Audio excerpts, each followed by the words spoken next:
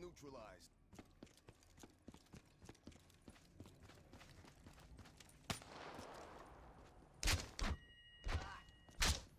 Prophet killed.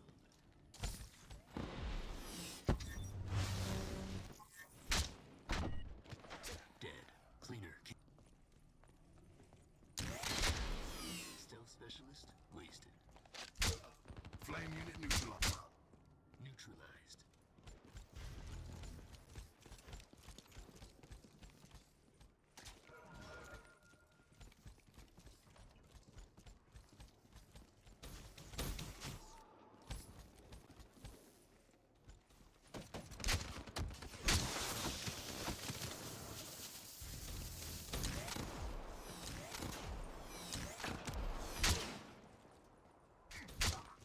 Threat neutralized.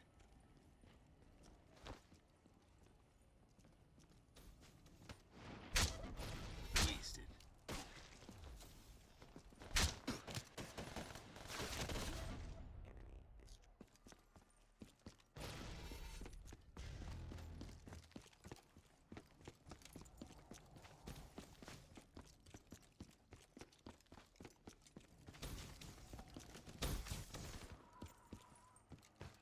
Thermite blood!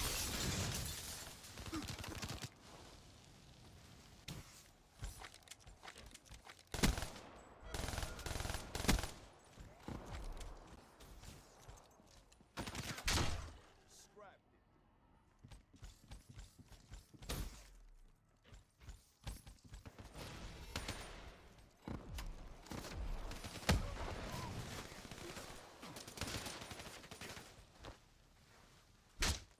Threat neutralized.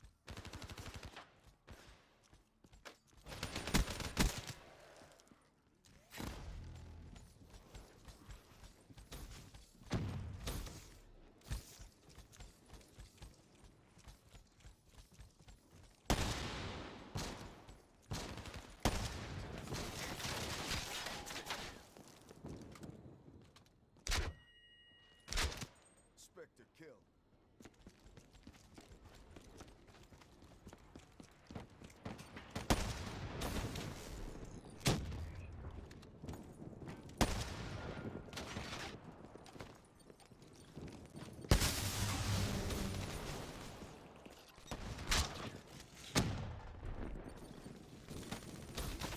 Sniper.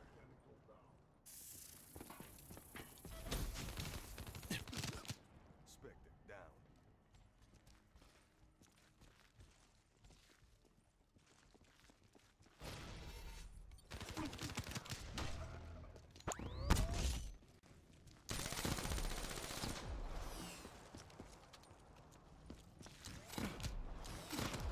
Spectre KIA.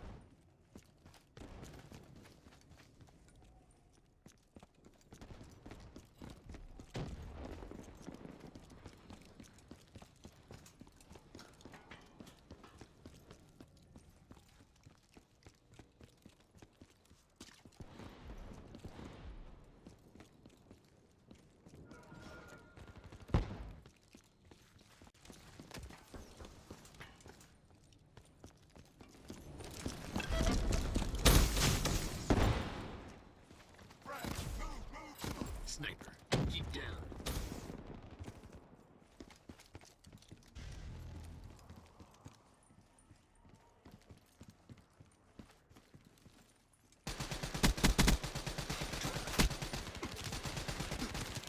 Spectre kill. Info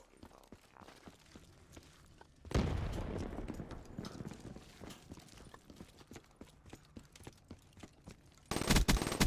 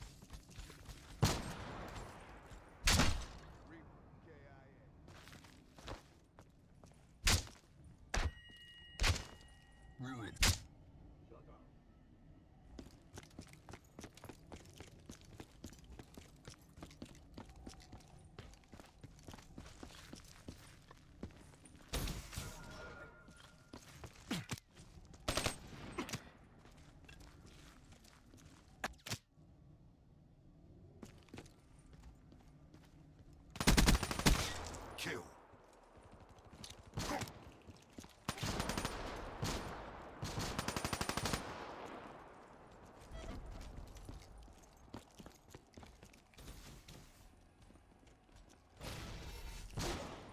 Firebreak neutralized. Enemy down.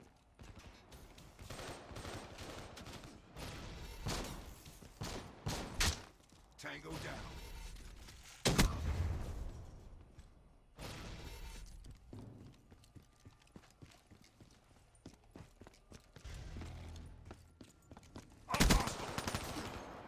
Cleaner killed. Sniper. That's a kill. Down.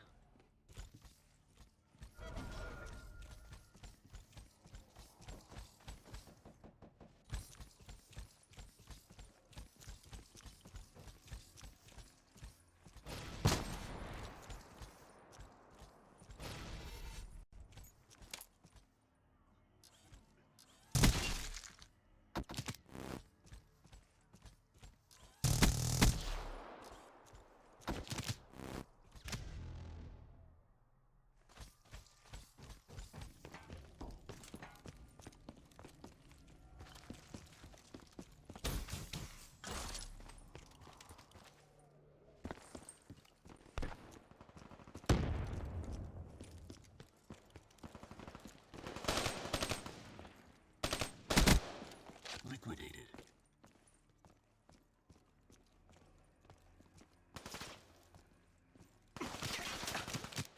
That's a kill.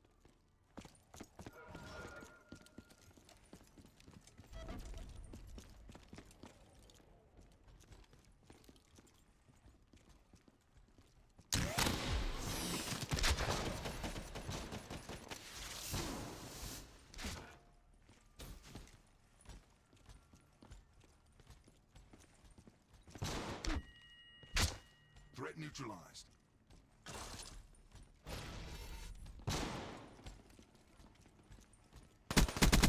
Vector down. Firebreak KIA.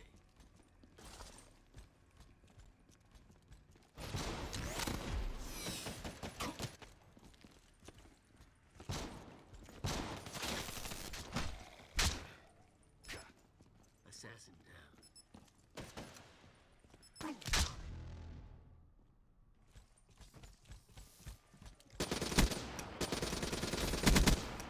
Four, five, kill.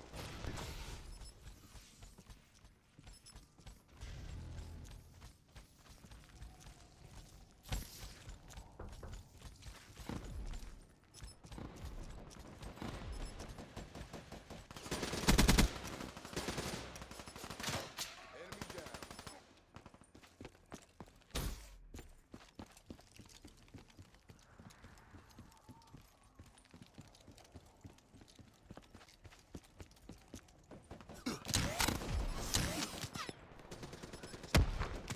Prophet killed.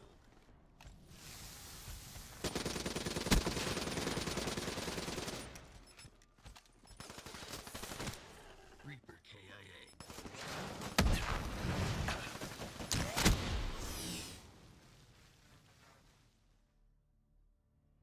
Headed to safe house location.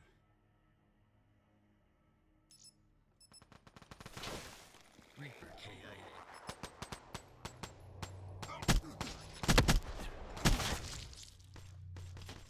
Prophet KIA. Sniper. Get back to boot camp.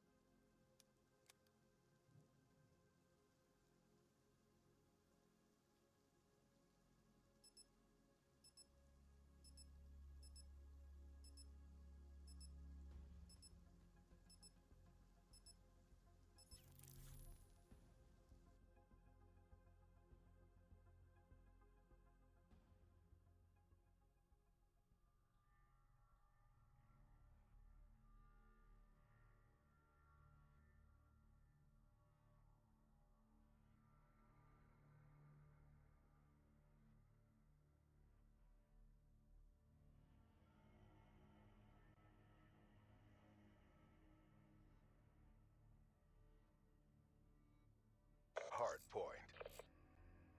Topological data received. Calculating optimal paths. Only path I need is straight at him.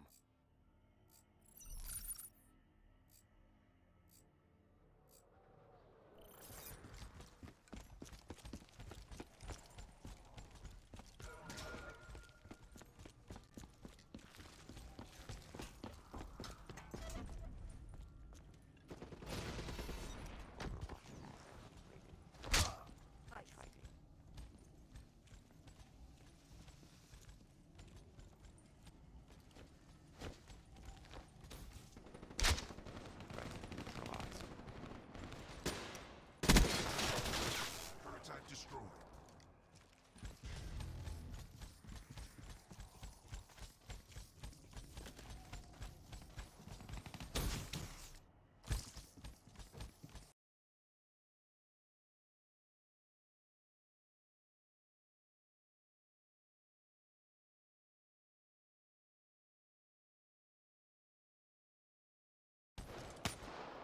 Six, 5, 4, 3, 2, 1. Reset. 59, 58, 57, 56, 55, 54, 53, 52, 51, 50, 49, 48, 47, 46, 45, 44, 43, 42, 41, 40, 39, 38, 37.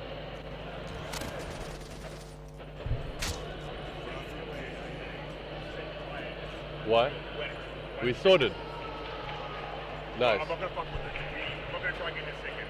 The second bit. Game audio fucking syncs and it sits on the point. As in 4 seconds in, it does sync sound of Yeah. it syncs of the Yeah. Black Ops. 4 seconds starts syncing. 1 second goes on running. Okay, and that's perfect with our sound, eh? Yeah. Perfect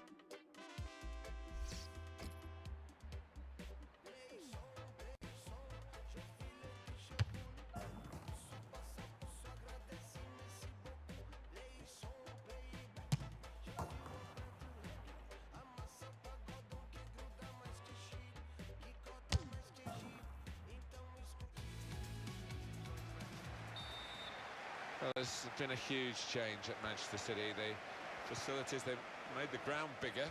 That's a current challenge for them, isn't it, to get the home ground up to this 60,000-ish capacity and to fill it. Yeah, and only that way will you compete with the... Opportunity now! At full extension, the goalkeeper makes the save. Manchester City get given the corner here.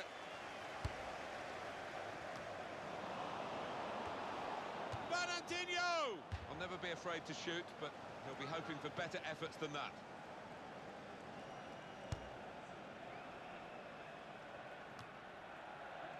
And as we return to Manchester City, and the fact that their ambition is shown, their great training for... What's the keeper doing here?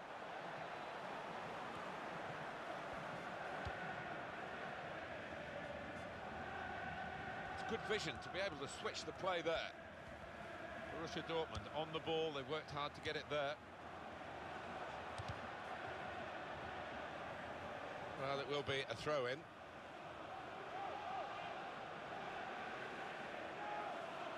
Now Fernandinho, Kevin De Bruyne.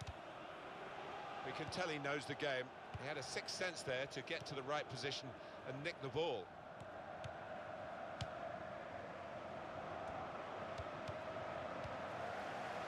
Fernandinho. Offside called, and we can see again now. Well, that's a good call. Yeah, I think it was. And in the end, not a difficult one, because there was a couple of yards in it, I think. They spread it out wide here. Chance to get some width into this attack.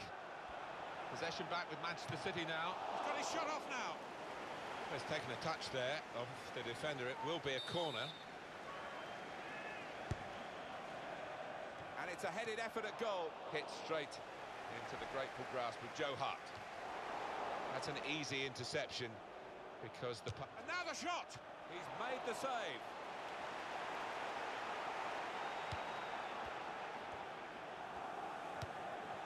Well, that's very good positional play, and he's read the situation perfectly with that interception.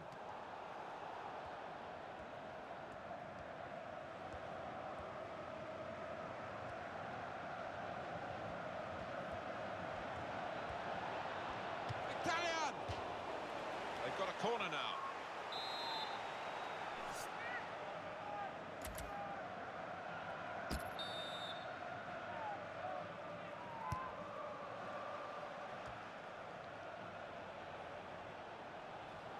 Referee's given them a free kick in a real position of some danger to the opposition.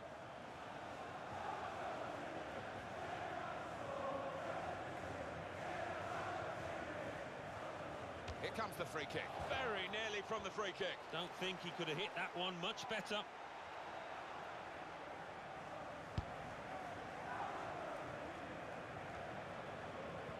Royce. On the attack here. Aubameyang. And here's the shot. Kevin De Bruyne. Sergio Aguero.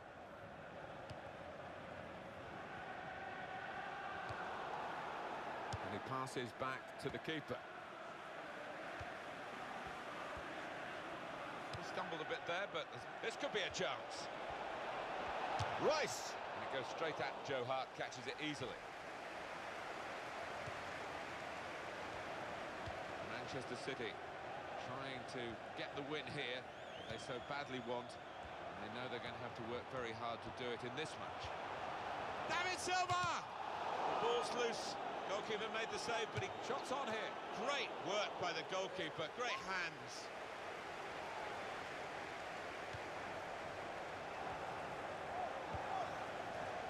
Pablo Zabaleta. Royce. Aubameyang.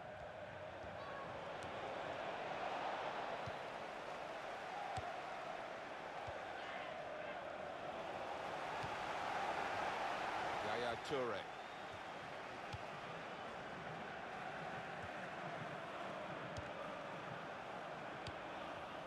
Silva. Sergio Aguero. That's a foul by Papastatopoulos. Oh, yellow card, Alan. Yeah, quite right.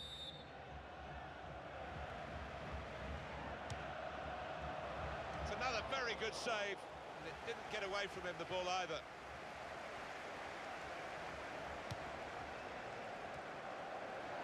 Good position, they've worked this attack very well. The shot's on! Oh, it's off the bar! Oh, tried to keep it down, but it was just too high, only just.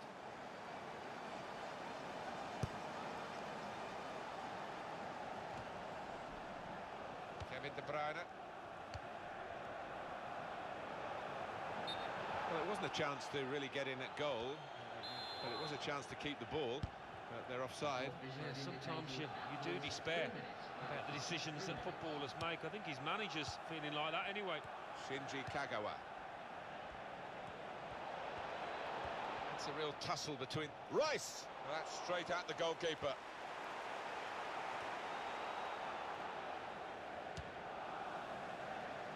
It is about making decisions in key areas of the game. That wasn't a very good decision to shoot from there. Well, collective groans right around this stadium, and some looks of disgust from teammates.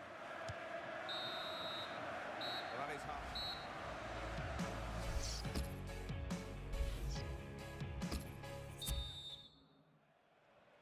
Referee just checking everything is in order, and he blows for the second half to start.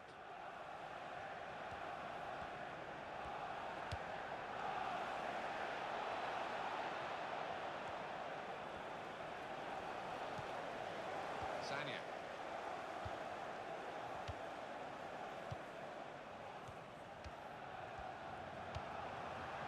Sergio Aguero.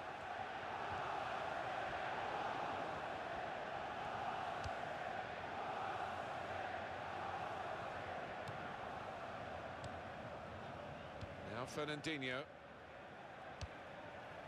And he could get away here.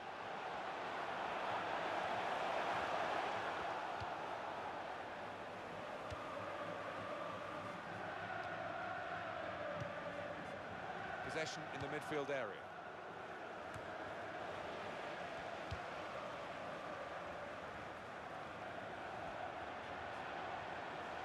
Shot on! And the goalkeeper plunged to make the save.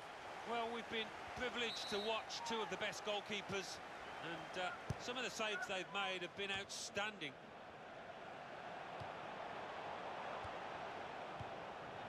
Good link up. Aguero! Good courageous block from Piszczek.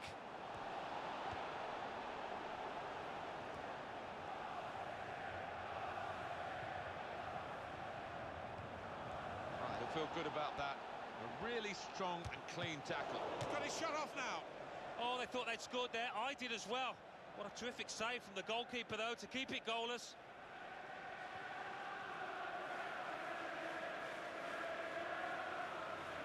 Borussia Dortmund back in possession. Now Fernandinho.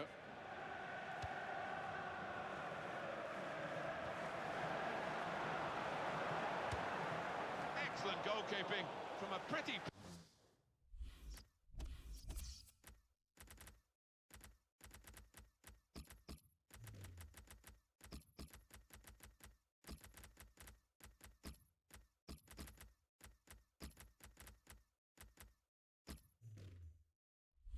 Powerful shot.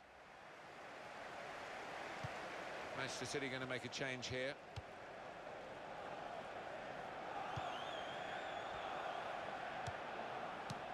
Played it through. And here comes the counter-attack. Aguero! Struck the post here.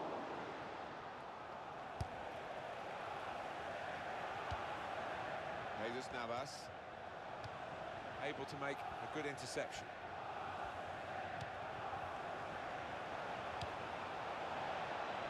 No danger at all for the goalkeeper here or for the defending team, and they will play from the goalkeeper now.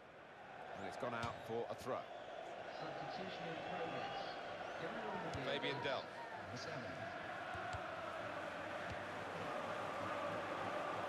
Pablo Zabaleta. Sterling! And it's a shot now! And he knocks in the goal.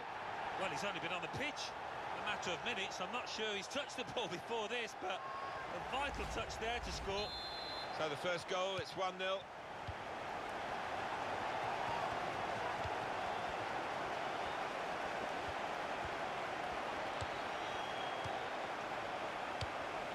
Sergio Aguero.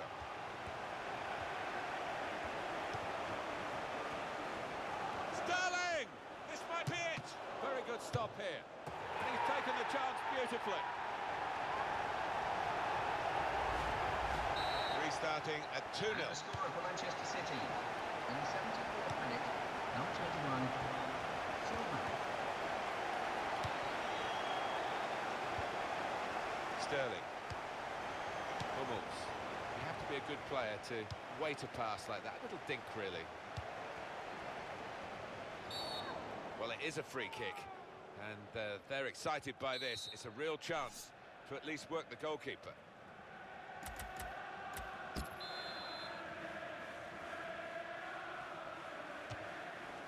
Well, the threat was there. It wasn't quite the goal. I think the keeper might have been relieved there, Martin, because I don't think he would have got there. Ramos. The player's a bit unhappy about this, but we can see it again, whether it should have been offside or not. It was called offside. Well, who'd be a linesman, but this linesman, he's one of the best, and he gets it right here. Shinji Kagawa. Well, you can see what he was trying to do, but the pass wasn't on. It was a bad ball, as it turned out.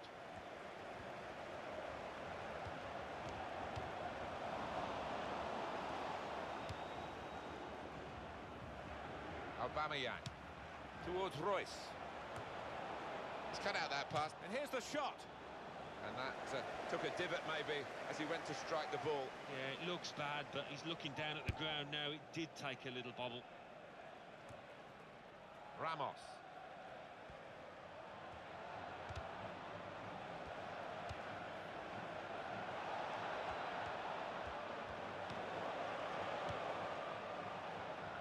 Fabian Delph.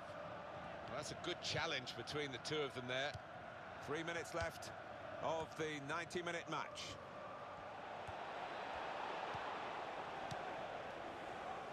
Here's Sterling.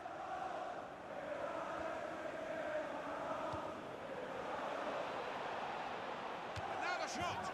And this is a goal! There's going to be quite a finish now, Alan. That's only one behind now. Well, they're making a good fist of it, and they've got the momentum. You fancy them now? Well, well, well. I thought this game was done and dusted, but the team down there clearly didn't. Gives themselves a squeak of a chance.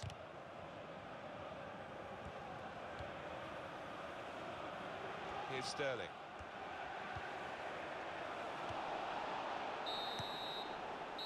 And it's come to an end here with the final whistle. No extravagant celebrations at the end. You wouldn't expect that after a friendly, but they've enjoyed their workout and they played pretty well. They did play well. They knocked the ball about with a lot of confidence, I'd say, and they look like a team that know each other. And in the end, David Silva will be pretty happy with the way things went. Got himself a goal and put in a really good shift. Excellent performance.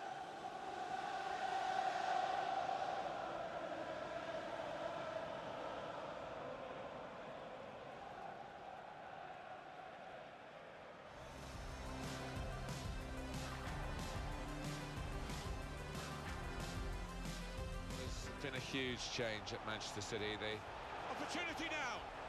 At full extension, the goalkeeper makes the save.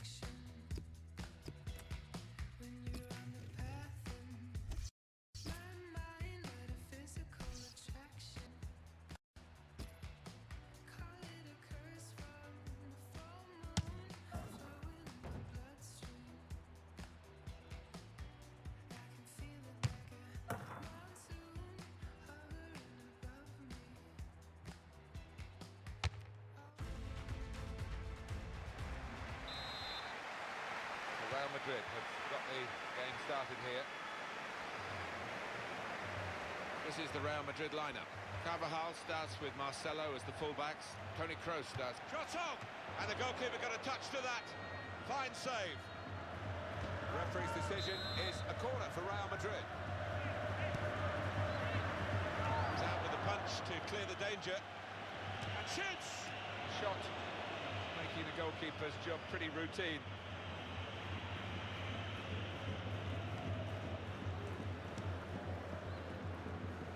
Alba playing away, it might work for them trying to play offside. Well, it's a bold move, isn't it, away from home, but they're confident in doing it. Neymar, and the goalkeeper with a textbook save and keeps the ball in his grasp. It's Cristiano Ronaldo against Lionel Messi. What do you expect from them, Alan? Well, Cristiano Ronaldo, he is all about pace, about outstripping his defender. It's going to be fascinating to see. As for Lionel Messi, he is known for his interplay, isn't he? Those little give-and-goes, cheeky ones with teammates, you just can't keep up with him. Real Madrid, all eyes on them, but don't rule out the opposition. Benzema! Oh, he's hit that well, but not quite well enough.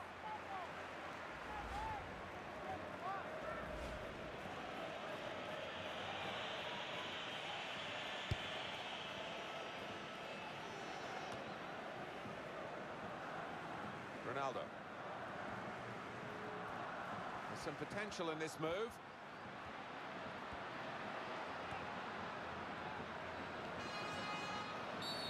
Sergio Busquets gives away the free kick.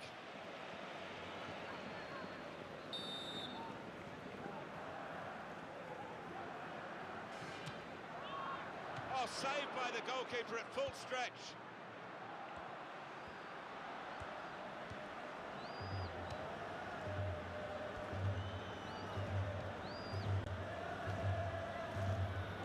Messi. Here comes the support.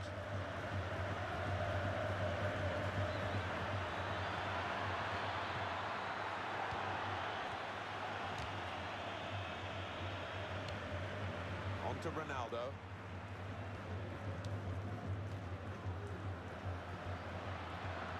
And here's the shot. Easy save for Bravo.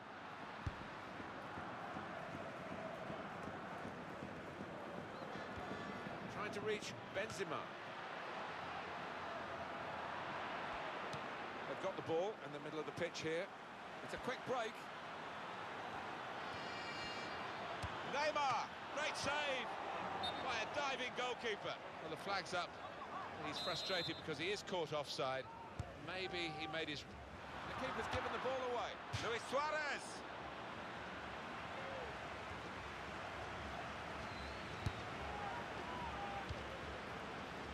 Kroos.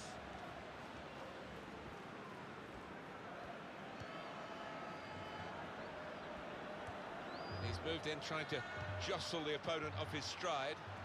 Goalkeeper hangs on.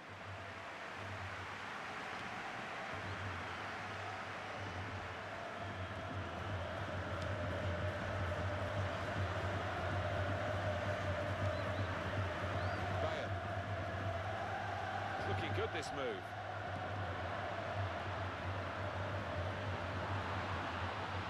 Stop. He's given the free kick. It's in a really threatening position too.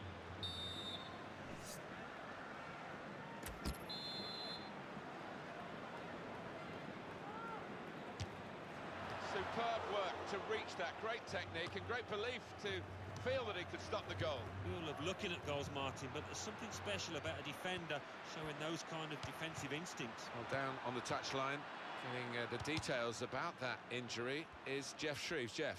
He landed really heavily on his shoulder there. You can see the discomfort he's in. But he's a tough guy. I think he'll carry on. Jeff Shreves there, right down on the touchline. So, Jeff, thanks for that.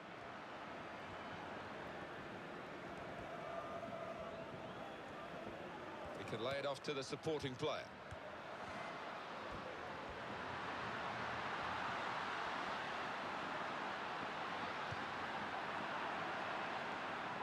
Lionel Messi.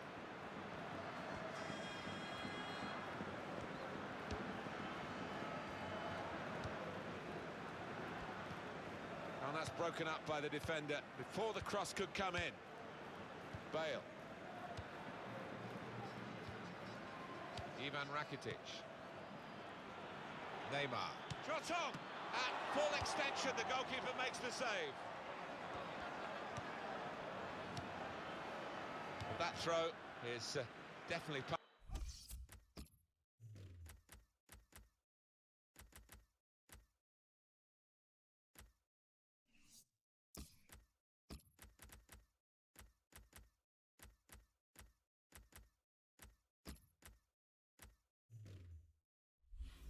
part of the attacking plan.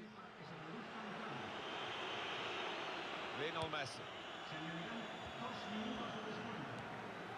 And the defender tidies that up.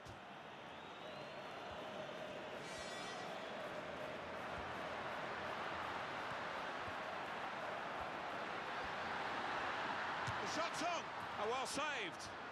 On the front foot now, they've got a corner, hoping for the goal that would put them in the lead.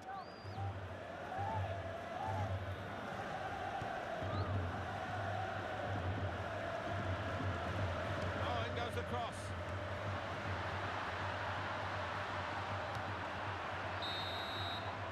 Well, it's half-time, and the score is 0.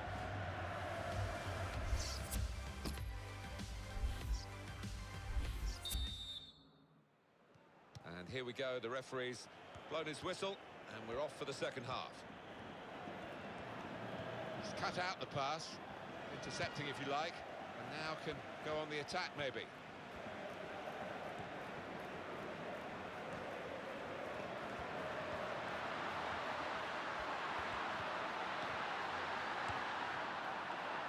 It's Messi. Iniesta.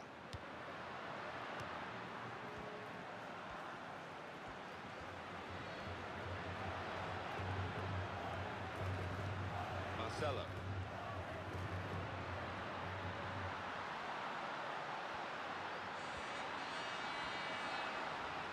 Gonna cross it towards Rodriguez. Shots on here. Well, they're trying hard to get in front here. And the referee points for a goal kick.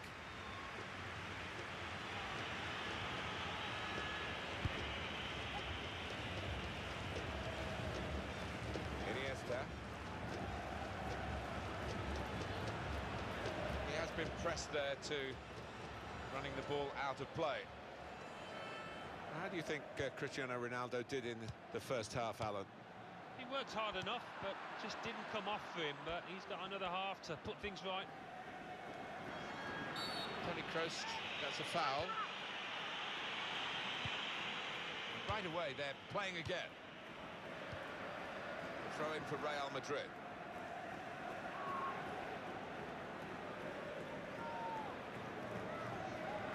Rodriguez.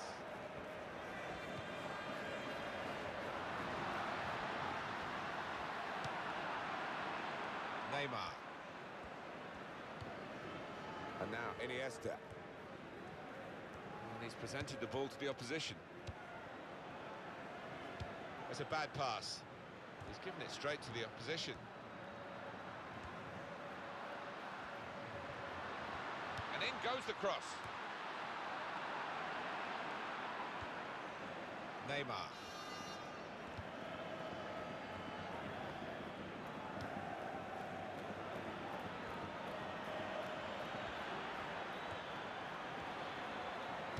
Shut off now. What a fine save. Corner kick given.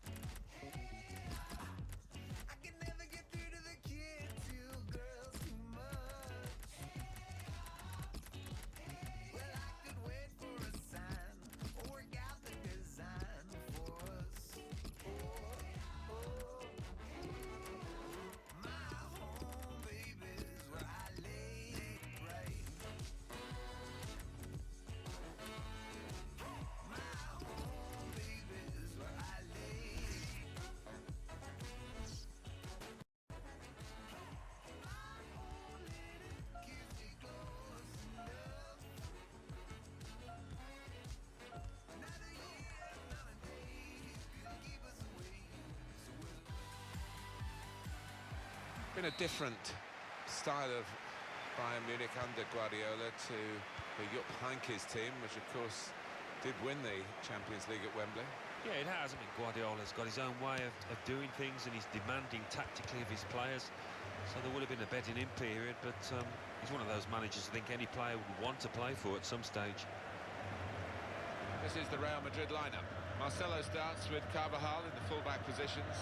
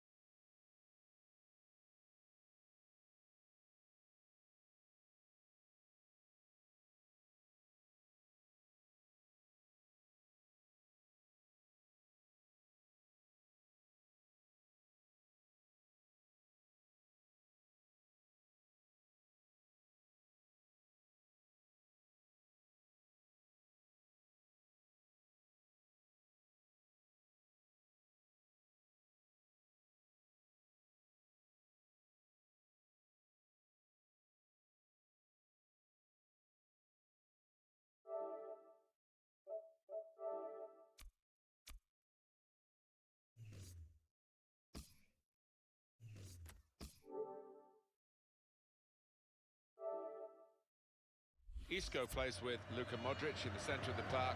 Cristiano Ronaldo plays up front with Karim Benzema. Bayern Munich's lineup: Manuel Neuer starts in goal. Philipp Lahm plays with David Alaba as the fullbacks. Thiago plays with Arturo Vidal in the centre of the park. Robert Lewandowski is the main striker today. Well, that's a lovely piece of skill.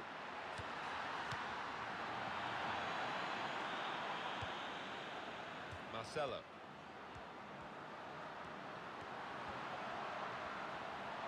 Shot! Well, that's a good block. Thomas Müller.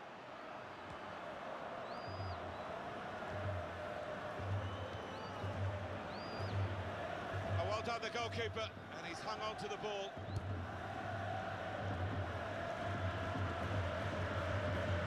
Philipp Lahm. The opposition back off, they could be in trouble. The ball gets to here.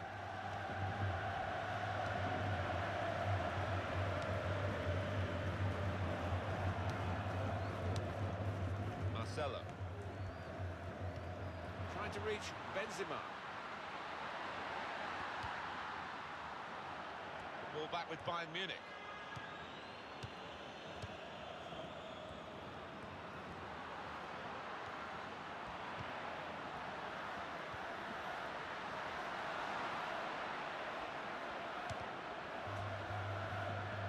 Well, the ball's been deflected out, so it'll be a throw-in. Thiago is in trouble. He's given away the free kick.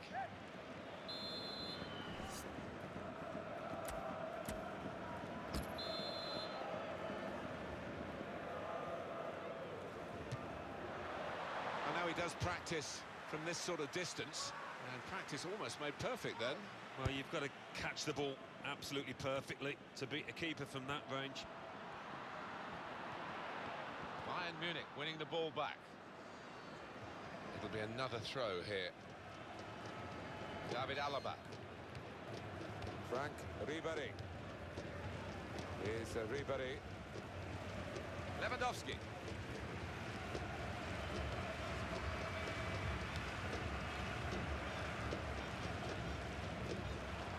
Real Madrid. Well, he's caught offside trying to get in behind. He'll say that the pass should have come a bit earlier. Vidal. Thiago. Attacking now. Lewandowski! And the goalkeeper didn't have to move to make that save.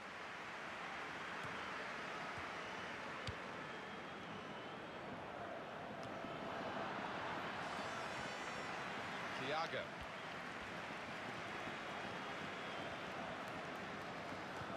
It's a quick break. Müller. Well, Let's have another look at that, because it was a very, very tight call. They were in otherwise. Well, when I saw it, first time of asking, I thought he was on, you know, but looking at the replay, what a good decision from the linesman that was. Modric.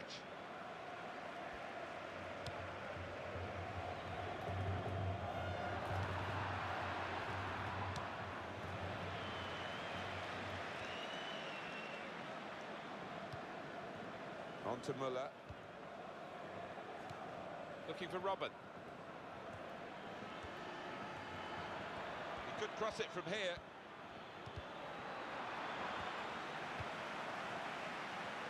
Well, what impact in this game we've had hasn't really come from Real Madrid. That's very good defending, and the player had nowhere to go.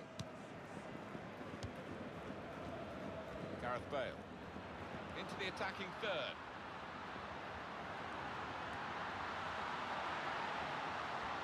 Opportunity now! And in the end, it's nowhere near the target.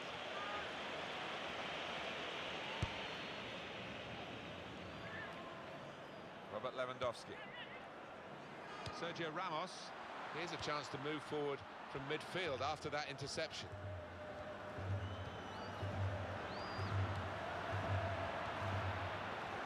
Muller.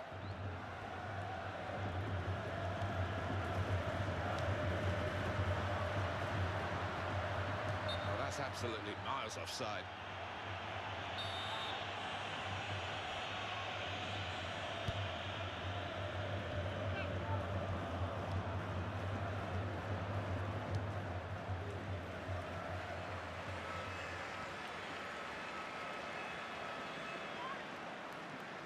Ian Robin. Marcelo. Ian Robin. It's a marvellous tussle between the two of them. The break is definitely on. Shot on! At full extension, the goalkeeper makes the save. Well, here's a chance to get their noses in front from the corner. The goalkeeper comes out with a punch.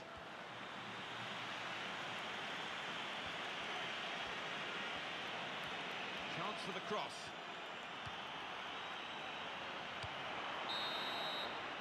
And there is the half.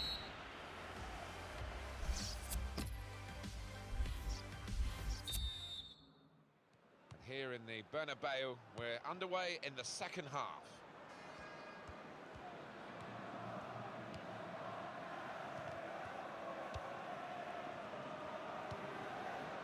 Bale.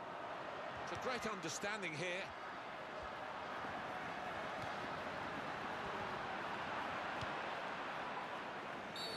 Oh, that's a shame. He could have let the play go on then. The attack was looking good. Ian Robin.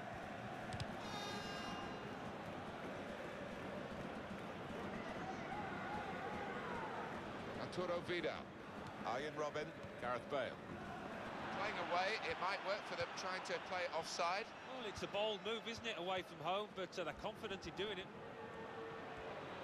Sergio Ramos. That is a foul by Sergio Ramos.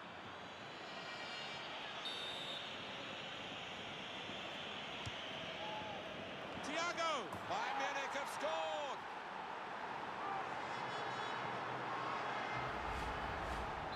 First goal of the game in this second half.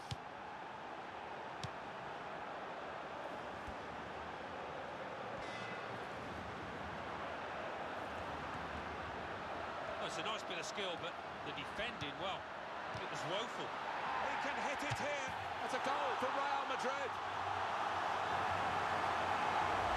An equaliser from Cristiano Ronaldo. Oh, he would have enjoyed that, wouldn't he? Place it into the top left-hand corner. So away we go at 1-1.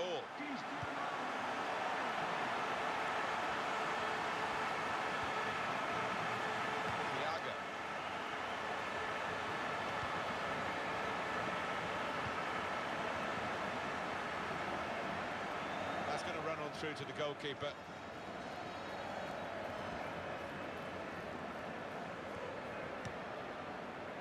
Thomas Müller. Turn pass. Gareth Bale. Lewandowski.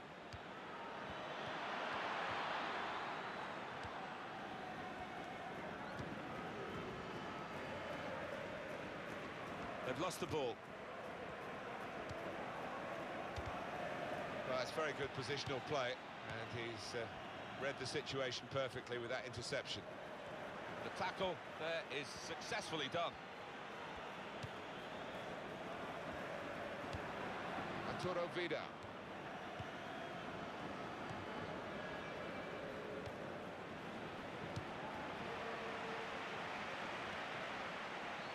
Defenders worried now about Cristiano Ronaldo. And shoots! Cristiano Ronaldo's hit the target already, but missed the target this time. Yeah, and he will keep popping up. I mean, he's just so hard to time. One shot, one on target for Bayern Munich. Yeah, there's been nothing wrong with the finishing. Kept this goalkeeper extremely busy here. I think we'll see with these possession stats, Alan, that yes, the game has been as even as it's seen without the figures to back that up. Yeah, I think we thought coming into this match, Martin, that it would be evenly matched. It's been the case here. Modric. He's lost control. Muller. Bayern Munich in with a chance. Space for the shot. Now they have the advantage. And we restart the game 2-1.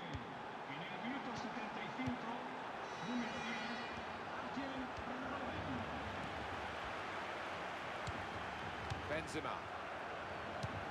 That is a cheap piece of play to give the ball away like that. Philipp Lahm. Marcelo.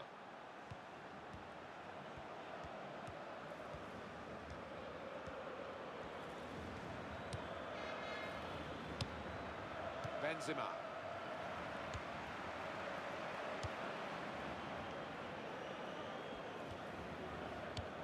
In midfield, they've got it back via an interception.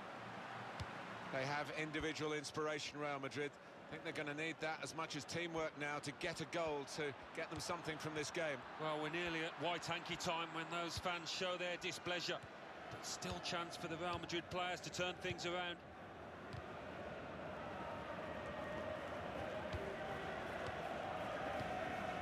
Thiago.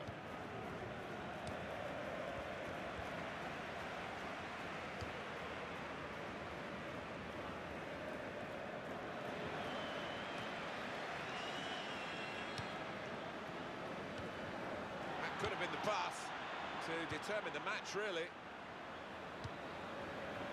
On to Muller. Karim Benzema. That's how to tackle. Bayern Munich still hang on to this one-goal lead.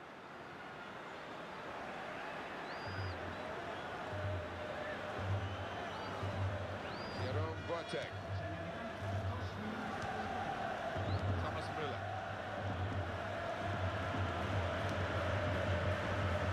Karim Benzema.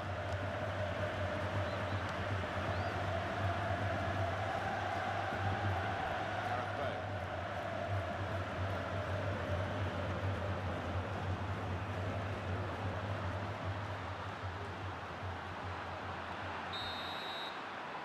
2-1 the final score as the referee calls a halt.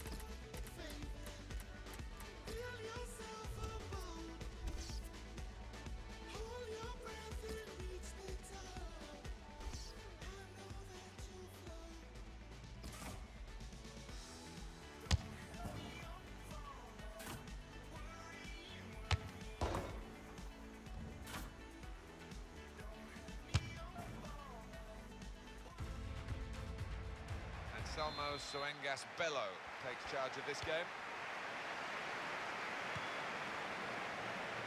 Barcelona's lineup here. Claudio Bravo starts in goal. Gerard Piqué starts with Javier Mascherano as the centre-backs. Sergio Busquets plays with Ivan Rakitic in midfield. Luis Suarez is the lone striker today. This is the Real Madrid lineup. Sergio Ramos plays with Pepe in central defence. Toni Kroos starts with Luka Modric. Shots on here, and it's just over the bar.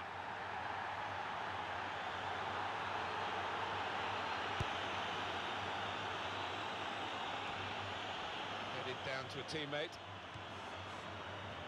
Neymar.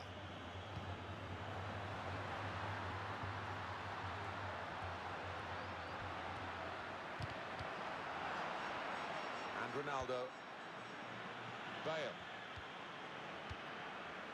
Neymar.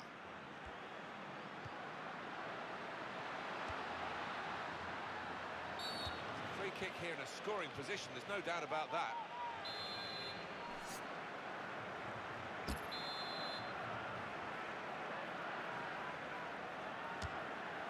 Good work by the goalkeeper, who saw the free kick coming.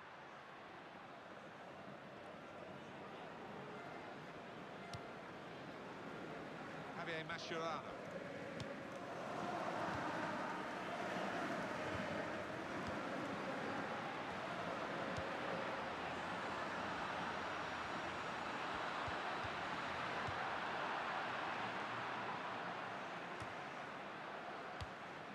Lionel Messi.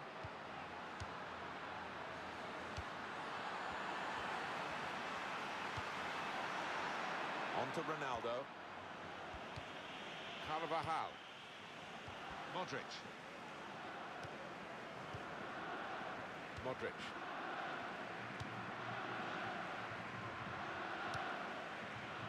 Marcelo. Wasteful pass, unforced error really. Rodriguez. Gareth Bale.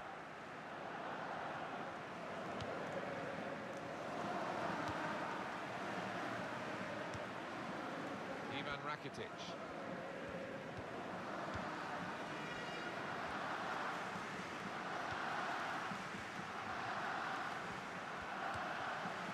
He's got his tackle in, and the ball's gone out now. No wasting time here.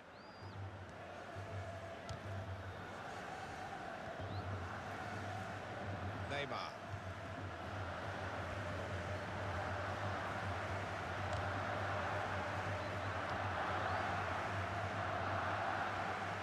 Break maybe from Barcelona.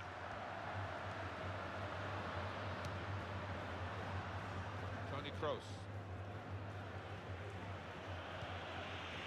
Kroos. Quick tempo to the passing. The opposition can't get near them. Ronaldo! That's a straightforward effort really for the goalkeeper. Catching practice. Well, this could be a very intriguing contest. 2-1. Might just find that they've got to work for this victory. Trying to find Bale. Good hands, bread and butter work really by the goalkeeper. People just to say, this is a microphone and this is my voice, and you're listening. Great tackling technique to win the ball cleanly. Ronaldo! Wonderful save. Corner for Real Madrid. Bale! Off the crossbar. And back into the penalty area.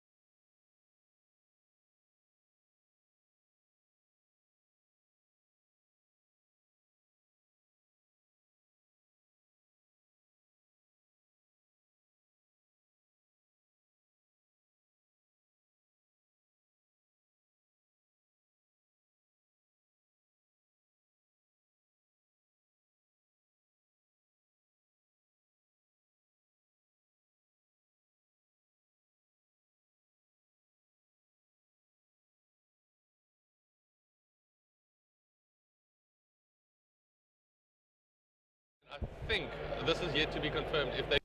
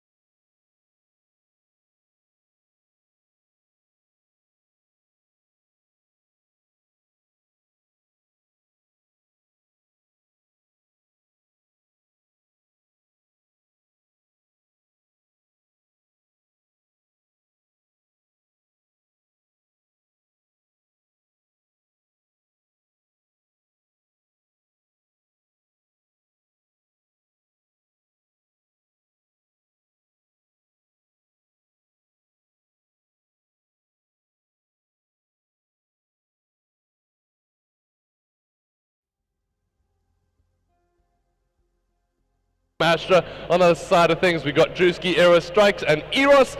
We're about to get ready to go into the pick and ban phase, so what better time than now? It is Stronghold Hardpoint. Let's get into this. Tiana, before, just wait a second.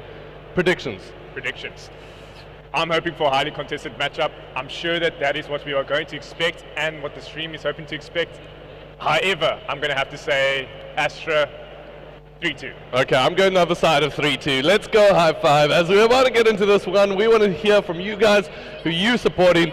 And we're about to start off with the pick and ban phase. Of course, the pick and ban phase got introduced into Black Ops 3. Taking a look at Stronghold, which items, or basically which score streaks, weapons, or whatever you can ban or you can protect it. Which ones do you think the teams are going to focus on today? Well, Nick, we see the mandatory bans of rapid fire and high caliber, which has just obviously been banned now by himself, Mr. High Five, Drewski, and Astra Patty, obviously taking out the rapid fire directly after. Afterburn is actually quite an interesting ban for me specifically. The reason why I say that is because these teams every single day practice with Afterburner, so I'm not entirely sure why they're putting themselves on the back foot, banning it on LAN. The thing is, it might not be a back foot move. I think maybe it's one of those things that Astra rely on, so let's see how they play into this. They might find it as a little bit of a detriment to their squad, being something that they're not used to. Maybe we're going to see a little bit more ground play when it comes down to flanks. Of course, Afterburner highlights you on the UAV when you do make those jumps. Is that right? Yeah, well, essentially anything highlights you on the UAV when making a jumping movement if you do not have blast suppressor. Blast suppressor, there we go. I do apologize. No problem. That's why I'm here. That's why you're here, my man. Anyway, going down to the specialist draft, we've seen Heatwave being picked up on either side. Patty going to be going with the active camo. Taking a look at what you want to be running here. I'd say kinetic armor, Heatwave is definite, your 1 and 2. Patty going to be able to use camo. What situations is going to look to use that camouflage? Active camo, essentially you can use it to either on your offensive or your defensive push. If Patty's getting flooded, I think he would probably be playing the OBJ play as he did when he obviously left to join Astra from Vinco Gaming. Yep. It's always good specialists to obtain. All right, so Era going to be picking up the scythe. We see active camo also being picked up from the High Five boys, and it basically is a mirror image of one another here as Astra and High Five. Now it's all about creating their classes. Taking a look at the two squads, you did mention that Patty, when it comes down to his submachine gun play, objective play, that's going to be the one thing that he's going to be going for. Taking a look at the High Five squad, he's going to be coming up against a fierce opponent in Strikes. Strikes has been one of the most prolific players online. This is his first LAN. So when it comes down to the matchup, I'm quite interested to see how those two go head to head. I sure am as well, Nick. Obviously, as we mentioned before, Strikes is a new player to the scene. Patty as well is also a new player to the scene. Young players as well. We have to keep notice, obviously not your players that obtain the experience as the other teammates in their current teams. It's going to be extremely exciting. I'm looking forward to the high SMG gunfight close quarter combats. Also, taking a look, take a step back. We've got the long-range engagement. Cerberus, he's an AR player. He's going to be most likely going to be taking on either Drewski or Morgan, I believe. But one player that has been standing out during the LAN so far, it has to be said, Eros. He has been dominant. I've been seeing him really pulling off some good shots when I managed to catch a couple of the games. I haven't been able to watch as much of Astra as I like. It's a new squad for them. And from what I'm understanding, Cerberus, Patty, really shining through at the moment. So also going to be interested in seeing how Lithium and Ozone pull things out. So as things get underway, it is the best of 5. Remember, it's map number 1. It's going to be some Stronghold hardpoint as the teams change up their score streaks. What score streaks do you think are going to be the game changers here? HXC was banned, which is extremely essential. I'm not entirely sure if counter UAV is still required, Nick. I know sometimes the teams, they obviously do a gentleman's agreement prior to the map starting. Yep.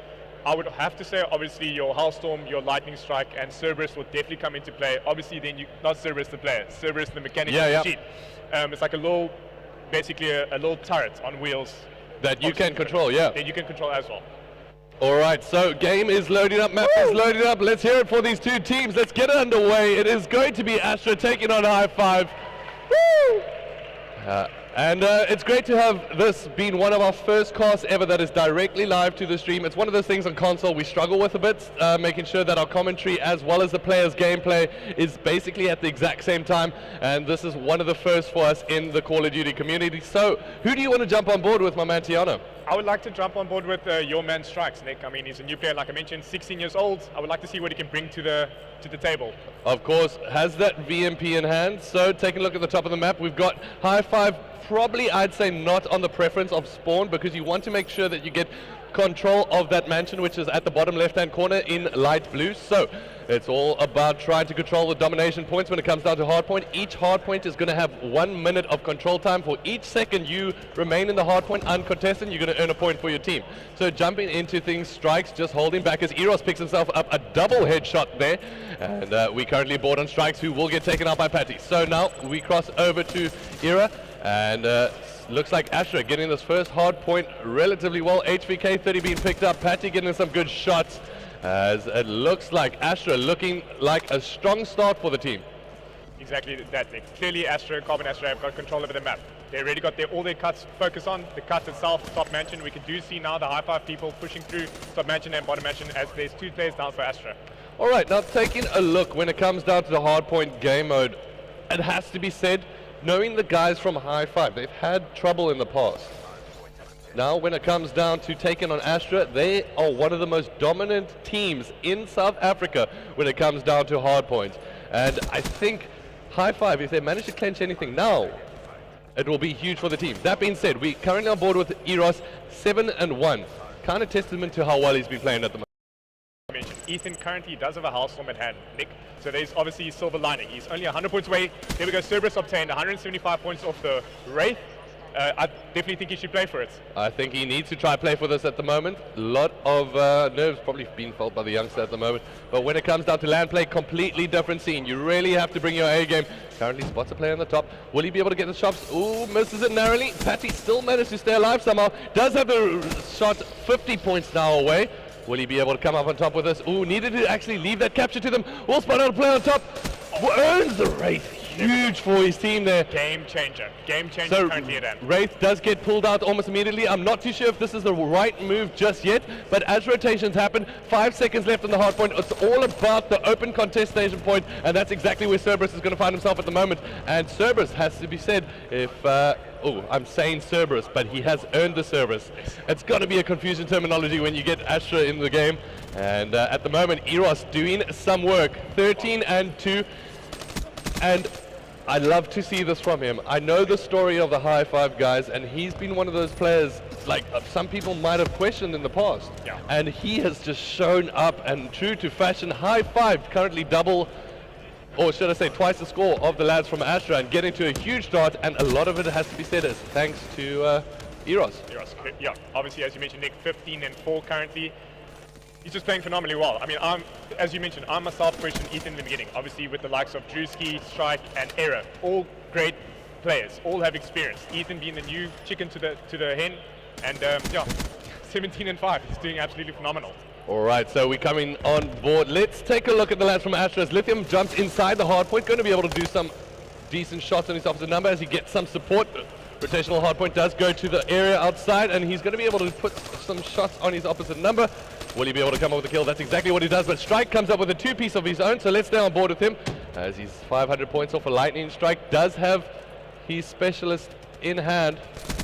Something I've noticed with Strike, I've heard also from the community, Nick, is that he likes to play passive.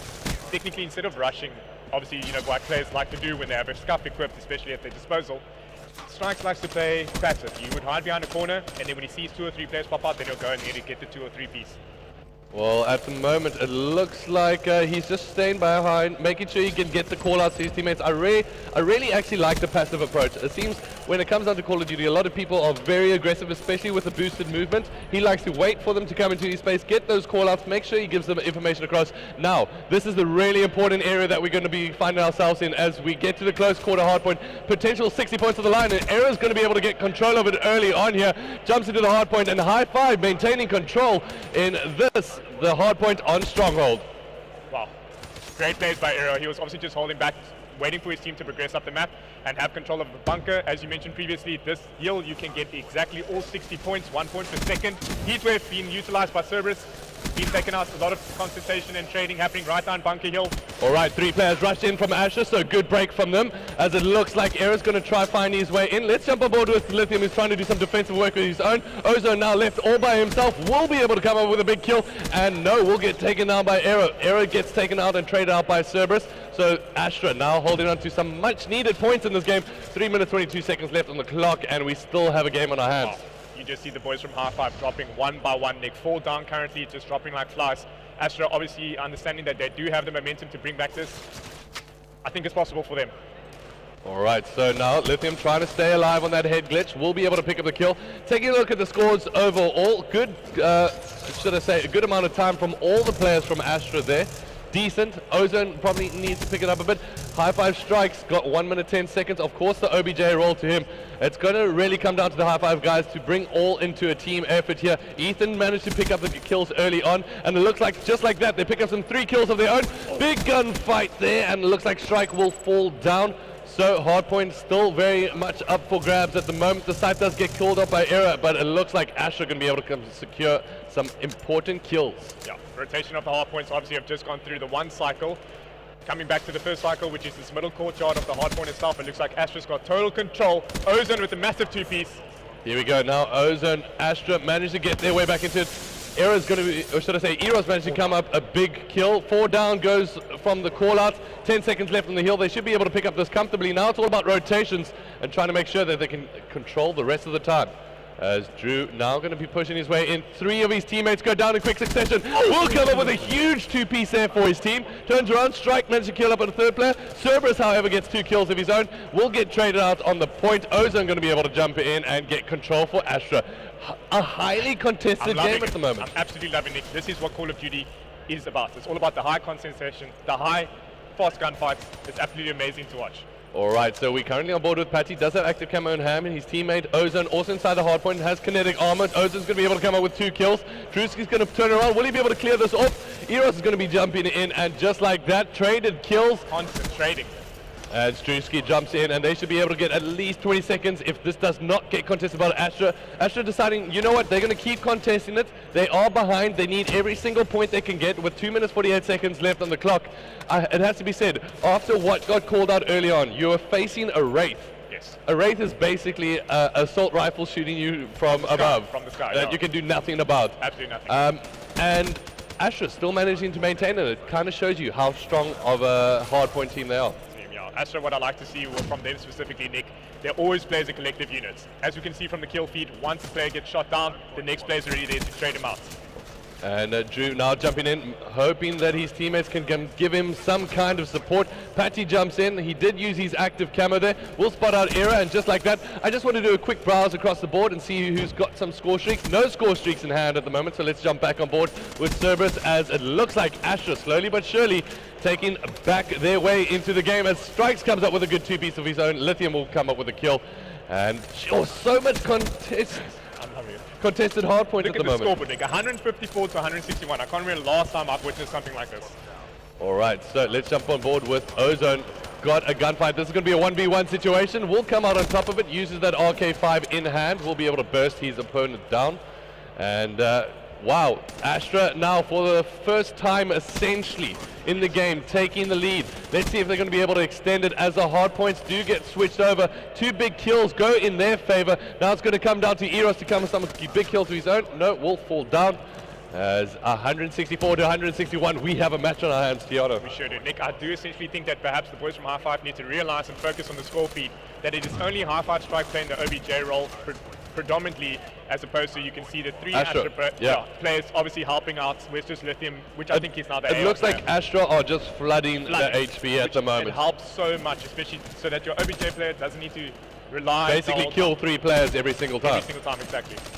Alright, so just like that, 2 players go down once again. High Five slowly but surely looking like they're losing grip. They need to make sure, looks like they're going for the early rotations here. This is a huge hard point. Massive. But is there anything in the hands of the opposition? Yes, there's a dart. A dart is going to play a big effect in trying to close down that hard point. We've got Lithium very close to streaks, 175 off of a dart of his own. Lithium, however, will get taken out by Eros, so that shuts the door on that for the High Five lads. Now it's all about trying to control this area as High Fives resurge their way back into the game, and it's all about a coordinated push from Astra. Obviously the boys from Astra just pushing back bunker. Oh, big kills. A lot of damage being put through there from Drew, it has to be said, but it looks like the dart does get pulled out. However, High Five maintain control and make their way back into this. Oh, just like that, Patty jumps in. It's going to be a 3v3 situation. It's all about winning your gunfights now, ladies and gentlemen. As Strikes managing to find himself in a good position at the moment.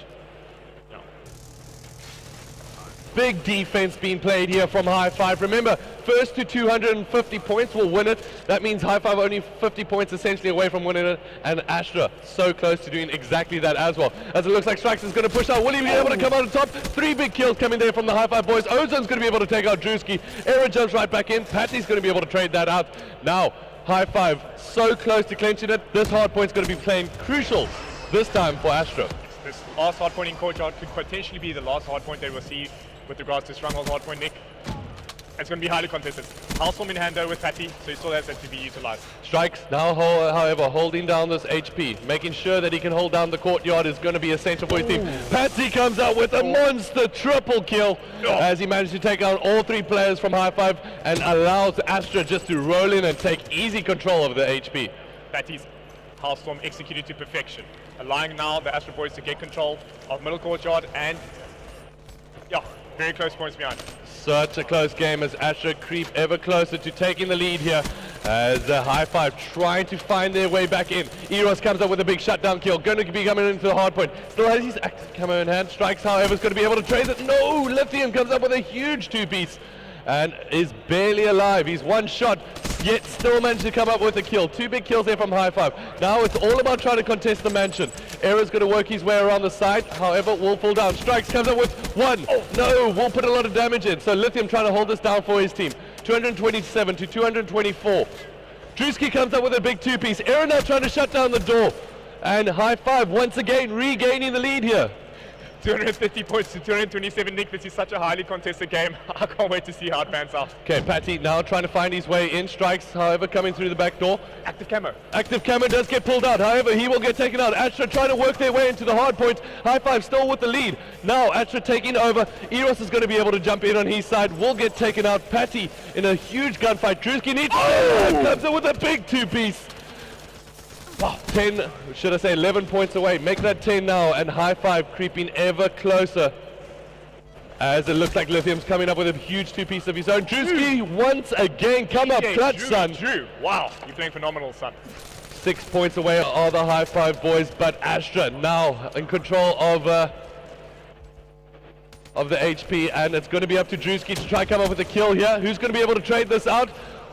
Looks like Patty, they're holding strong on the ledge from Astra as they bring it into 8 points of taking the win. Era comes up with a kill, trade it out. These kills are going to be playing essential into the game. Looks like Ethan's going to jump in. No, will get taken out, and Astra take the W. That's map number 1. Wow. What a game. What a game, Nick. What a game we just experienced. Woo. Round of applause, well deserved there as bringing it into within 6 points, map number 1. Jeez, we're not going to have voices by the end of this. I highly doubt it. All right, so taking a look at who did what, we're going to bring up the scoreboard when we go back to the menu. Cerberus standing out there for his team, but it has to be said, team effort. So when it comes down to the scoreboard, 40 bomb being dropped by every single player in Astra, just showing the slaying potential. That being said, Eros, only man standing up with 50 kills to his name, really standing true with 18 defends. It's a lot of defense, Nick. All right, so looks like we're going to be going into map number 2. It's going to be some Fringe. Now that's going to be some good old search and destroy. Now when it comes down to search and destroy, traditionally speaking, I think High Five's a really strong S&D team. Yes, I have to agree with you, Nick. I'm definitely going to go with High Five on this to take the winner, obviously, on Fringe S&D, specifically because if you highlight the players of Drewski and Morgan, Era, they've got all the experience required in order to take or to relay the information around to Strike and Eros on how to obviously approach the map and play it by different angles. So I'm definitely going to go for High Five to take the W on this one. I would like to see 6-5 round 11. I just can't believe how tightly contested that first map was. And as you mentioned earlier, Carbon Astra obviously being, I would say, the most dominant team up there with Energy Fear with regards to hard points game mode. It's fantastic. Great performance from the boys from High Five. I think they're slightly kicking themselves, but now this map is obviously in the past. They must focus on the current and thereafter the future. All right, now when it comes down to ban and protect, when it goes down to Fringe, a lot of long-range engagements, do you think we're going to see any bans of the sniper rifle? Potentially so. If not the sniper rifle, then I would have to say the thermal attachment. Look at that, afterburner almost immediately protected. But, yeah, obviously from Astra. Of course, overkill will get removed there from Drewski. So overkill, essentially, you're not allowed to use two primary weapons, which really makes, if you're going to go for a sniper rifle, you cancel out almost any medium range engagement. That's correct. However, Nick, what we have experienced is the RK5, that's that pistol, outgunning, sometimes close range, the VMPs, the Kudas, and even the Vespers. So you still got some kind of close range engagement. Of course, medium, you need to stay away from those areas, which really plays into your strategy of how you're going to be able to approach those bomb sites. Strike's going to be removing the pretty much traditional rapid fire. Rapid fire essentially does exactly what it describes. It allows you to shoot really quickly with your gun, and quite a traditional ban there. Yeah. Frags and Simtex, both going to be removed by Astra players. Maybe worried a bit there about High Five's placement of their grenades. Flashbang will get removed by Eros. And Overdrive lastly. Yeah. Alright, now when it comes down to the specialist draft for Search and Destroy, there's a couple of different ones that I personally prefer. Tiana, can you take us through what's your ultimate one that's a must-have for when it comes down to S&D Fringe? Well, Nick, essentially it's exactly the same as Hardpoint. It's always obviously smarter to be playing with your defensive specialist because you earn it a lot quicker than what you do with your offensive. So you're going to see the mandatory kinetic armor, active camo, heat wave, and then I like to see sometimes people throw, or the players throw in a glitch here and there because obviously it's essential. You know, when we see a good play of glitch being utilized, we get extremely hyped. That being said, I still am waiting. I'm still waiting till when we can see that glitch play. I seem to miss every single stream when it does happen. But for now, we see kinetic armor. Rejack getting picked up by Lithium. Very interesting choice. Rejack basically brings you back to life. Yes. Patty going to be able to pick up camo. Heatwave being picked up by Cerberus. Era going to begin with Psychosis. Eros active camo. Strikes with Heatwave and kinetic armor. So the differential theme here at the moment, or the difference between the two, it's going to be Astra Lithium and Era with Psychosis and Rejack. Going to see how those play into the respective teams' hands.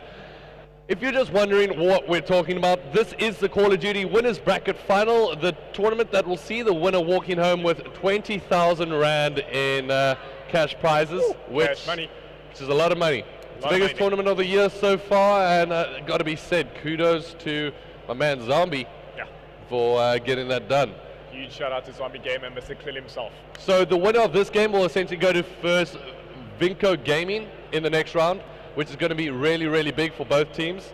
And the loser of this game will find themselves in the losers bracket. If they manage to beat the team that wins or makes it into the losers bracket final, they will go on to verse Energy Esports. Energy Esports and Vinco Gaming both qualified through the online qualifiers preceding this event, which allowed them to go into the final stage of the competition. Yeah. All right, now when it comes down to Fringe, attacking and defensive, usually we always say defensive side is the favored side, but when it comes down to Fringe, it's all about those early picks, that long range engagement, that if you can see the background of your screen, it's that long road that essentially builds its way all the way down and allows you to pick off. That's why we might see some sniper play, I'm not too sure. And teams feel like it's a risk at this point to bring out the sniper. You have to have so much confidence going into using your sniper at this level of play. I definitely do agree with you, Nick. I mean, a sniper, essentially you have to be obviously the most accurate player in your team because you've got such a tiny reticle, and during the S&D game mode, everyone's busy head glitching, or their distances further than what obviously your normal primary AR or SMG guns can reach. Yep. But I'm hoping to see some good sniping gameplay. I'll never forget Vinco Mickey, huge shout out to you where you did that. Anyway, so crossing back to the action and talking about snipers, the Vespa buff. Woo! Yes.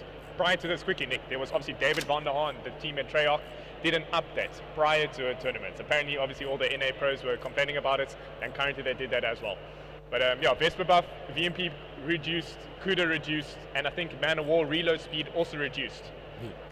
All right, everybody watching here today, just note we're not going to give too much details when it comes down to describing the search and destroy action. We slightly concerned that the players can hear us. We are going to be testing that out as well, but we will be giving you emphasis on what happens. We just won't be describing exactly where they are on the map. As Lithium does have that M8 in hand, we'll be able to spot out a player. We'll be able to pick up the first kill there, and Eros will fall down to his hand. Oh, big shots there by Lithium as he managed to get their team ever so much closer to that side of the map. Let's cross on board with Drewski. He spots a player jumping up. Will he be able to come up with a kill here? Patty does get taken out, so it's a 1v4 situation. Let's see what Drew's going to be able to do. And just like that, the whole team from High Five gets taken out without being able to reply. We thought they were going to be able to step up into this search and destroy. How does that mentally affect your game? You sure did, Nick. Sorry to cut you off, but what I do admire about the play by Lithium, I have to commend him that, because I enjoy the players being aggressive on that B-bomb. If you're going to rush a B-bomb, use the height to your advantage. You obviously have the jetpack as the movement system. Jump high in the train track and then jump out. Obviously, as we could see that Lithium did prior to that. Yeah. Drew, perhaps the boys from High Five, they might be a little bit down. I don't think that they should be, but they've got the experience and the motivation to bring it through and see out the win, hopefully for their team. Right, so taking a look at the action, we've got Drewski picking up a big kill there of his own as the High Five boys manage to secure the first kill of this round. Remember, when it comes down to search and destroy, it's all about trying to make it to round 11, at least for the casters. But in all seriousness, it's first to 6 rounds and currently tied up 3 apiece. 3 players alive from each side. As it looks like Strike's going to be able to do some work. We'll be able to spot out the players. Cerberus will be able to take out Drewski. That being said, Strike's trades kills of his own. Strike now all by himself. And it's all about Astra trying to hunt him down. Exactly what it is. Strikes is basically a little piece of meat, and the boys from Astra Gaming are the wolves, Nick. Yeah. Alright, so Strike now trying to work his way, trying to find out exactly where he should be going. As Lithium does spot him, we'll be able to put some gunshots in his back. As Ozone as well, now on the hunt for Strikes. Strikes, however, picks up 1 big kill. 20 seconds left on the clock, Nick. He definitely has to make a quick decision as the bomb is currently down. Alright, as it looks like Lithium's going to be using that HCXD and going to be able to come up with a kill. 2-0 currently in favor of Astra.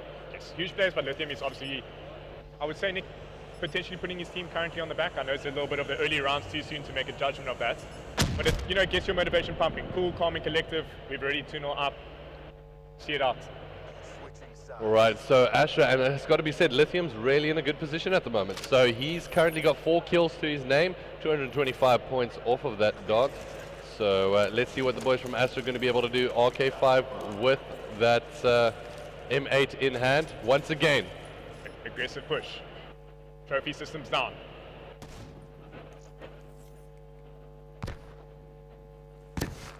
Everyone playing passive. Yeah, very, very tentative start here from both teams. Nerves are kicking in. Lithium will get taken out. Eros, however, comes up with 1 big kill. Cerberus going to be able to trade that up, bring it into a 3v3 situation. Scrap that, make that 3v2. A Strike gets a kill of his own. Will get hunted down by Patty. 2v2. So we're currently on board with Patty, who's going to get aggressive. We'll be able to get that paid off, as it looks like Drew's going to rush his way in, and just like that, Astra taking up the lead 3-0 on the search and destroy. So taking a look at what the lads from there, Astra, very similar push, not as aggressive as they were, and maybe that to their favor, obviously, at the moment. Eros managed to pick up the first kill there, didn't really have teammates close enough to trade it out. That's correct, Nick. 3-0 in terms of the favor of the boys from Carbon Astra. Yeah. Alright, so when it comes down to Fringe, B, of course, one of your favorite bomb sites to go to. A is very close quarters, so you got to rely on making sure you can make your way there, as it looks like Eros is going to be able to make his way forward. Will spot out a player. Will he be able to come up with a kill? No, his teammate's going to be able to clear that for him. Let's cross over to the lads from High Five, once again setting up themselves in a good position here. Okay. As Eros will get taken out by Patty, 3v3. And just like that, Patty picks up 2 big kills of his own. Bomb is currently down, as now it's all about Drew trying to stay alive here.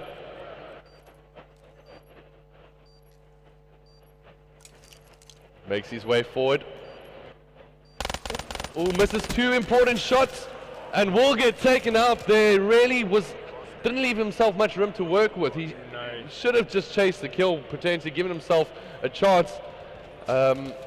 But I'm not too sure what the planning behind that. I mean, obviously a little bit nervous. You had a little bit of options there. When you do find yourself in a position to take out the bomb planter, you're sometimes not sure when you should be doing it because you don't know exactly how far along he is in the defusal. Sometimes players, you'll see them walking towards the bomb carrier and just making sure that they know. Sorry, rejack is in hand. I do apologize. Patty obviously in favour currently. XD will get pulled out here. See Patty as his driver. HCC driving license. Blackjack obviously equipped by that player. So that coming into favour, as it is a 2v3 currently in favour of the lads from Astra. Let's see what they're going to be able to do here. Patty still has another streak in hand. Lithium spots a player. Will he come out on top of this gunfight? Does exactly that, as Eros now by himself. And he will be able to come up with 1 kill of his own. And make that 2. Bomb Planter does have Rejack in hand.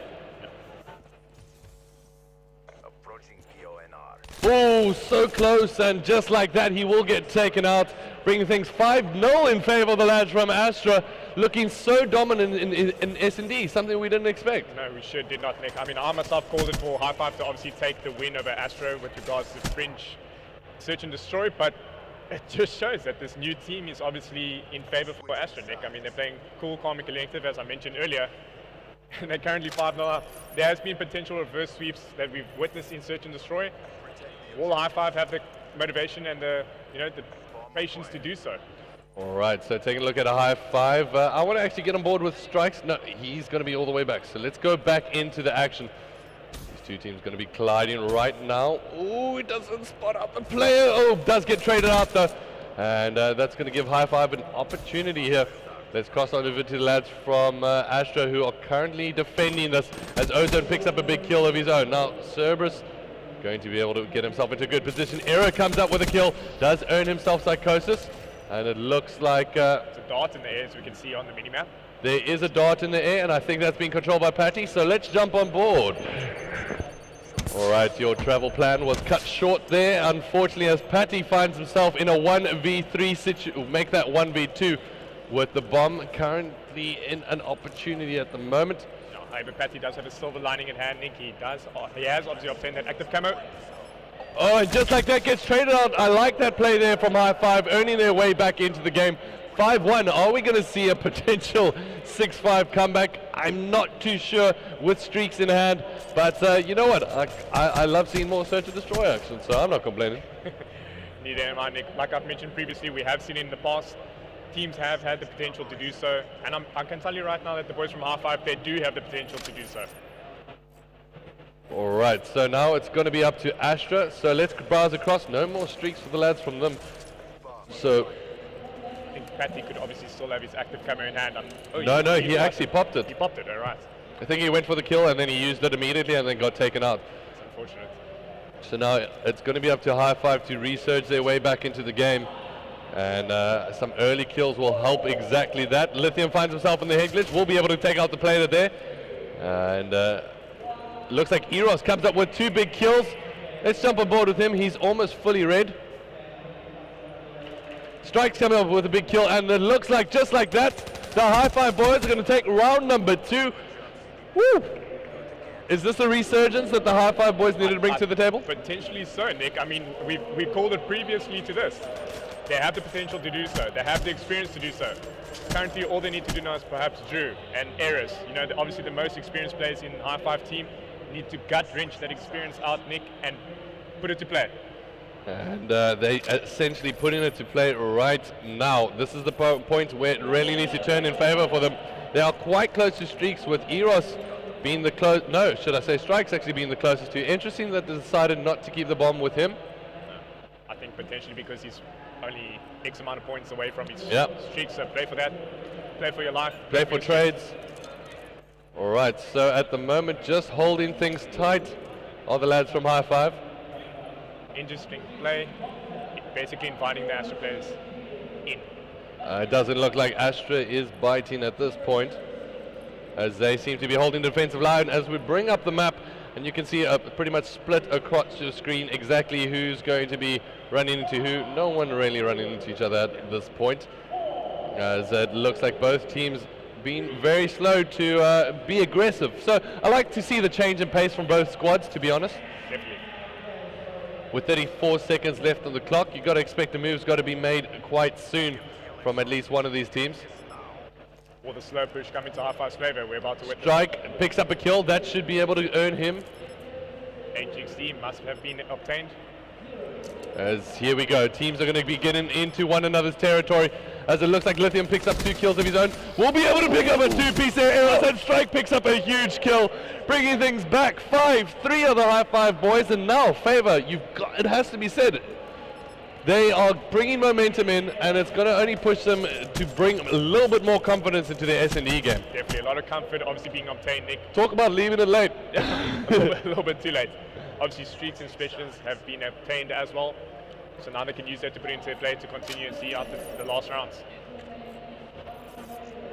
Alright, so now when it comes down to the attacking team, Astra without streaks in hand, without really much to work with other than their guns, they're going to rely on their strategy, and it looks like Strikes is going to be able to earn himself such a good position, taking out the first kill there on Lithium. Okay. A lot of aggressive movement obviously being portrayed on the certain pop side Nick. However, High Five do have the favor in hand. They have not. Here we go. Oh, big kill there by Eros as he brings in the HCXD. 2v4 situation, obviously in favor of the boys from High Five. And there we go. Patty brings it back to a 2v3. Now it's going to be up to the lads from Astra to try secure not only the bomb, but the site as well. Exactly. Favor in the hand of High Five, however, because they know that perhaps they are aware of the situation where the Astra players are or not. So they just have to hold their positions, Nick. Looks like they're doing exactly that, as it looks like the bomb will go down, giving the clue over to the High Five boys to make a move. Let's see how they're going to approach this one. It's a 2v3 situation with Astra defending the bomb. As the man will run through, Eros is going to be able to pick up a kill, and just like that, High Five turned it around on its head. And it's going to be Eros vying for the defuse. They're just going to be checking who's got points. I think Eros pretty much has to go for it at this point. I'm not too sure. Maybe just showing a little bit of disrespect. Oh, a lot of fist pumping. Little fist pumping as he uses those fingers to punch down the code that never changes. The code that remains the same. As that's going to be a High Five, bringing this back to... They need to win 2 rounds. Astra need to win 1. Are we seeing a 6-5 comeback? We saw a comeback from Astra when it came down to the hardboards. Yes. Now when it comes down to search and destroy, it's basically whatever we predict has been flipped on its head. Exactly, Nick.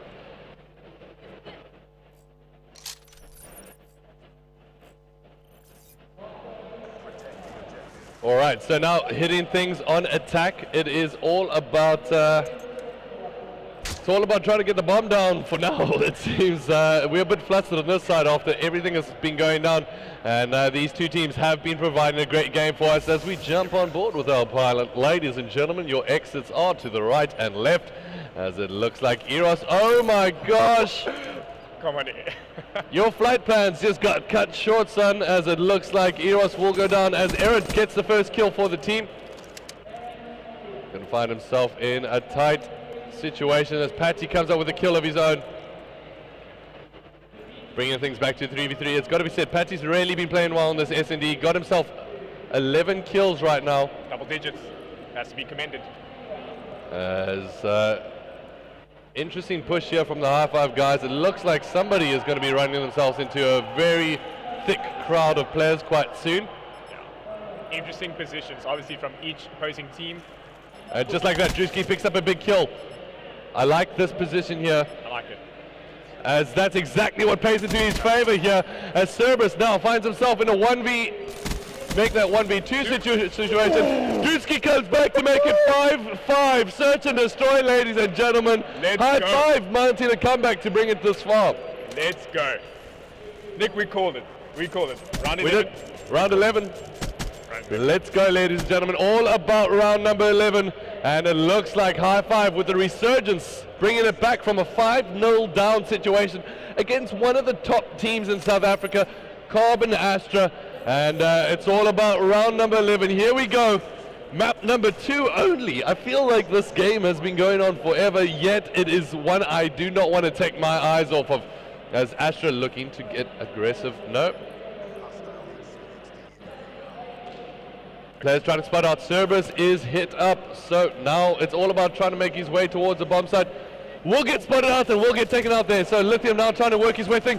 Drewski picks up 2, or should I say, High Five pick up 2 big kills of their own. HCXC does get called out. Ozone now in a 1v3 situation. High Five only 1 kill away from securing map number 2.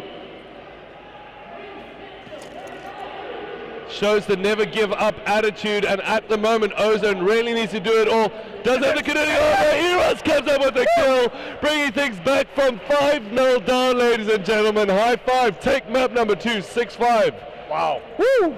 Credit where it's due. High five.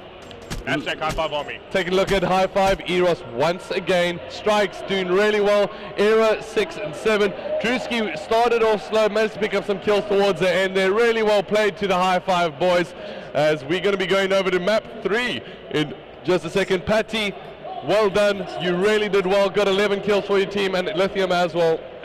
Taking a look at map number 3, it's going to be Breach. Uplink, as we're going to be coasting over to announcement. We'll be back with you guys in just a bit.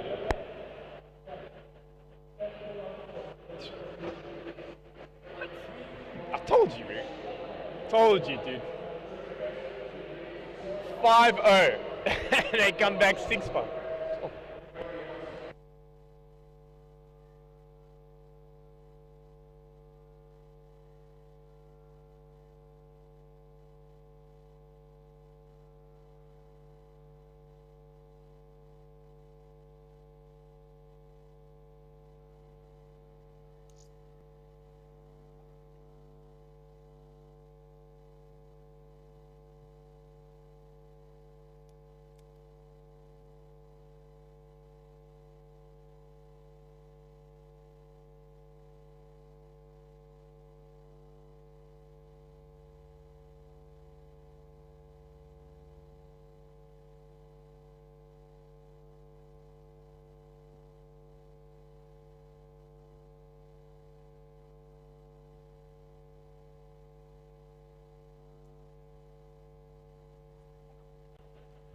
All right, ladies and gentlemen, about to set up map number 3 now. Tiano, Yes, sir.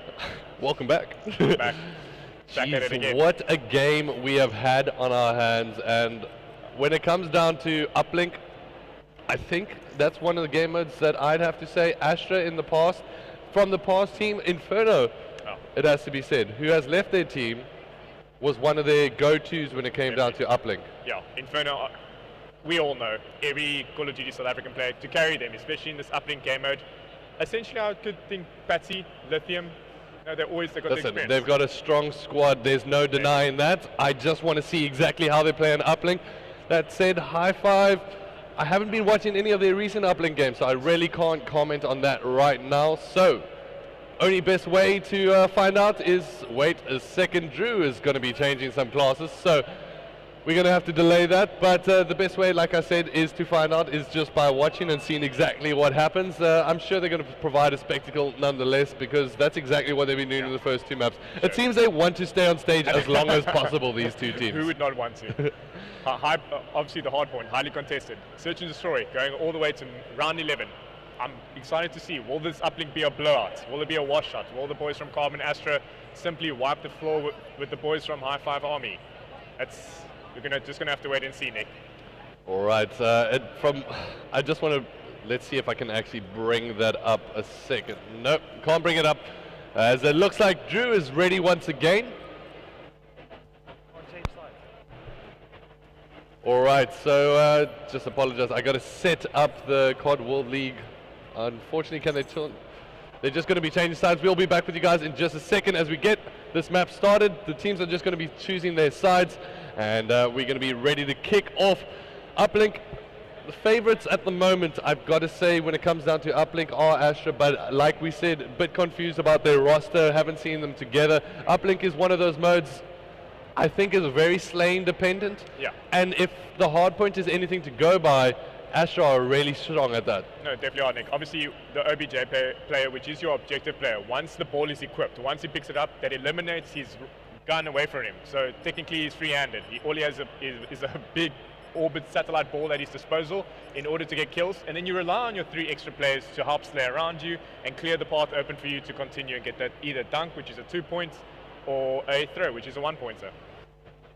All right, so taking a look at the pick and bans, high caliber afterburner, pretty much standard in this game so far because of that afterburner burner that did get pulled up by a high five. Now I like throwing those bans in early. Okay. Or should I say those non-traditional bans in early, it forces the opposition to protect them, Yes. therefore you take a ban away from them. That's very true in itself, Nick. I mean, but throughout the series, I think we're obviously going to see the same bans and protects that we have seen prior, because obviously with banning concussion and flashbang, you eliminate the tactical mask, which then allows you to perhaps put an extra attachment onto your gun, a long barrel or a high or a extended clip. So essentially, it's just obviously what's in the player's preference, and obviously the type of weapon or role that he plays that will make it, you know, executive to him. We did see overdrive get removed, one of the most common bans when it comes down to uplink, because uplink's all about trying to get the ball into one of the two portals. Some people call it the Call of Duty basketball, as running in with the ball in hands will score you 2 points, throwing the ball from a distance will score you 1, and if I can remember correctly, the last time I saw Astra play Breach, they had some very interesting throwing points. They sure did. I think specifically that was Astra risky. Yeah. I can recall basically it was just on the middle courtyard and lobbing the ball over for that 1-pointer from that back broken building. Yeah. And he was nailing them. The kid obviously did his homework, and we could see that it turned out into great effects. All right, so taking a look at when it comes down to the specialist draft, we've got active camo being picked up on both sides by Eros and Patty. Then we've got a kinetic armor being picked up by Drewski as well as Ozone. Heat wave on both sides by Strike. Scythe and Annihilator is going to be the difference between the two teams. Of course, the Annihilator is that one-shot pistol. Some might call it the McCree of this game, as Era's got that Scythe, which is essentially a machine gun of doom that never stops shooting down at you. Personally, which one would you go to? Nick, personally, I'm going to have to say the Scythe. However, if you're extremely confident in your shot, which I think that obviously Astra Lithium is, yep, then why not go for the Annihilator? Basically, like you said, you mentioned you're the McCree. Is that an Overwatch reference? Yep. Okay, and it's a one-shot, one-kill, quick and simple. All right, so when it comes down to what these teams have to do to find themselves in, they are the winners bracket final. This is going to play a crucial match for them, as the winners will find themselves taking on the lads from I believe it's Vinco Gaming. Vinco. That is later today. It's going to be our last game of the tournament. Vinco Gaming have been edging in their seats for competitive play. All they've been doing is scrimming so far, but scrimming versus continuously going against teams at their best. Would you say there's a big difference between that? Slightly, Nick. It just depends, obviously, as the team itself. I mean, I personally, scrimming is always good, essentially, because, you know, you're warming yourself up, you're warming out your call-outs, grinding out all those flaws, ironing out all those flaws. So perhaps it is beneficial to the boys from Vinco Gaming. However, I do understand that teams have disagreed with that, and they state that they would rather want to play more games throughout the tournament, because then it's more in a tournament mindset, big game temperament, and focus on there. It's all about how you approach those scrims and approach your games. You might find yourself slightly more lackluster. I don't know. Lackluster, yes, when it comes down to scrims, but stepping up on stage, you're stepping up into a mentality. Yes. You don't know what those nerves are like. No. You know this game means something. Exactly. And let's see what the temperament of the guys from Vinco are like a little bit later today. That's going to be interesting for you and I to cast, since you being the ex-Vinco boy, myself being the ex-High Five lad. Back in the day. But for now, let's take a look at these two squads. Who do you want to jump on board with, Tiana? I would like to, let's try something different. Our Ozone. Let's go with Ozone. A new addition to the Carbon Astra squad. Obviously, I think it was a week ago, 2 weeks ago, that he was implemented into the team. Yeah. He's obviously there for a reason. Replace either Dreams, if I can recall, or Inferno. All right, so plays out. Taking a look at what he's using, we've got kinetic armor, VMP, afterburner, fast hands, as well as blast suppressor. Going to be rocking that primary gunfighter, which essentially allows him to carry another weapon. So when it comes down to uplink, it's all about trying to get those kills, control the ball, and it looks like Drewski's going to be able to do that early on, as he finds himself at a good point to actually throw the ball away. So really good temperament being shown there from him. This is I5's obviously on the favored side, Nick. Basically, all you need to do is just flush the right lane, Nick. You've got those easy one-pointer throws, continue, there we go. relay. Now, obviously, all they need to do is hold map position. There's a lot of head glitches on that right side, top green. Really like this position here from Eros, as he finds himself being able to try control the spawns, but will work his way back towards the point. Strike's going to be able to come up with a kill on that all-important bridge, as Patty's going to come up with a kill on the opposite side of the map, giving them a chance to run towards the ball. Eros had himself in a good position, but really found himself faltering there, as we are currently on board with Era, trying to hold down as It looks like Astra trying to push off and try getting themselves some map control. Yeah, good plays by Era, obviously just holding his own, being passive in his approach. And now the boys from High Five, there's currently 2 down from the guys from 3 down for the boys from Carbon Astra. Big kills here from Era. Now he's going to be able to try control spawns as the boys from Astra do roll out. Unfortunately for him, he will fall down. Will that be a 1-pointer? And that's exactly what it is for Drewski. Exactly what the team needs to do on this side of the map. That's all you need to do, Nick. Over and over. I know it's extremely monotonous. Ooh. 2 down. Phenomenal 2-piece by Eros, apologies for that, but just really late. Oh, big kill there by Era as he's going to be running towards, unfortunately not showing as much composure as his teammate Drew did a bit earlier on. Yeah, unfortunate, perhaps poor communication. Obviously, I would have just related, Nick, but we're not in the game currently, and these boys, it actually panned out for them. Here we go, 2-pointer being scored by Drewski, so really strong uplink being showed from the High Five boys so far. Drewski now in a really good position to try hold spawns. Unfortunately will fall down. I'm not too sure about placement or positioning there with your AR. You might want to wait for them to try control the spawns because we all know it's a bit tricky as it looks like Era almost trying to make his way down that right hand side. Drewski now going to be left all alone in the front lines. Let's see what he's going to be able to do here. Here we just see the boys from Carbon Astra obviously rushing out. Drewski taking down Astra Ozone. Unfortunately, Lithium with the reply. Strikes now trying to push forward, needs to come up with his kill, does exactly that as the ball does get picked up by Patty. Patty deciding, you know what, I'm going to double back, work my way home. No, and decides to go right down the middle. Ooh, really using his burst well and quite efficiently here is Patty. Throws the ball down, will that get reset? No, it gets picked up by Drew, who does decide to reset it eventually. High Five, still maintaining control. Sure, Nick, I don't know if you experienced a slight nostalgia moment over there where Patty did that back moonwalk. Yeah. Absolutely. Phenomenal place. So Eros now with ball in hand will decide to reset it, allow his teammates to try push forward and get themselves some kills. Let me get this out of your way because nobody wants to see exactly what weapons they're using anymore. As we're taking a look at the kills across the board, Lithium really coming to his own at the moment, 11 and 7. Looking confident when it comes down to uplink. He always has, but maybe looking for that composure from his teammates. Lithium now, obviously, with the release of Inferno, Nick, he's been able to play a more AR-dominant role.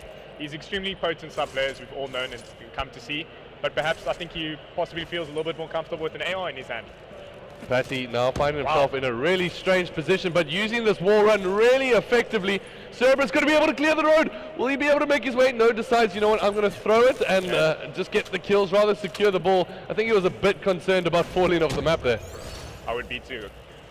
So 2 points going in favor of Astra. Remember, when it comes down to uplink, it's all about trying to put that ball into the portal, or the net, some might call it, as running it in will get you 2 points, as we did mention earlier, 1 point for throwing it in.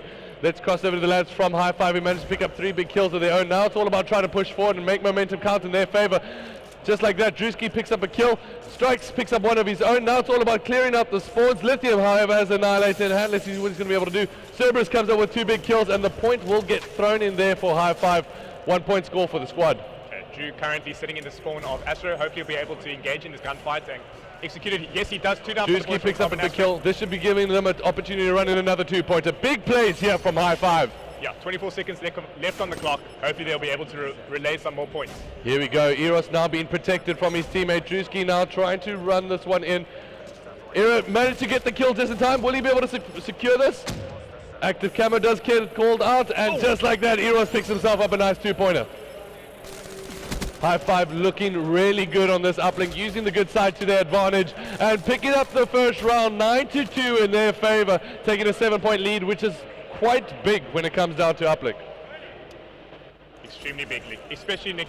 What a lot of the teams do, a lot of the mistakes with, is that they obviously tend not to utilize that good side and relay and make it efficient and get all those points. Then they put themselves on the back foot, essentially. All right, so now taking a look at when these two teams switch sides. Do either team, or should I say, does either team have streaks in their hand? Nope. As we cross over to Astra, who do you want to jump on board with? Astra specifically, let's give Paddy some love. Let's show some love to Paddy, as he does have the VMP in hand. 2 big kills are going to be picked up from Astra, giving them a chance to try push forward. Era trying to do some defensive work, however he gets left by Eros. As Eros now will get taken out. Astra now have a big opportunity to try push forward. Yeah, Yeah, aggressive in the approach. Obviously, Astra making this good side to their... Drewski comes up with a two-piece. Wow. Make that 3 down from Astra, as it looks like Cerberus is going to be left alone here. Jumps up on top. Will he be able to secure a 1-pointer? Interception. Interception, I think, got picked up there by Era. What a play by him. Well played, Era, well played. Obviously now Nick 2 down again for the boys from Carbon. Astra, Era just rotate. Make that 3 down. Cerberus now left to do this by himself. He does manage to pick up the kill. Will he be able to come out the top? No, he does get taken out. Era now trying to run his way forward. Strikes comes up in favor for his squad. Now edging his way closer. Just 1 point gets thrown in. Wow. Jeez, underneath the player trying to intercept it. That's just unfortunate there, but I think it was Lithium who obviously went for the interception. Specialist at hand. We do have kinetic armor. I think there is also a sight at hand if it's not Strike. So specialist at hand to play. Alright, so Strike's trying to do some defensive work with that BMP in hand. Will fall down to the hands of Patty. Ozone with the ball. Will he be able to go in? He needs to try secure a 2-pointer, I think. He does have kinetic armor as well. And just like that, secures the 2-pointer, will be able to secure the kill. Now this is going to give them opportunity to try push up the map. Ozone turns around and says, no sir, Era, sit down. Wow. As Drewski, however, picks up the ball, says, you know what, if you guys are going to put this much pressure on us, we're just going to push forward right away. We'll throw down the ball, put it in his face, and score a 2-pointer of his own. Wow. Love the play from High Five there. I think they were obviously coming off on rotation, so they just tended to overextend. They decided to overextend and really played into their favor. Great communication. Astra deciding to give up that mid-map control, and High Five making the most of it. Patty on the other side of things will get taken out, as it looks like Drewski picks up the ball for his team. Oh, so close to the kinetic armor, but we'll get that ball reset. 2 minutes 55 seconds left on the clock. 12-4. 12-4 on everything we've predicted, there's been a comeback so far. So let's see what's going to happen from the lads from Astra, as a reset does go out for Eros, as he will be able to pick up the kill of his own. I'm not entirely sure if that was a reset, Nick. I think it was more of that ball stalling. Ball stall, yeah. Ball stall, yeah. I don't know the exact terminology for it, but that's exactly what it's doing. I think it takes 10 to 15 seconds to reset. Well, I say when it does rhyme, it seems to make sense. So ball stall is what we're going to call it. Fantastic. As if you're not too sure what that means, they're throwing it into a position where the ball does not get reset immediately, as it will do when it does fall off the map. So what it essentially means is that the ball will stay there until the reset time does get activated. So jumping forward with Era, trying to do some defensive work on the top of Broken. Will be able to come up with the first kill. Spots up out a player above him, going to work his way around. It's all about this one-on-one confrontation. Comes out on top of it. Eros, however, on the bottom left of your screen, he does fall off the map, which is a bit unfortunate for him and his squad. Drewski decided to once again go for that ball stall, as we like to call it. As Astra trying to resurge and try and get themselves. It's all about this mid-map control. The time is ticking down, Nick. Essentially from those 2 ball stalls, 20 seconds have been lost in the terms of Carbon Astra. Is this entirely good sportsmanship?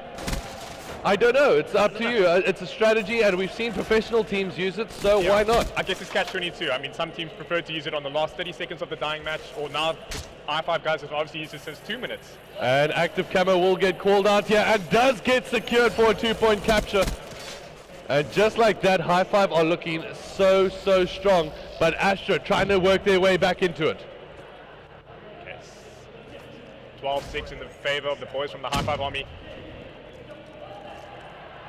Alright, so taking a look at Astra Cerberus. Trying to make his way forward. They really needed to try get back-to-back captures, and that's the only way they're going to be able to make this. As they come up with some big kills. Patty, however, taking out his own teammate. 2 points does get secured here. On the other side of things, it's going to be up to High Five to try and maintain this mid control. That's going to come heavily down to Eros, who will fall down. And just like that, Strike tries to throw it forward to his teammate. Does manage to make a pass just in time. Wow. This is going to be a huge play for High Five. And just like that, 14-8. Securing a capture. That pass came out just in time. How critical was that pass? He had to put a pinpoint. He obviously just got picked off, but the ball managed to go through.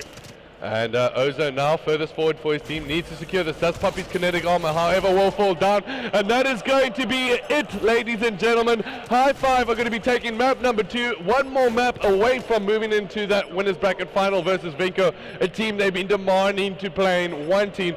But they still stand up against Astra, and it's going to come down to the capture of the flag. A huge game being played there by High Five. Well done to them.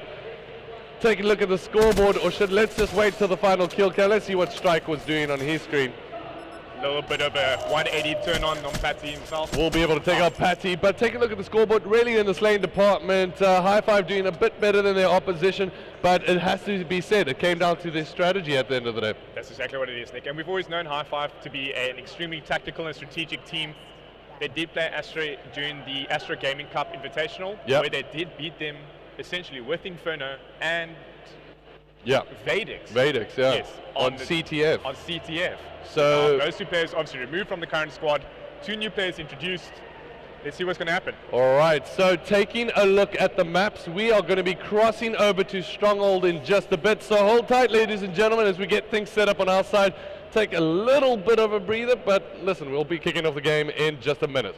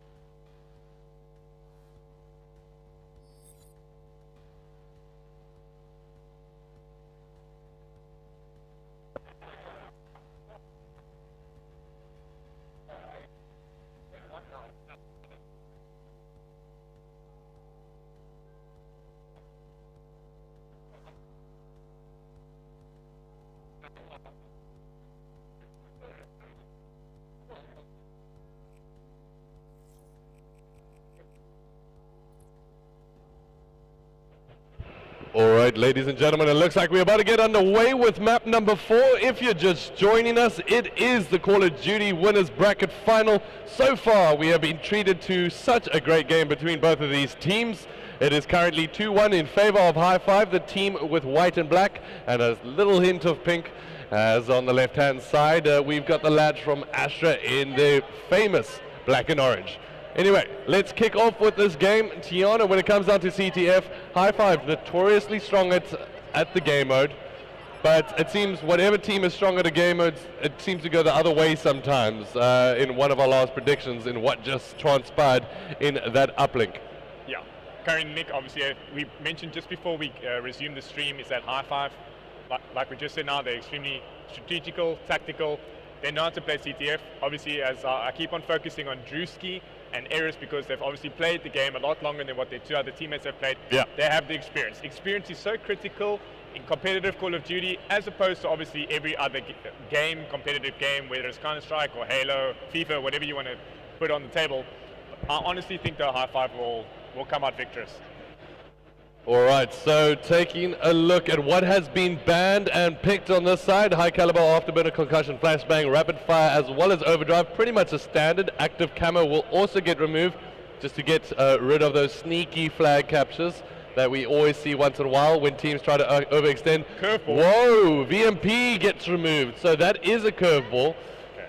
That being said, are players not moving over to, what was it, the sniper from distance? Vespa. The Vespa. Vespa. So that could be an option, especially being Stronghold is a medium range engagement. There's a lot of long range engagements as well. Might be an option for both teams. Will they go over, maybe revert to the CUDA? Who knows? We can only know once they start setting things up. But for now, one thing we can talk about is the specialist draft. So kinetic armor being picked up by Ozone as well as Drewski. Annihilator, Tempest from Eros. That's my favorite. Honestly, that is my favorite, Nick. As we mentioned in the past, the Tempest is obviously a huge electrocution rifle, and then the electrified area of effect can kill exactly whoever steps over it. The thing with the Tempest, I think at long range it's really good. I like it. It basically makes the hitbox much bigger for you. Yeah.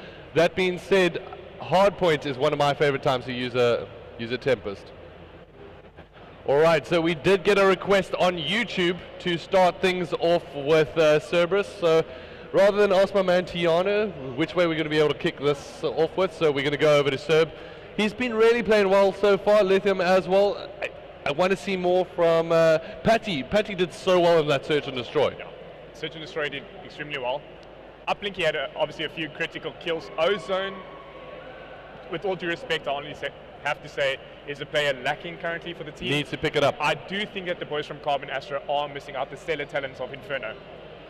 I think so at this point. Who wouldn't be? Like, let's be honest. Taking a look at the time spent, Astra are one of those squads, you did not see their roster change. No. This year, it's almost like a little chemical bomb got spread off between the players, and they just gone separated. Vadex now at EN, doing really well for his squad.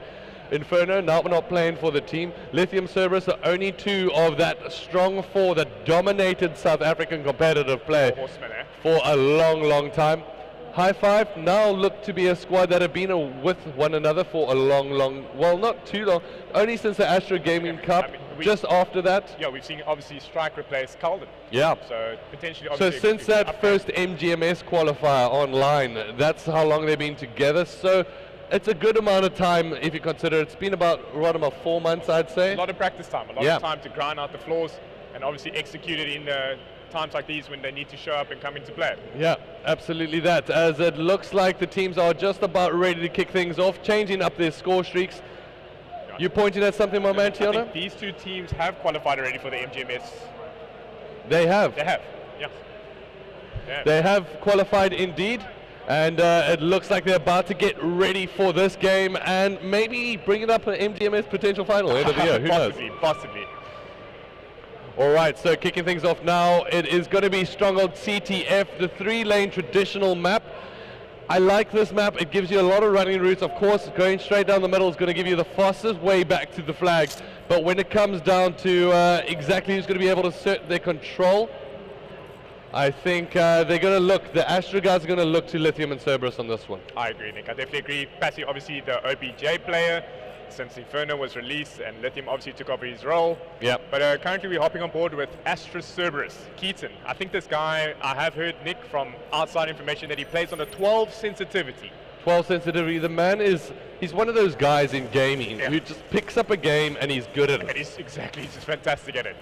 All right, so taking a look at what he's running with, he's got some HVK in hand, does have a Semtex as well, as Era picks up 2 quick kills, and that's going to give them a little bit of an opportunity to try gains some kind of map control. Cerberus going to do some damage in his opposite number, jumps down, tries to predict where his opponent's going to move, and does that so wisely, takes him out quite quickly. And that's why I like Cerberus. He likes to think a step ahead. Exactly, Nick. Yeah, he obviously takes a different route in terms. 2 down for the boys from High Five. Astra just trying to relay their dominance with regards to top mansion, which is definitely a power position on this map. So when it comes down to capture the flag, all about trying to take your opposition flag and return it to yours. All the meanwhile, you also need to protect that flag, so you can't really commit completely to making sure that your flag is completely safe. The best way to do this is by what we like to call player count. Yes. So there is a respawn delay when it comes down to trying to play capture the flag. When a player does go down, how much time does he get spawned out for? 5 seconds. It's a long time, especially in terms of capture the flag, Nick.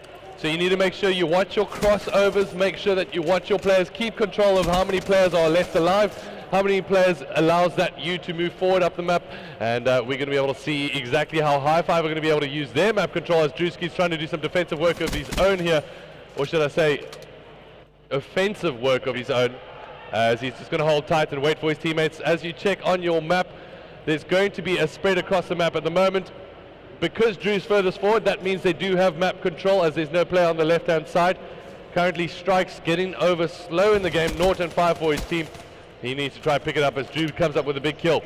Yeah, Strikes unfortunately 0 and 5. Obviously a slow start to this map, Nick, but however, I'm quite intrigued by the selection of SMGs. Yeah. I mean, we saw the Weevil being utilized by Patsy. Obviously, Nate Shot buffed the Weevil, David Von der Haar. And then the Kuda, which is, I would say, second to best. Surprisingly, though, that the Vespa's not being utilized. I don't understand if it's perhaps only an online gun since the recent buff. Is it not good on land? Maybe they just don't feel comfortable with it. It's just one of those things. You don't want to throw yourself using a weapon that you're just not comfortable with. So at the moment, Strike on defense. Needs to try, make sure that he can guard this flag. Oh, turns around at just the wrong time. As it looks like Astra trying to roll their way in here as, commentator's curse, as all players get taken down there. Era going to be able to do some defensive work here on the flag, as it looks like they managed to clear exactly that. High Five now getting an opportunity to push their way out. Yeah, both teams obviously resetting, everyone getting back to their normal running lanes and routes in order to get to the opposite flag. I like this. Smoke grenade does get called out, and this is something I've seen the High Five guys use quite successfully in the past. Strike comes up with a big kill, managed to earn his way back into the game. Drewski getting the call out, and he needs to try and push down the right hand side. Strike comes up with a kill of his own. Now it's all about the furthest player forward, and that's Patty, who does have Psychosis in hand. Will he be able to go for the flag? Will he decide to stay back? That's exactly what he does. Is Drew now going to be able to push forward on him? Patty obviously just buying time for the extra carbon. Oh, flag does get dropped though. Patty doing so well. Who's going to be able to secure this for their team? Flag does get picked up, but now Era furthest back. Oh, just like that, Astra roll in and shut them down. Huge play there from Patty. What a strange event, Nick. It seemed like the boys from High Five obviously had advantage to their hands, and then Patty just holding down, waiting for his team members to push up, and now they just like that, momentum goes in favor of Astra, and big credit there to Patty. Wow, Patty, MV Patty, as Mr. CS1977 has previously. The flag does get picked up and returned by the High Five boys, who managed to basically do exactly what Astra did on the opposite side. So defensive work when trying to secure the flag cap, a bit faulty from both teams. Strikes earning his way home. Now it's going to be up to big plays from Drewski. He's going to get rushed down by a couple of players. Eros now, however, comes up with a big 2 kills, and there we go. First flag capture being put in favor of High Five. Wow, well played, well played.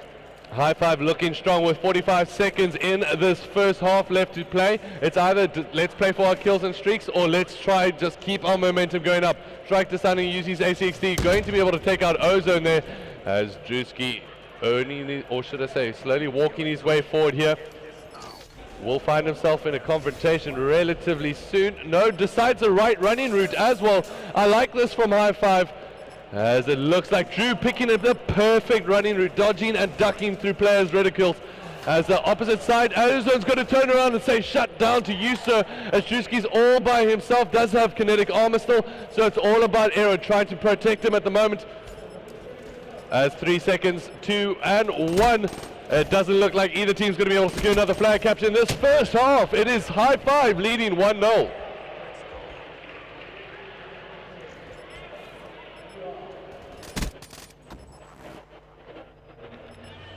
So, Tiano, you're a a professional player commentator, Definitely not. but you do provide us with that extra little bit of information from time to time. I do try, Nick. I do try. Is there a better side when it comes down to stronghold, CTF? I don't initially think so. I mean, what you'd obviously want is just pick your specific routes and continue to progress. Whereas when the players start running, chickenless, headless, then that's when they start losing. I always find when it comes down to CTF stronghold, one of the most important areas to control is that mansion. Mansion initially, yeah. Bunker's also a key point, Nick. It's very critical because there's only one exit and one entrance. Your room of movement is secluded. So. All right, so Astra Lithium trying to walk his way in. He is pretty heavily tagged up. He is currently on defense, however, as we jump on board with Eros. He's trying to do some defensive work of his own on the flag. On the other side of things, looks like Drewski came up with a big kill. And Eros now furthest forward for his squad. Okay. Currently, we do have the specialist at hand with regards to Eros. I do thoroughly enjoy this. There is a player, Nick. Yeah. Unfortunately, they are unable to see what we see with regards to the silhouette. Yeah, unfortunately for him, but he looks like he's ready to go hunting. And just like that, managed to get a big kill of his own, now forcing himself into the opposition half, deciding to try pick off this running route, and this is perfect for him, as Drewski is currently guiding him on his way through, saying, you know what, if you need an Uber, I'm going to guide you all the way home. And it looks like he's going to be able to do that as players from Astra start rushing through. And just like that, he does get a kill. But Eros will get taken out. On the other side of things, Patty has the flag in his hands. And now it's all about High Five trying to shut him down. Drewski trying to do exactly that. And it looks like Patty trying to run all the way. And will get taken out. Flag does get dropped. And this is going to be a huge gunfight between the lads from Astra. And it looks like they're going to be able to come out on top of this, as Astra does pick up the flag. And on the other side of things, however, Eros... Big kill by Cerberus. On the other side of things, Eros deciding, you know what, he's going to just run on the opposite side with flag in hand. We'll be able to pick up a kill. Oh, dirty! Huge plays there by Eros with flag in hand. Says, you know what, I'll take out your whole team, son. Just picks up a huge two-piece there. Oh, man. Bellissimo. I think that was wonderful. All right, Lithium now on the furthest forward for his team. Now High Five trying to earn his way back. And it looks like Patty going to be taken out. This is going to be High Five securing flag capture number 2 there for their team. And huge plays. Eros, wow. He's a machine. The boy is playing phenomenal. The land machine, some might call him today. As he's only 25 points away, so he might want to use this almost immediately. No, just 25 points away from that Cerberus. Drewski, however, on the opposite side, does have that flag. The pressure's got to keep on pounding on here for the lads from Astra. But however, on the other side of things, Astra Lithium does have a flag of his own. Drewski has a little bit of a clear running route in comparison, Lithium too. So now it's all about these all-important kills. Ozone pushing his way forward. Looks like Drewski's going to be finding himself in support of Strike, but it looks like traded out kills once again. This is going to be all important gunfight here. Oh, takes out the flag carrier. Or should I say, gets a flag carrier kill. Managed to pick out exactly which one he needed to kill there with Psychosis in hand. And I think High Five will be the happier of the two teams, just staying back on defense. But it looks like Strike's going to say, you know what, I'm going to move my way forward now with the HVK, and it comes up with the kill. And on the other side of things, it should be able to become of a return. And just like that, 3-0 in favor of the lads from High Five. Wow. Woo! What a game. What a game. Awesome. Obviously being executed. High Five errors. Really, this CTF has just come down to clutch kills. And it looks like High Five are managing to do exactly that. Come up with those clutch kills when they need to. Ethan had got seen a bit earlier, and now Strikes on attack. On attack, yeah. Obviously, High Five just being in the favor. Now 3 down for the boys from Carbon Astra. If I'm High Five, Nick, currently I'll say, boys, GG. GG, pretty much at this point. All captures. And that is going to be High Five if they just manage to maintain this. Moving on to face Vinco Gaming. Vinco Gaming. And such a strong land team at the moment, it seems, from these High Five lads. It sure is. Streaks equipped, specialist equipped.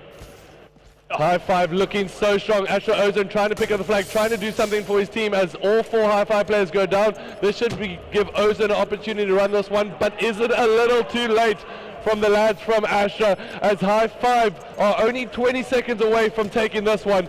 scores, you got to be said, taking a look at high five, no one really going too crazy in the scores department, but like we mentioned a bit earlier, clutch, clutch, clutch, and that's exactly what they managed to do, the lads from high five, as it looks like we are 5, 4, 3, 2, 1, and that is it. High Five Gaming take the win against the lads from Astra, Carbon Astra, and it is a huge win for them. Wow. Tiano, Yes, sir. what do you think of this High Five squad?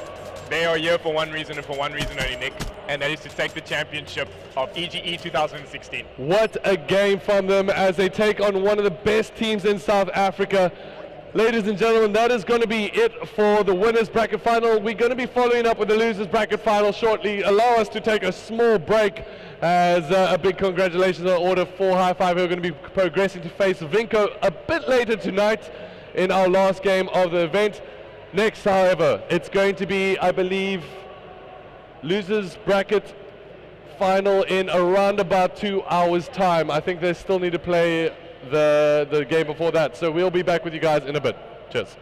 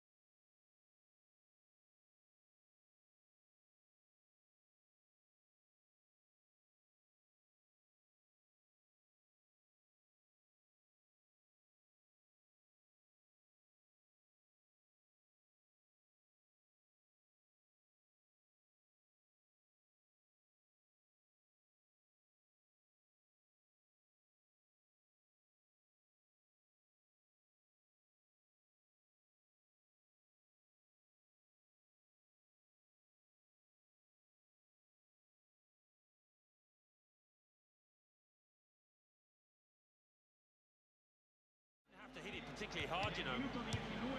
So the first goal, it's 1-0. Wasteful pass, unforced error, really. He's awarded the free kick.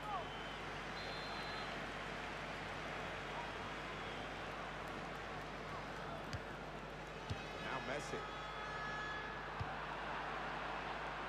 Real good contest between these two as they jostle for possession. Luis Suarez. Is there any other fixture, Alan, that can create such anticipation as Real Madrid, Barcelona, Spain's classic? And it's a penalty. Well, it's a penalty, and the referee's added to their problems. Yeah, lost the composure. Very good stop here.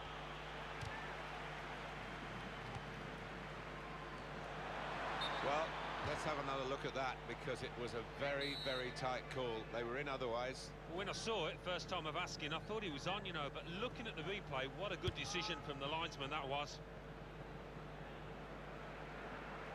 Very straightforward save for the goalkeeper.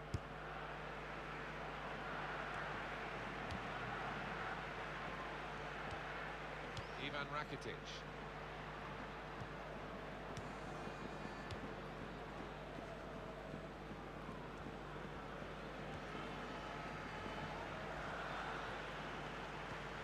Well, they look promising there in that wide area, but the defender's done well.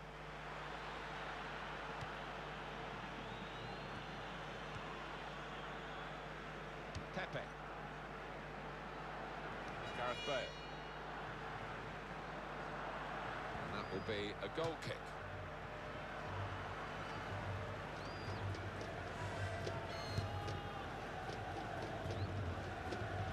That's an easy interception, because the pass wasn't really a very thoughtful one. Sergio Busquets.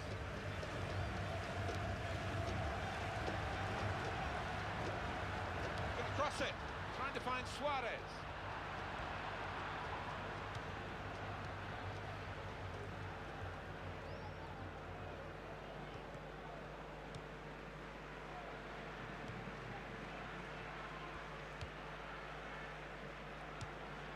Luis Suarez.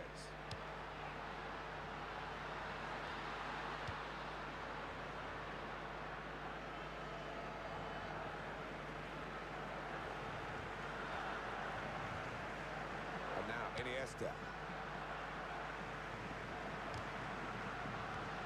Modric. Well, that is going to be the goalkeeper's quite straightforwardly, quite simply. And he can pick the ball up.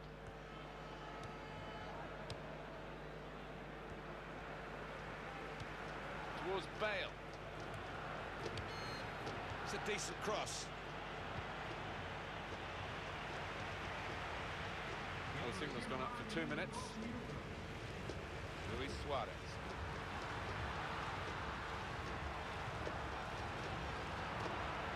And Ronaldo. Marcelo, Ivan Rakitic. Well, that's half-time.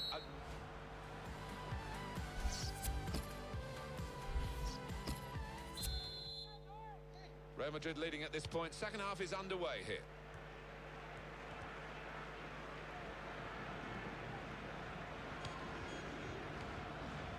And Ronaldo. And they're keeping... Now the shot! And it's a corner that Barcelona want to keep out at all costs. Corner put into the goalkeeper's territory, really.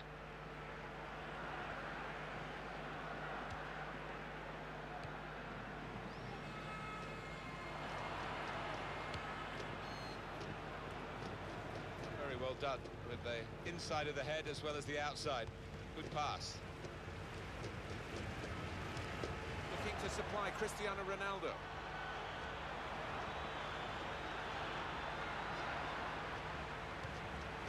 Neymar.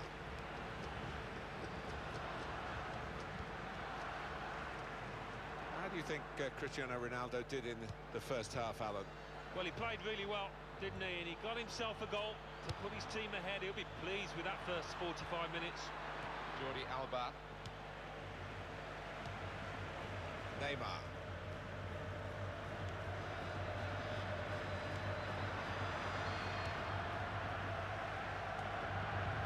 Rodriguez. And they're still going backwards all the way to the goalkeeper. Karim Benzema.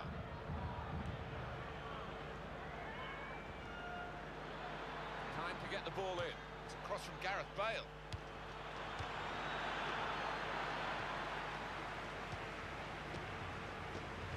Well, now they've won the ball back in the middle of the park by intercepting that pass. Supporting player alongside. Bale. Very much in free kick territory, this foul.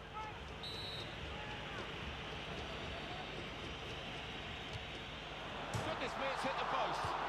That's dealt with the problem. Real Madrid given the throw here.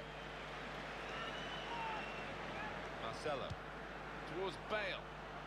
Bale! A good hit at it, but I'm afraid it was off the radar.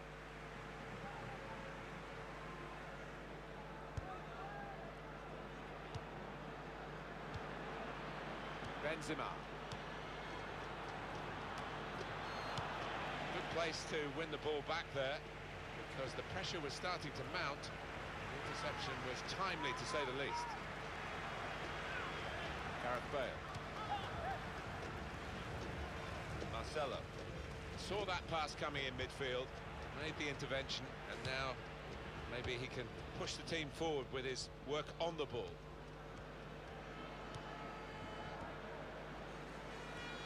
He's got his shot off now. Well, the goalkeeper can just come out and pick that up. Got on the ball in midfield, well read by the player in that part of the pitch. Fine save he's made there, and he's not let the ball escape his grasp.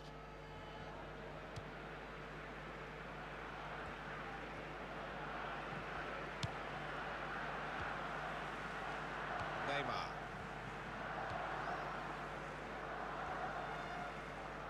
Put it in well. Looking for Lionel Messi.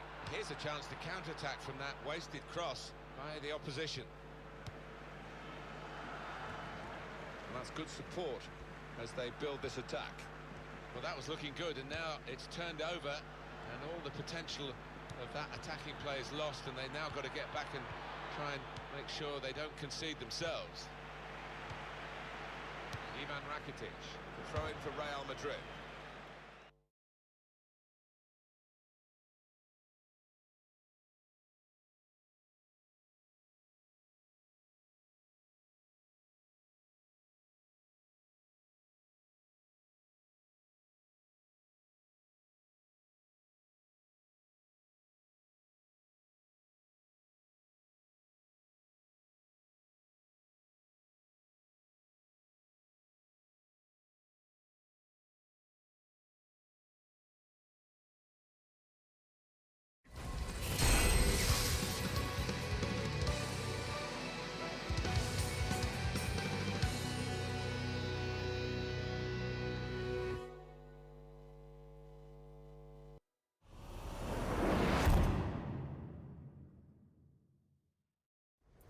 Round one. Fight!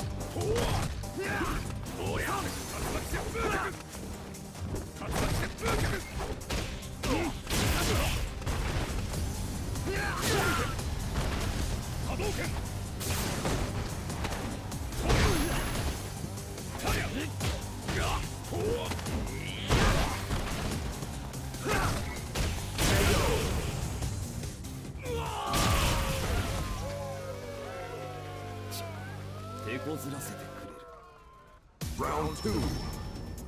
Fight! Sonic! Sonic! Sonic! Sonic!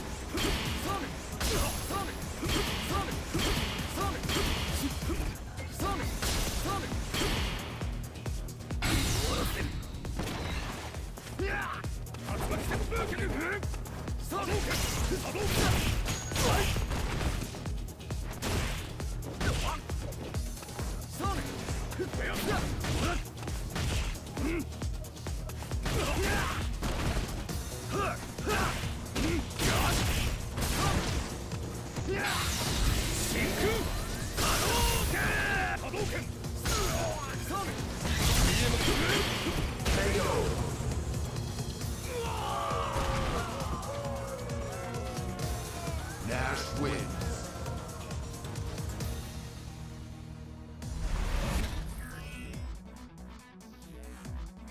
This is the 5th win for player 2. Round 1. Fight! Sonic!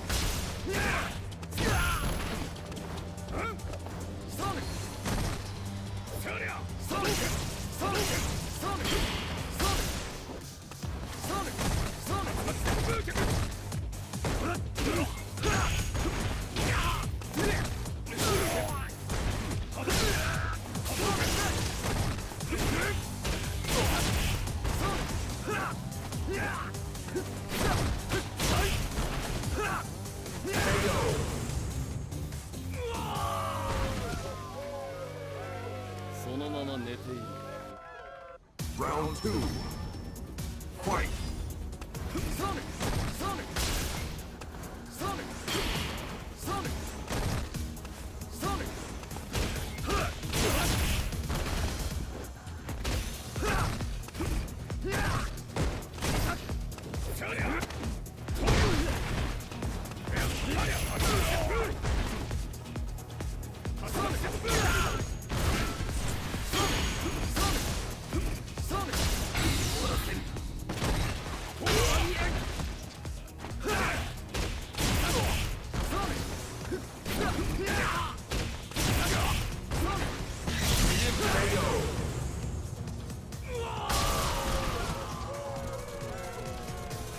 Nash wins.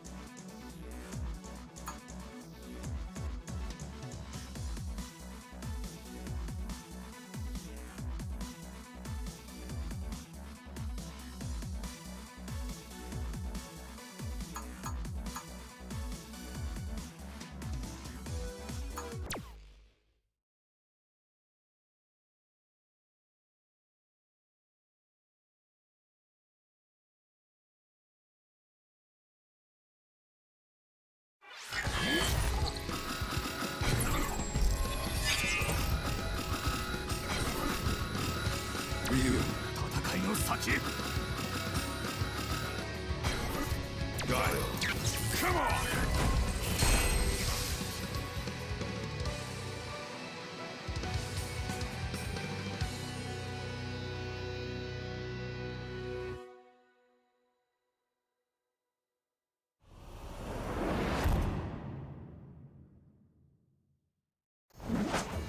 Round 1.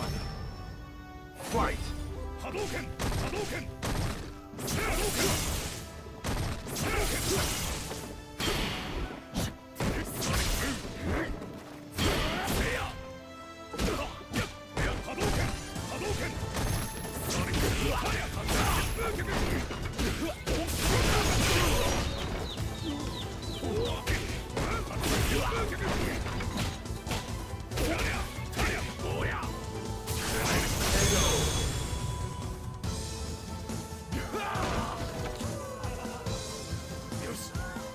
Round 2. Fight! Hadouken! Hadouken! Sonic Boom! Attack!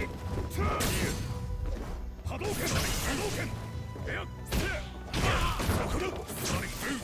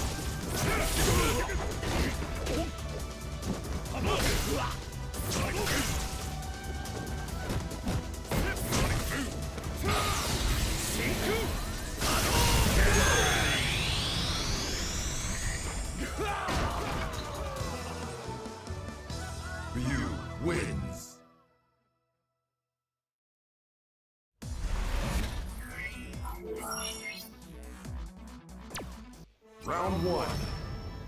Fight! Hadouken! Seiya! Hadouken! Hadouken! Sonic Boom! Hadouken! Sonic Boom! Tarya! Sonic Boom! Tarya! Hadouken! Naruto! Sonic Boom! Sonic Boom! Triangle! Sonic Boom!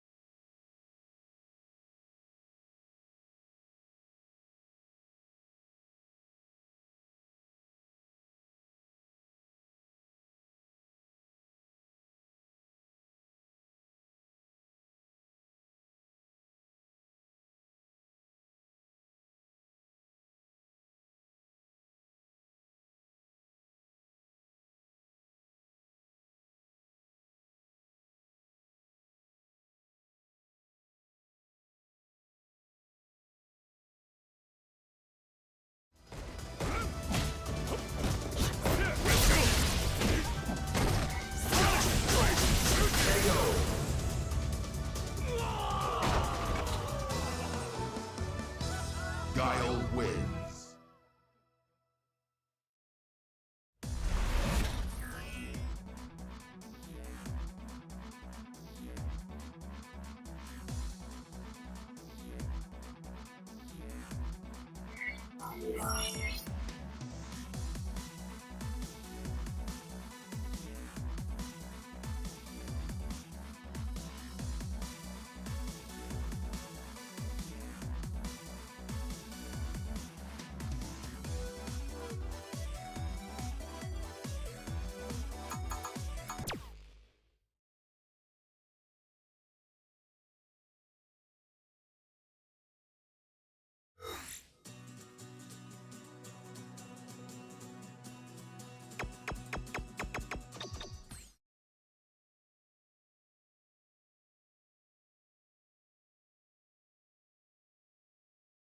Paulista.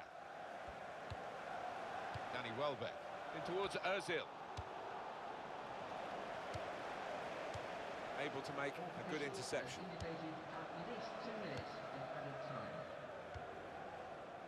Pedro. He's done well, cut out the pass there.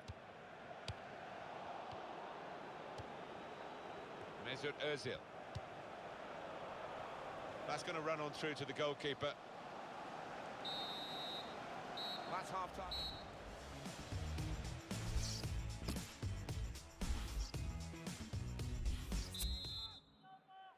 Start of the second half and Chelsea are leading here.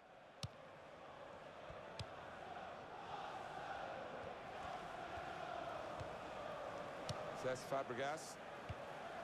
Eden Hazard.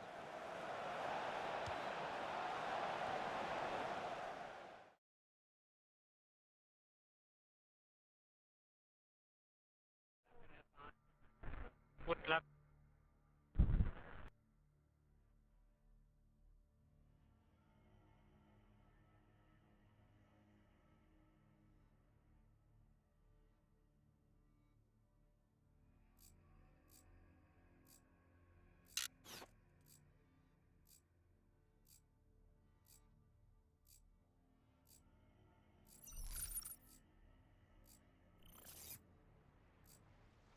Black Ops. Area is hot. Consider all contact hostile.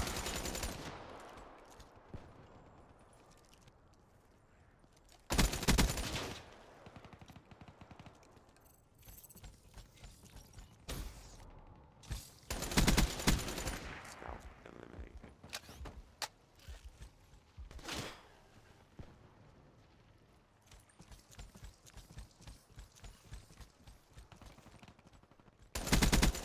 Battle asset destroyed.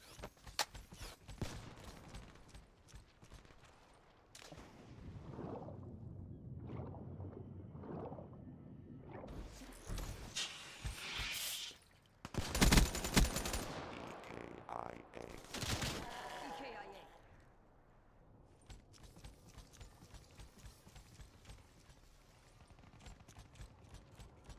Cycle payload threat.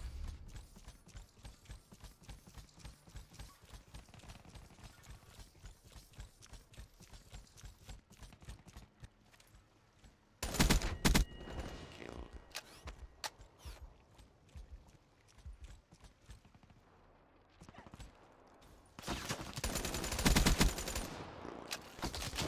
Enemy down.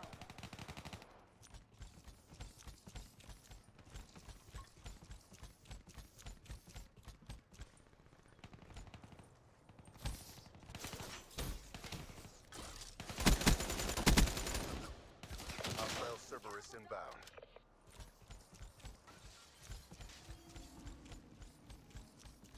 Be advised. Hostile hardened sentry spotted. Infantry terminated. Hostile UAV spotted.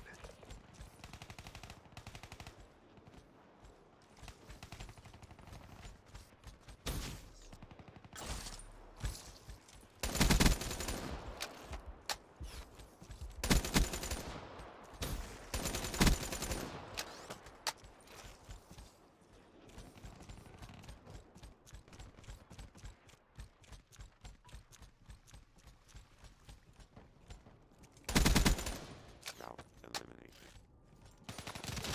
Reaper KIA.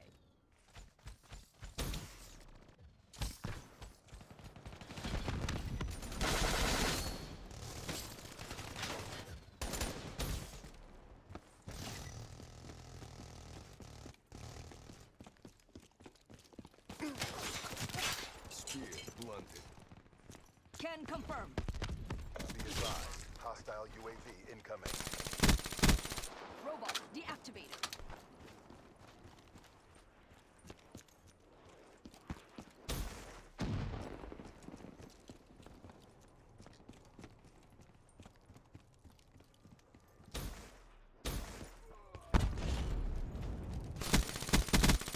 Shot out.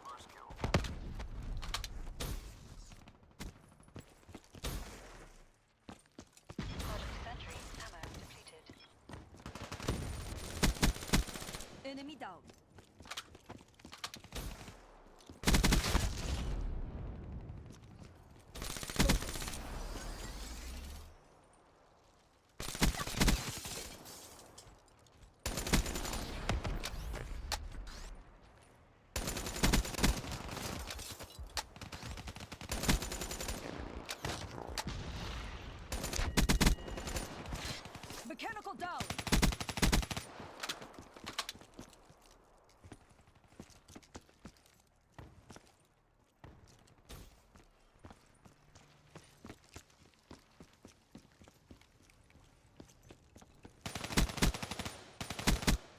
Smoke checked.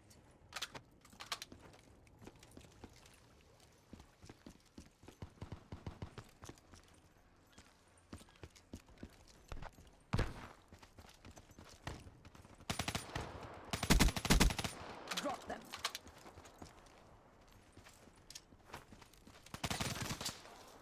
Be advised, hostile UAV incoming.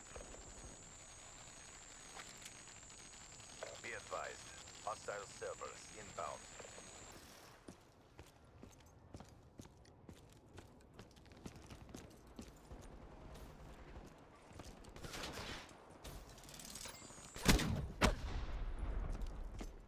Be advised, hostile hardened sentry spotted. Mark up another.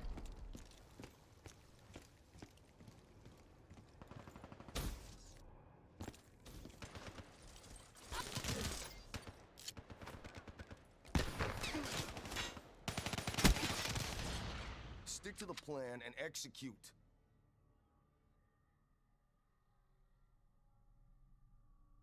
Outrider. Enforcer down.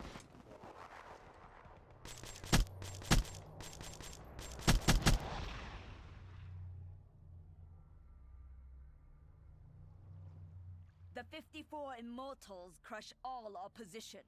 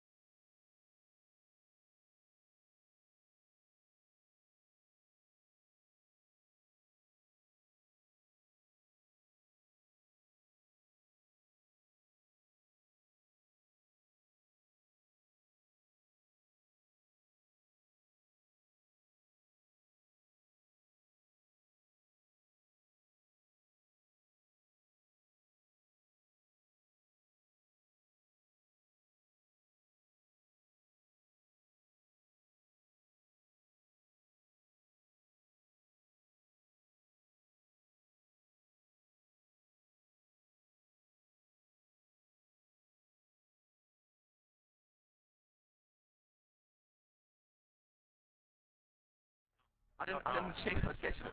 You've got combat focus. You Oh, can it's get that. execution. Jono. Something.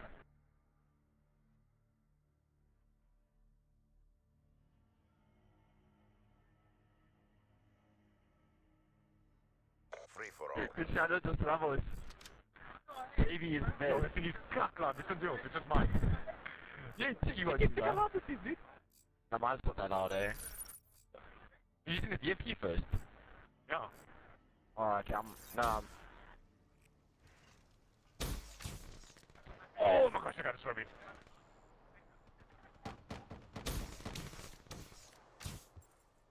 I didn't get wrecked, Jono. Fire break snuffed. Suck at this game. Where's the drone? Hostiles. Oh, someone's behind me. No, was that you? Was that you? Yeah. Sorry, bro. Fine. Someone's phoning me. Annoying. Dude, Steph, come on, dude. Was that you? Yeah. Wasted. Oh. There's a guy spawning here. Overwatch. They should spawn here. They're not.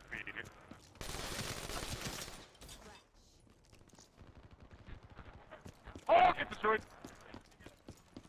Fuck. Steph, how much you on? How much you on?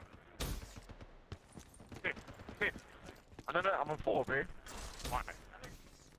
Oh, dude, the timing of this free fall is terrible.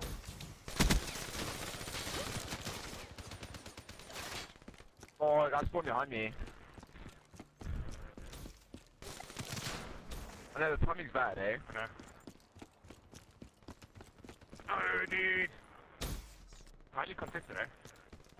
Good, where you been? Why are you camping there? To me. It's okay. Me. Yeah, you. Well, bro, I'm anticipating it forward. Yeah, you did. I know. Oh. Oh. Fuck, dude. Dude. Step, were you 9? Oh my gosh, I couldn't die, bro. I'm on 7, dude. And you? Are you on 9? Are you on C? Yeah. No! I'm on 9. Are you on 10? Are you on 10? Dude? Ooh. Are you on 10? I'm on 8, bro. Enemy down. Someone's on 10, dude. I know, we're gonna wreck it now. I can't fly. No, he's not behind me! What's the score up to? 30. I'm on 12, I'm on 12. What? Oh. I don't know, I just found a spot where everyone was, dude.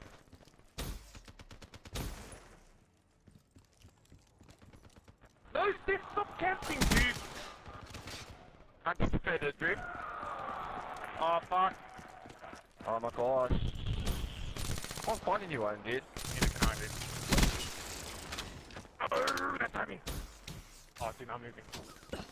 Dude, I'm losing my like 4th. I can't find anyone. No, that guy just swimming. I'm actually nothing.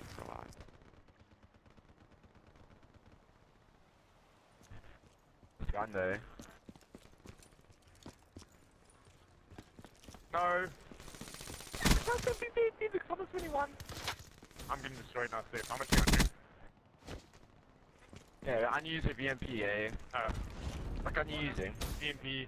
That's why. Team. Oh. How much you on, Steph? 13, I'm almost on 13, dude. Oh, how's this other correcting, bro? I don't know, dude. He's probably found the spot there. He's on 13. I'm a battle against this game, dude. I don't know, the guy's on 24, dude. That's you, little shit. What the fuck, dude? What the fuck? Yeah, I'm gonna go off now, bro. Never mind, bro. The guy's Dead. 24, dude. 24 and 14. Gonna win, Steph. Fire break down. Oh my gosh. Oh, dude, he's... See the guy's on 24, Steph. What? Yeah. I'm being wrecked. Yo, but the guy should have died, bro. I didn't see that guy. Shit. The guy's on 25, eh?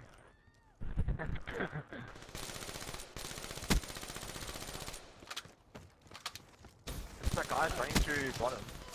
Oh, he's 27, dude. No hopes. No! Fuck, I don't punch him! He's on 27, so we're gonna lose! We're gonna lose! Wasted. We're gonna lose, bro. shoot is on 28 steps. So you're top 3. How much you on 18? You're 19. Did you do half? What? What are you on, Tano? I'm losing.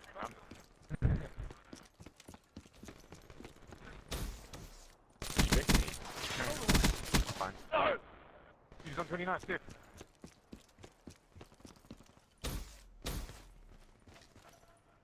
The 54I won't accept What are you? defeat. Oh, I came behind you. 60.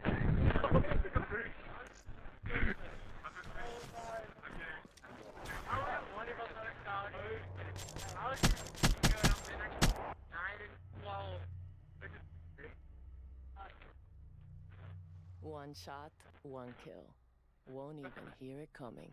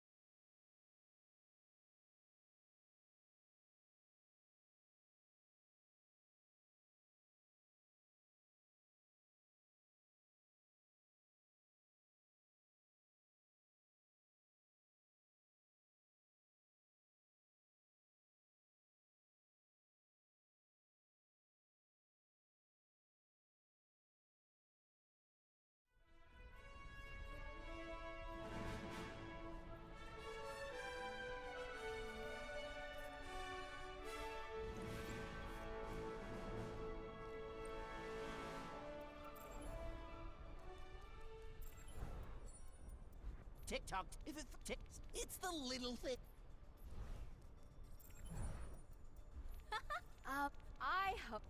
I hope you look.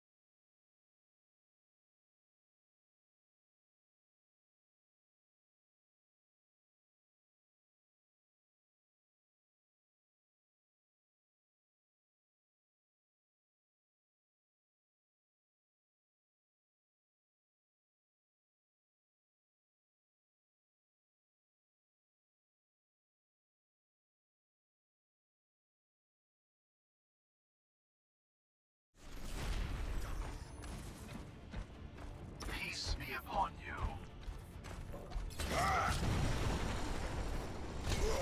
Much obliged.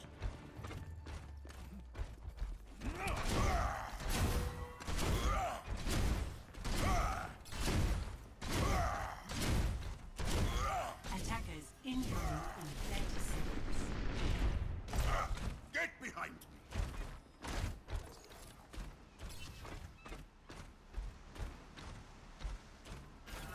I remember being posted here. It was good for my tan.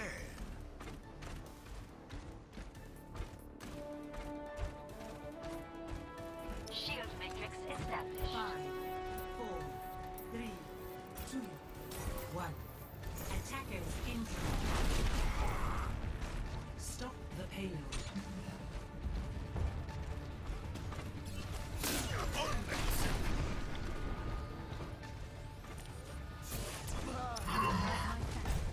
Thank you.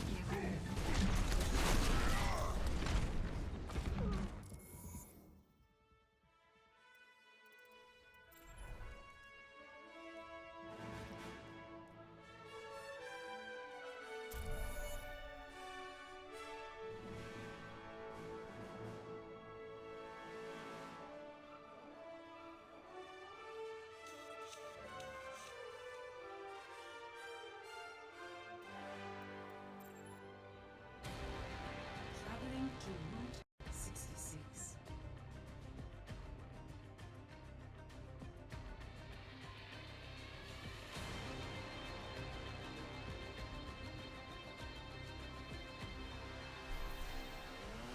Prepare to attack.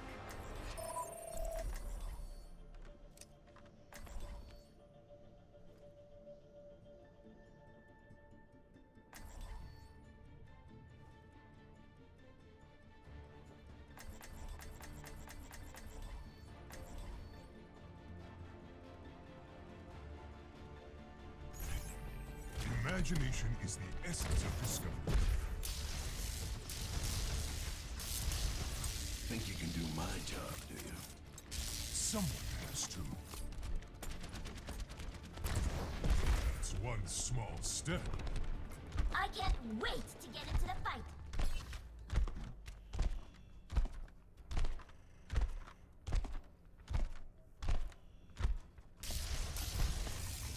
Attack commences in 30 seconds. Hi there. I can't wait to see. Hey.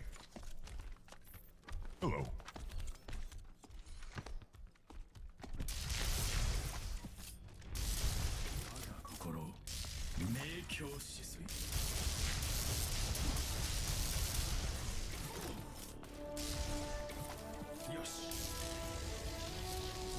Five, 4, 3, 2, 1.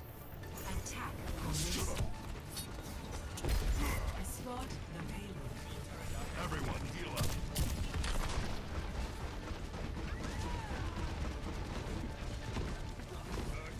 Enemy turret's not gonna bother us anymore.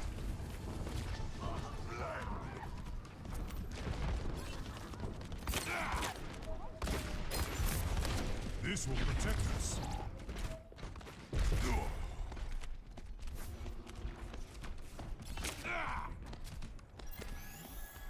The That's better. Dropping in. I am moving the payload.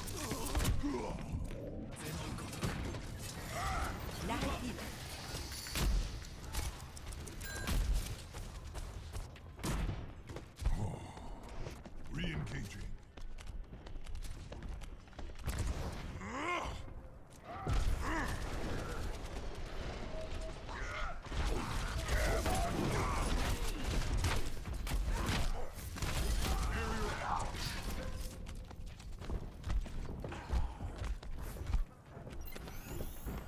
That's better. Walk it off.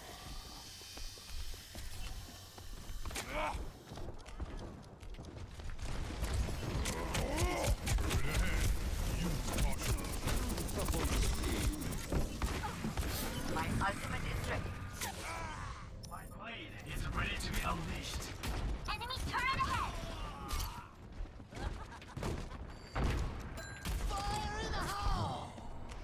Further experimentation required. Enemy turret ahead.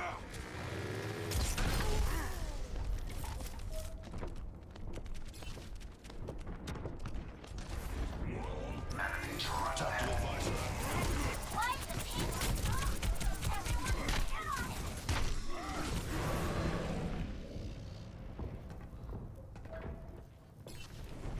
enemy turret ahead.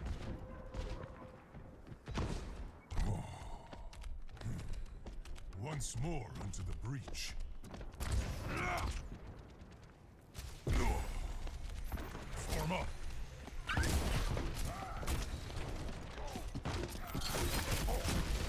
You're powered up. Get in there. They have a teleporter. Pass into the iris.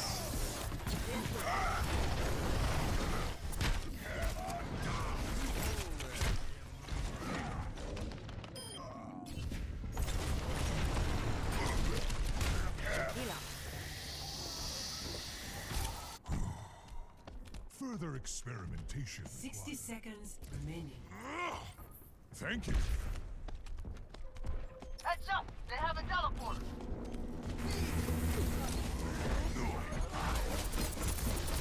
This will protect us. I've located the teleporter. Destroy it. Resistance neutral. Group up here. It's a move. I found their teleporter. Through the 30 miracle seconds of science. remaining. Enemy turret sighted. Moving with the payload. Now show them. Get over here.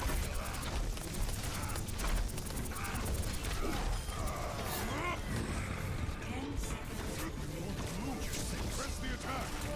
Enemy turret sighted. Enemy turret destroyed. Keep the payload in motion. This will protect us.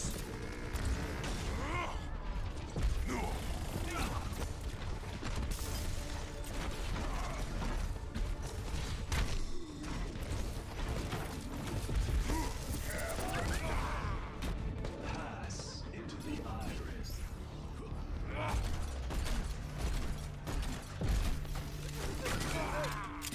I got you.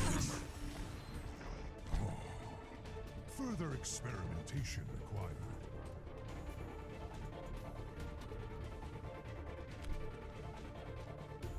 The payload moves. We must keep it safe.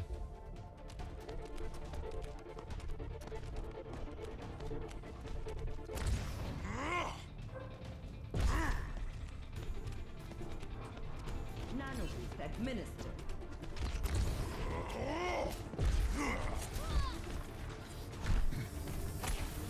The payload has reached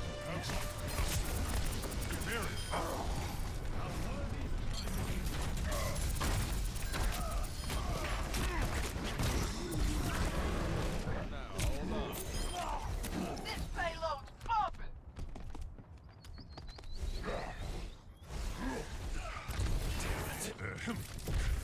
Pardon me. This will protect us.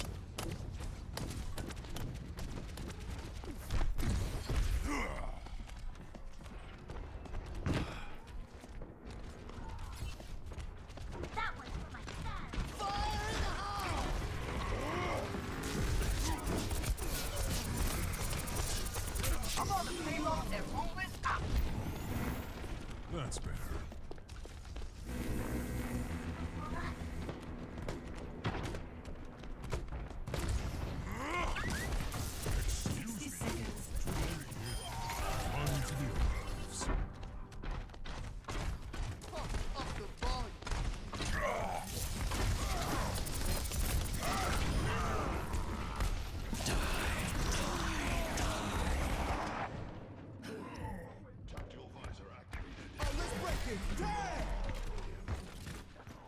Hey! They have a teleporter! Re-engaging. 30 seconds remaining. Press on.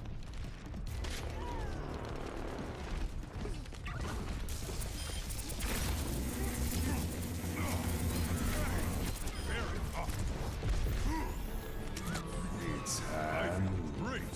10 seconds remaining. Located the teleport. Destroy it.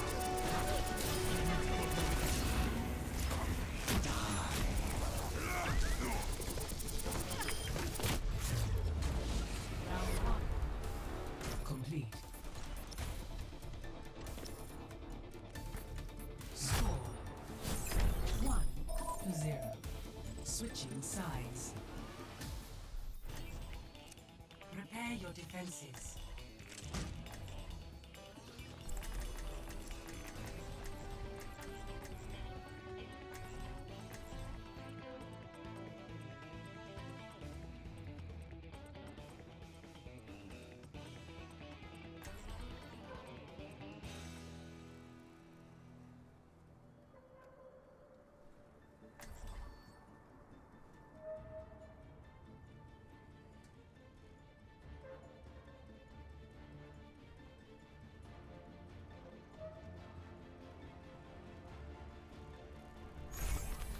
Imagination is the essence of discovery. It is time to act.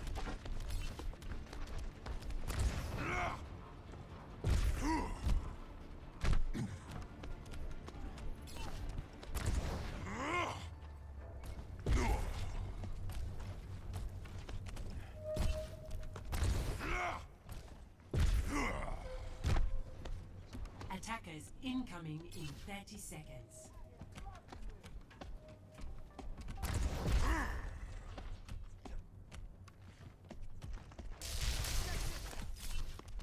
Let's show them what we can do.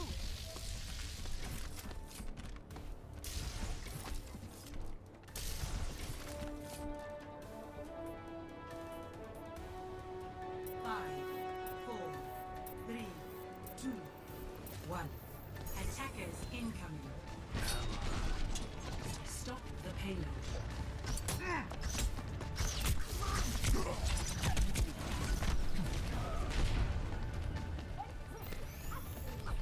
Vital signs normal.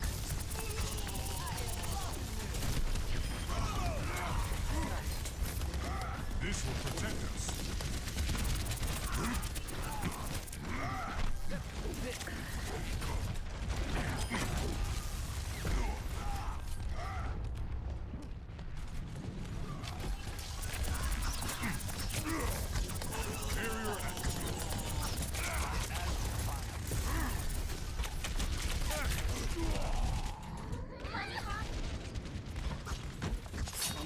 Oh, let's break it!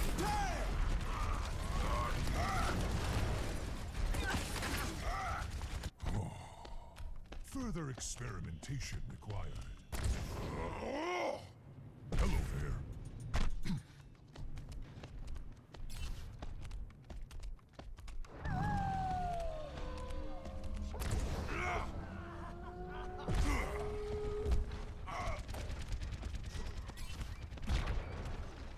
Form up.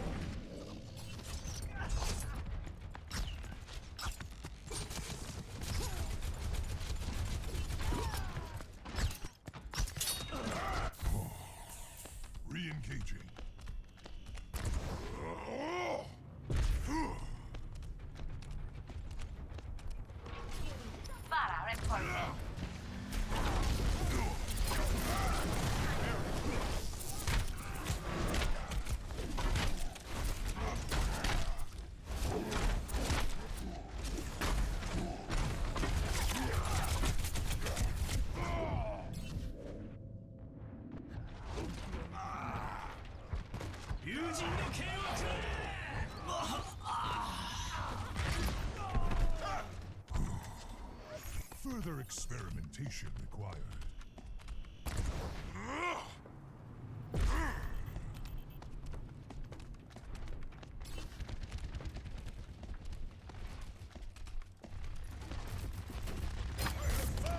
This will protect us.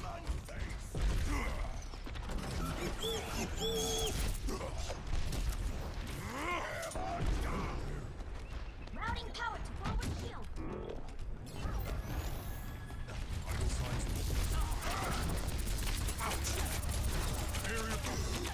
Nerf this.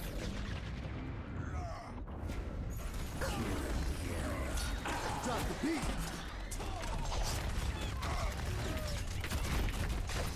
The payload has reached the checkpoint.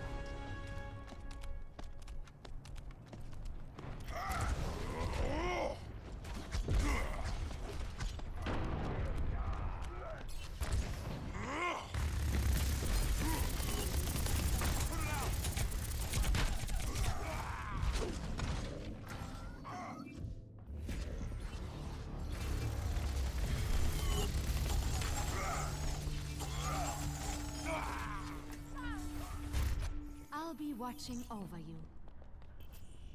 Patching you up. I've got you in my sights. Thank you, my friend. The payload is approaching its destination. My thanks.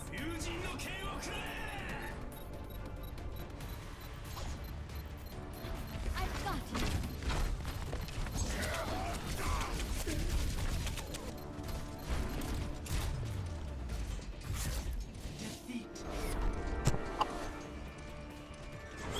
Fuck my team.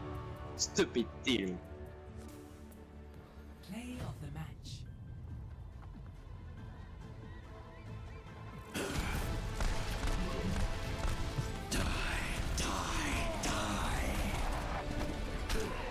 I've got you in my sights. Drop the beat.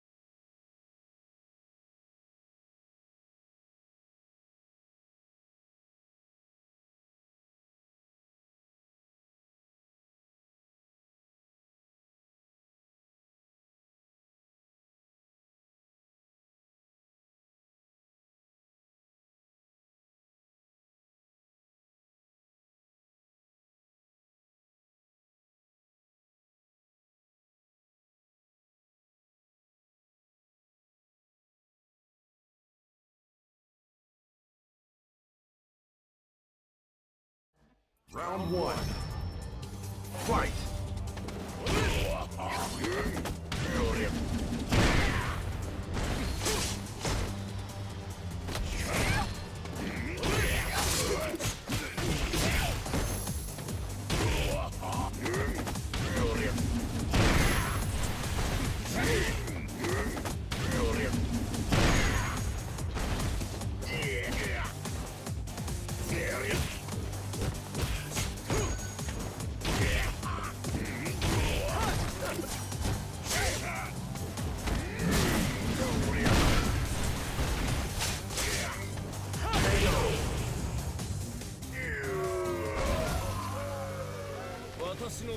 Round two. Fight!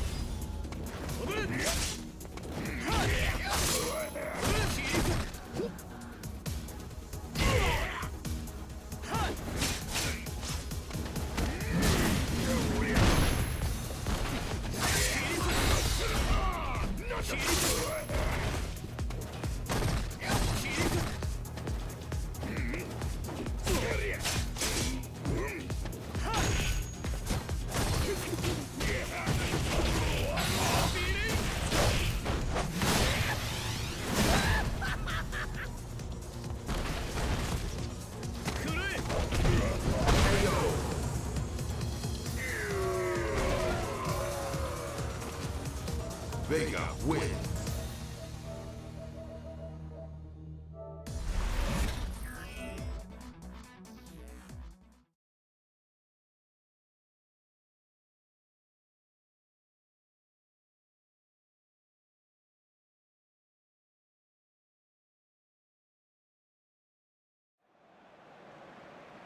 Play broken up and possession changes hands. De Bruyne.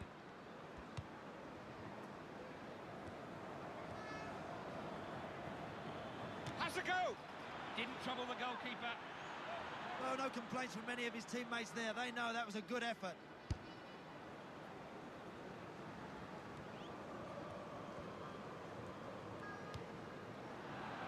So important to keep possession.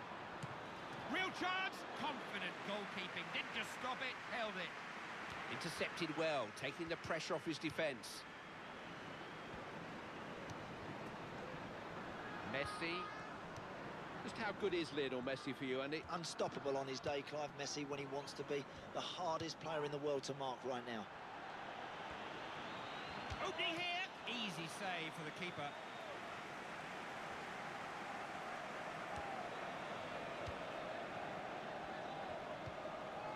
De Bruyne. Can't afford to lose possession there.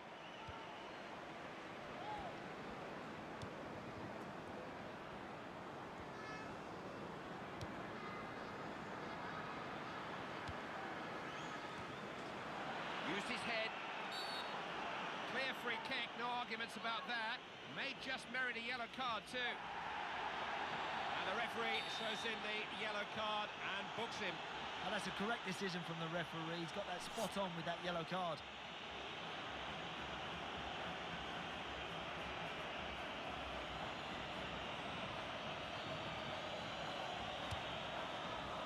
Going for goal, but not finding it.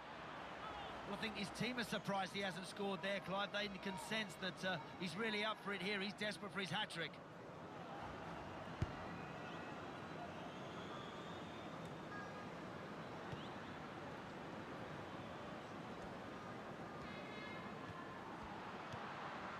I think how many stoppages we've had in the half. There are going to be 2 extra minutes. Mascherano.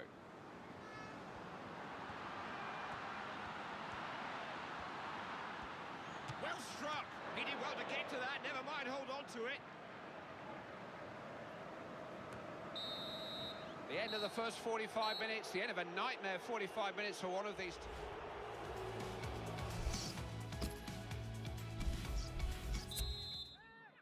Game restarts with Belgium in complete control.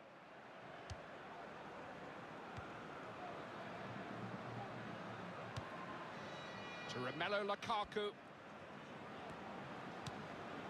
Hazard. It's a real chance! No shooting space there. Javier Mascherano.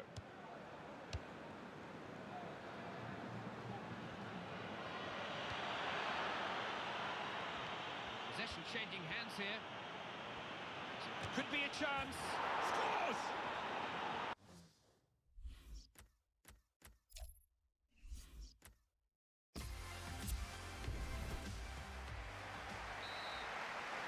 It's Belgium who get the match underway in a really special atmosphere.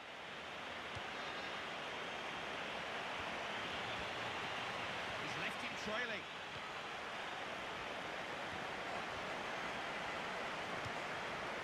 Messi didn't get...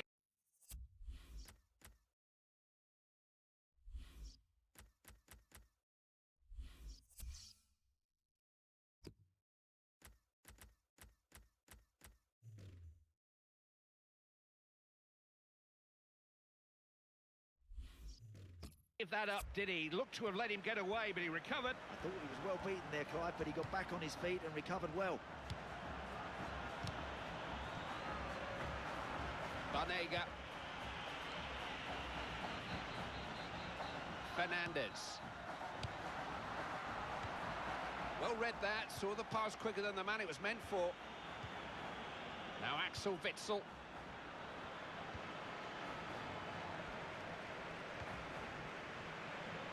Belcher's looking to... might have a chance. If he's going to shoot, he's got to do better than that.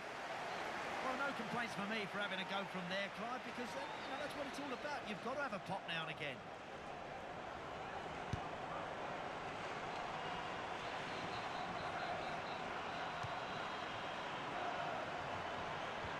De Bruyne. Referee has penalised him, may have a word, no more. Game's hardly got going, really.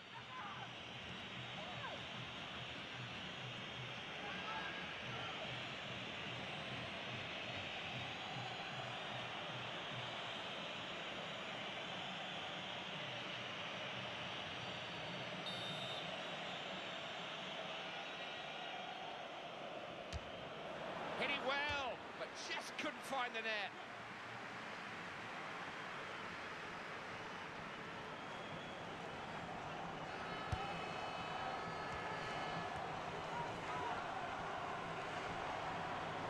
Asking for trouble when you lose the ball like that. It's there to be hit. Goal, yes!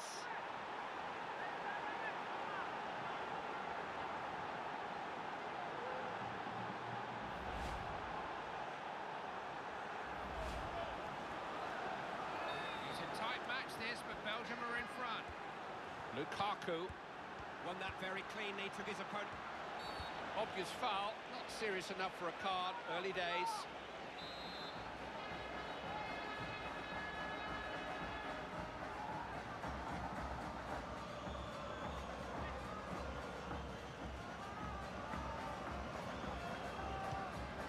Little ball played in. Needs a good ball in.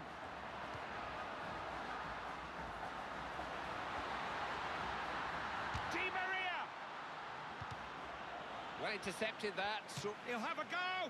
Failed to hit the target. Well, that just gives the goalkeeper something to think about. He now knows that whenever this guy gets a chance, he'll have a shot. Now Axel Witsel.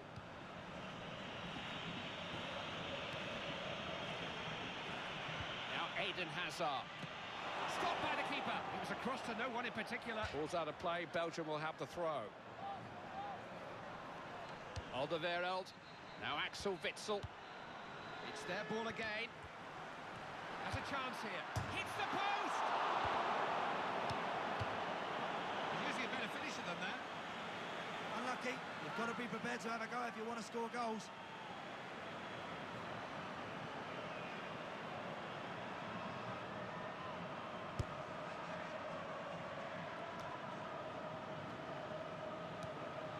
De Bruyne has a go! Routine stop for Sergio Romero.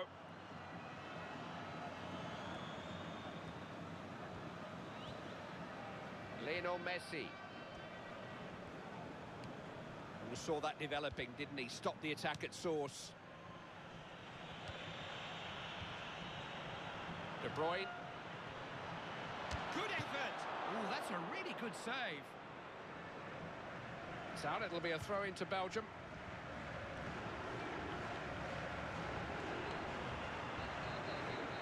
The ball's not sure of support.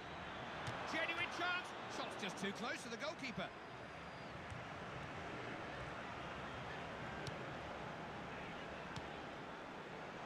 Higuain.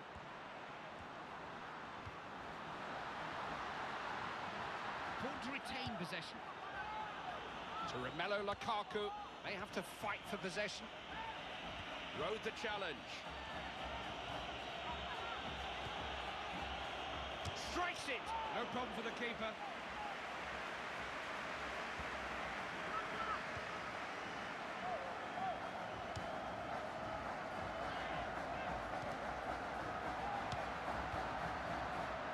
De Bruyne. This is a chance! Keeper's there, still a chance. Well, that's missed by a mile. I mean, full marks for the defence, they made it difficult for him. It was a desperate attempt, really.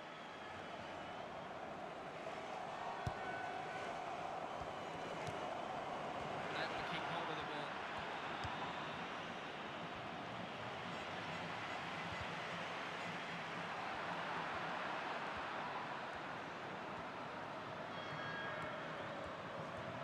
They've got men forward here. Maybe a chance. And the keeper just picks off the cross.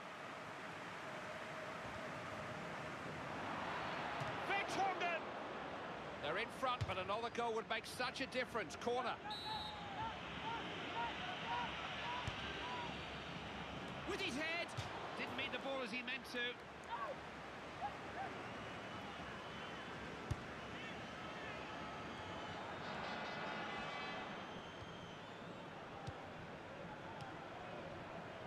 Banega.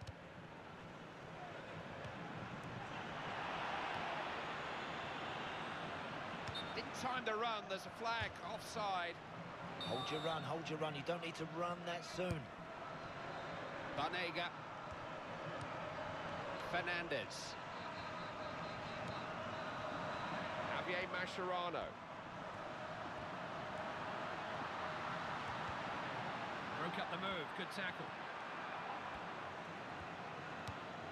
Lukaku.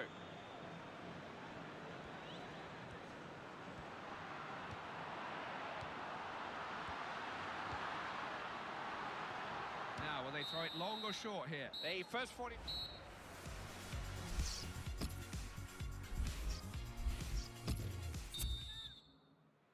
It's Argentina getting us going again. They need to get themselves going here. Banega. Fernandez. Read that well, smart interception. De Bruyne.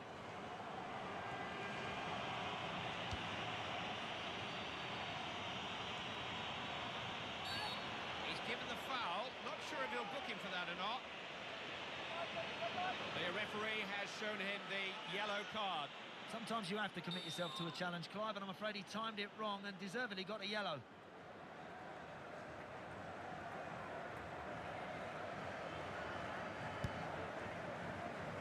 They're on the ball again.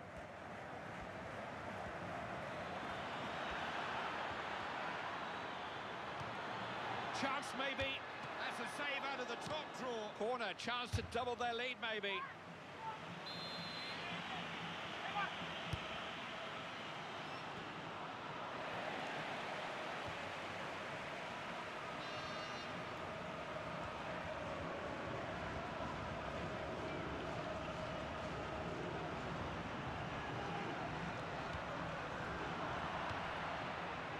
Lukaku.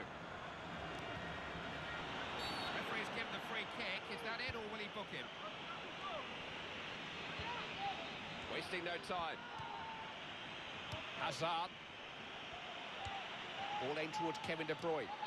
Headed off the danger there. Saw the pass coming.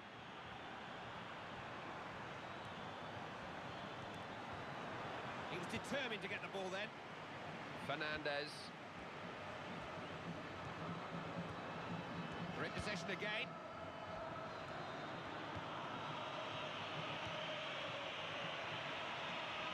a try! He was looking for the top corner, but it went well over. Well, he made his mind up early. He was always going to have a shot from there. Javier Mascherano. De Bruyne. Can't afford to lose the ball like that. Belgium have been awarded a free kick here. Don't know about you, Andy, but I'm really enjoying this. So much to enjoy. Yeah, good tempo to it, Clive. That's the key word here. It really has got a zip about it. Gonzalo Higuain. Argentina on the attack.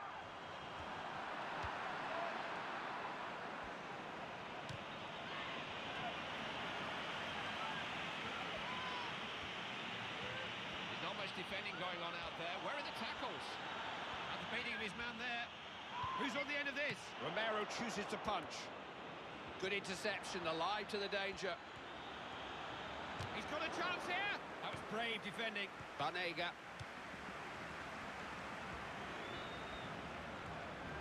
It's a clear chance. Instant reactions.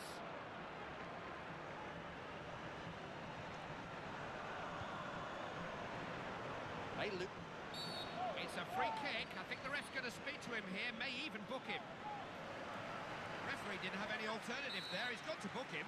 Well, you've got to say that's a bit of a daft challenge, Clive, and he's put his position at risk here. He could make the long walk with another challenge like that. Now Axel Witsel. License flagged, offside. Needed an earlier pass. Oh, that run's too blatant. He's gone far too early.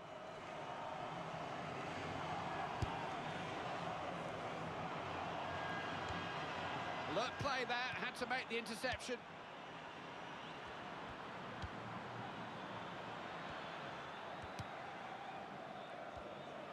Can he get to it? Not a good cross. No problem for the defence. Now what can he do with the ball?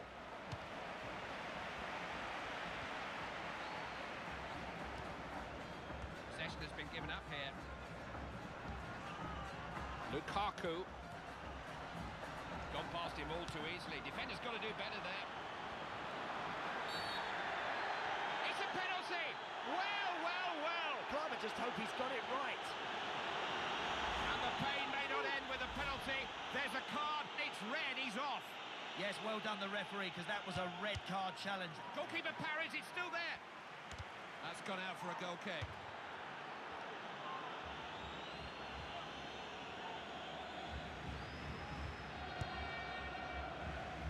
Difficult for either side to really impose themselves for a while now. It's still too close to call.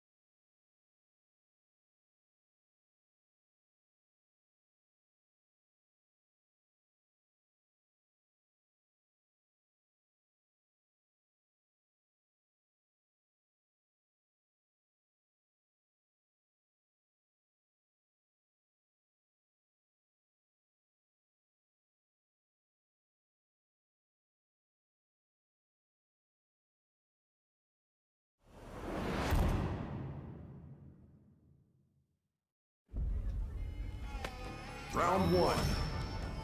Fight! Hadouken! Shoryuken! Hadouken! Hadouken! Shoryuken! Shoryuken! Hadouken! Hadouken! Shoryuken!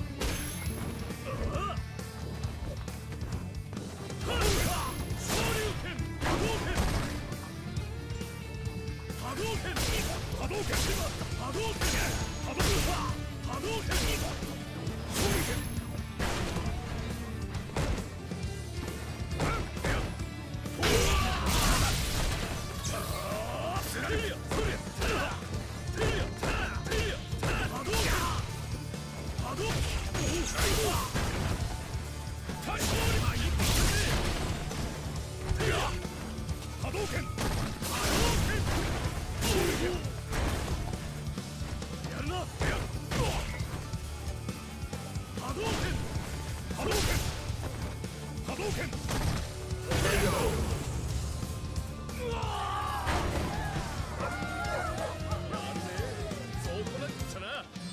Round 2.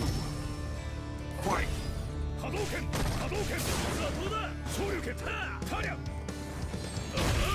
Shoryuken! Shoryuken! Shinku! Hadouken! Hadouken!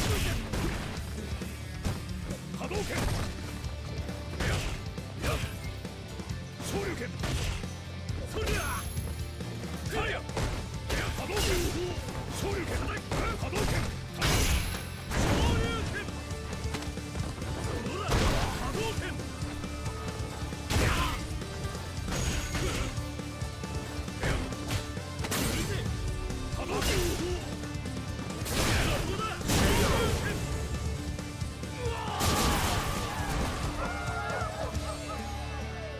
Ken wins.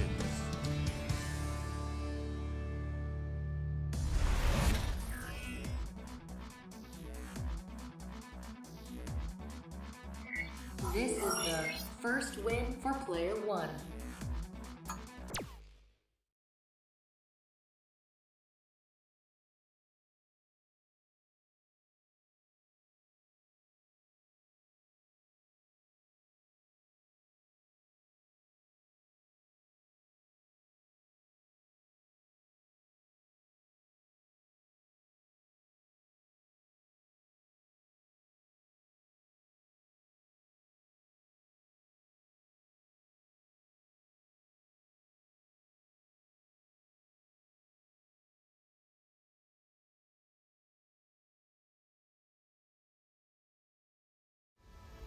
Round 1. Fight!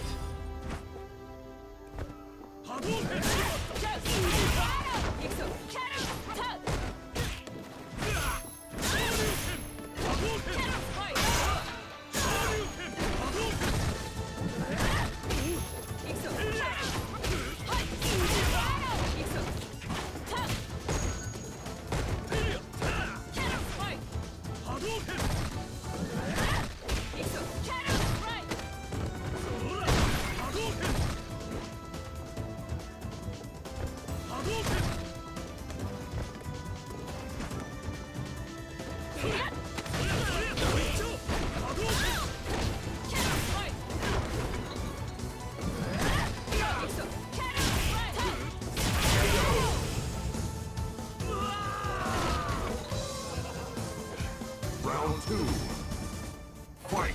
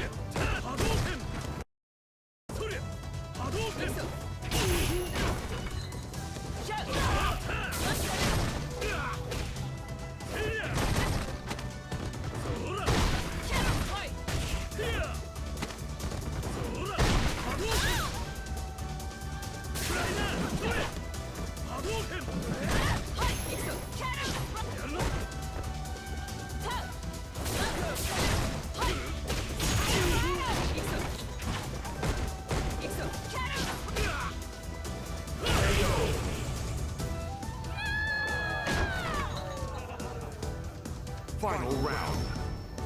Fight!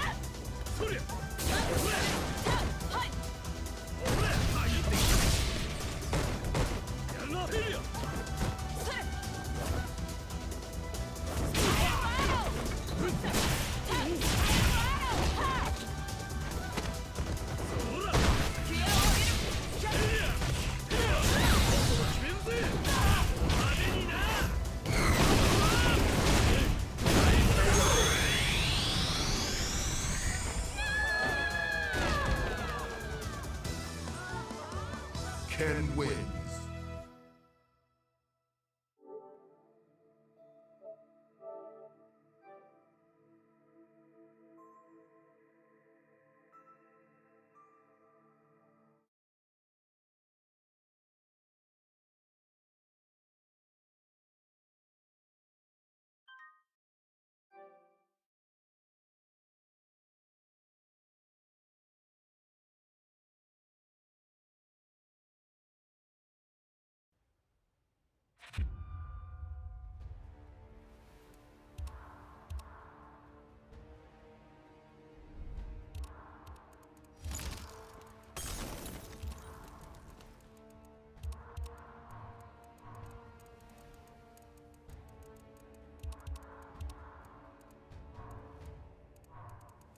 Leatherface.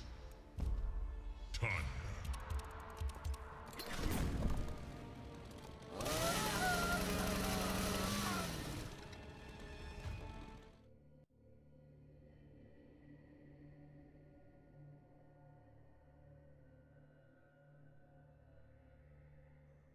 Round 1.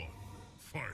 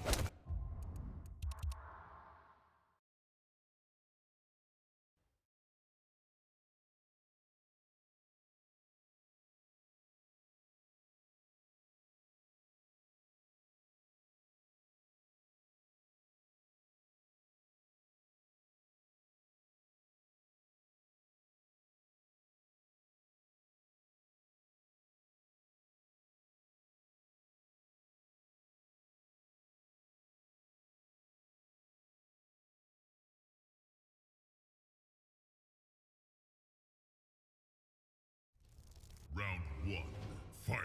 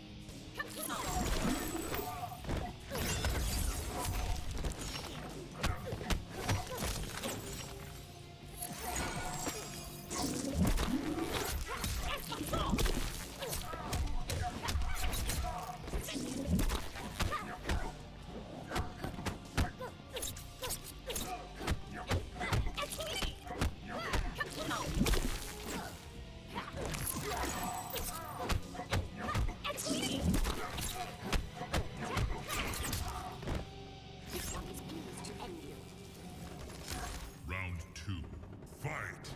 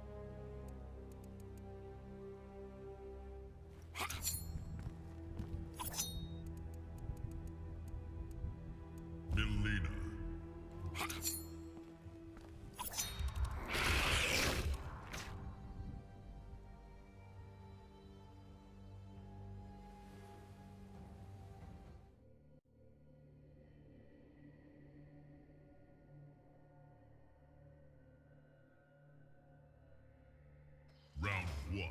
Fight.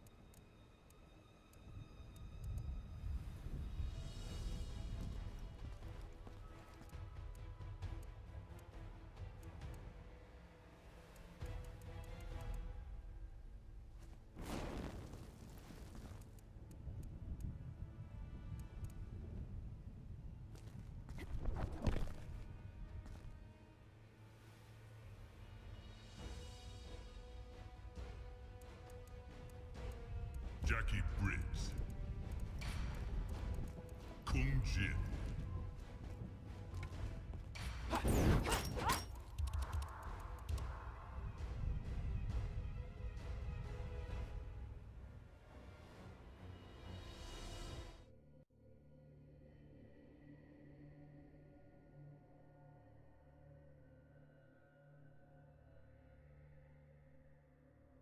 Round 1, fight!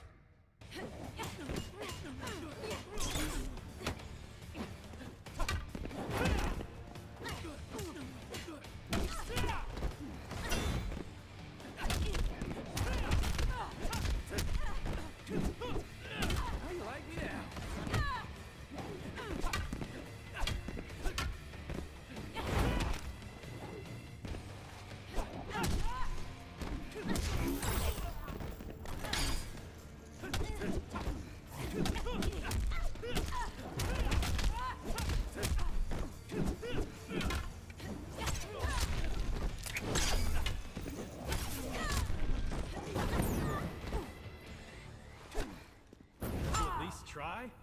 Round 2, fight!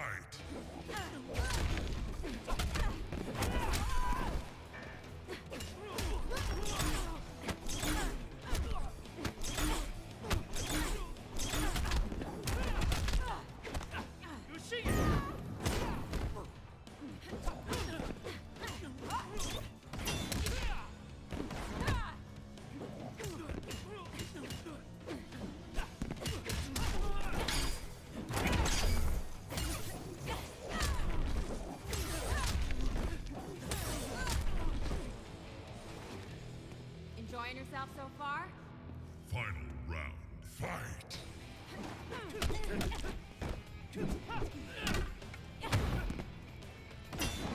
And she's down. I play for keeps.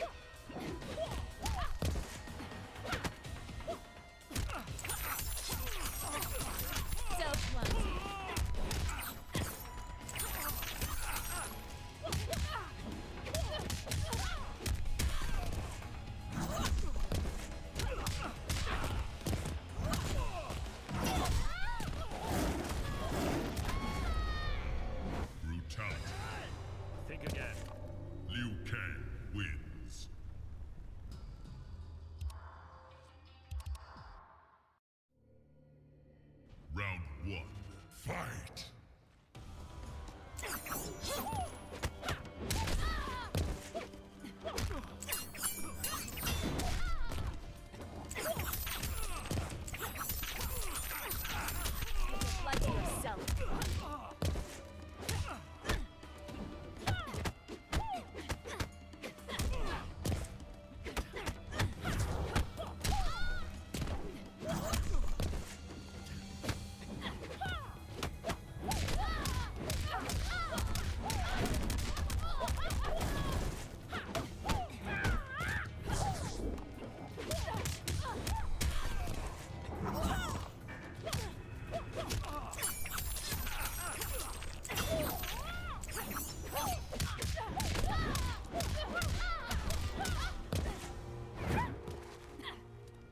Round 2, fight!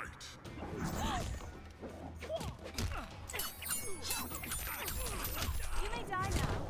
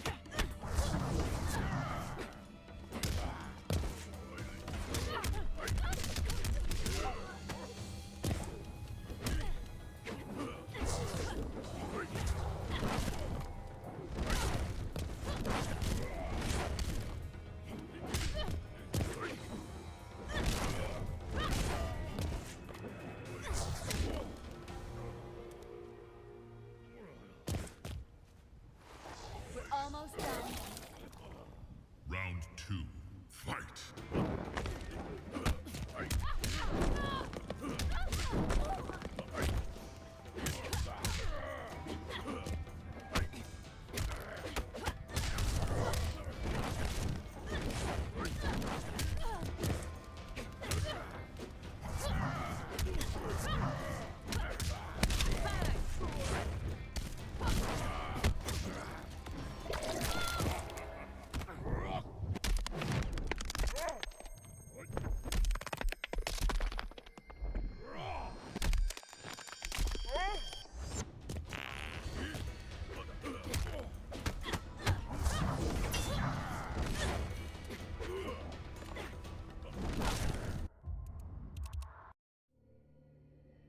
Round 1, fight!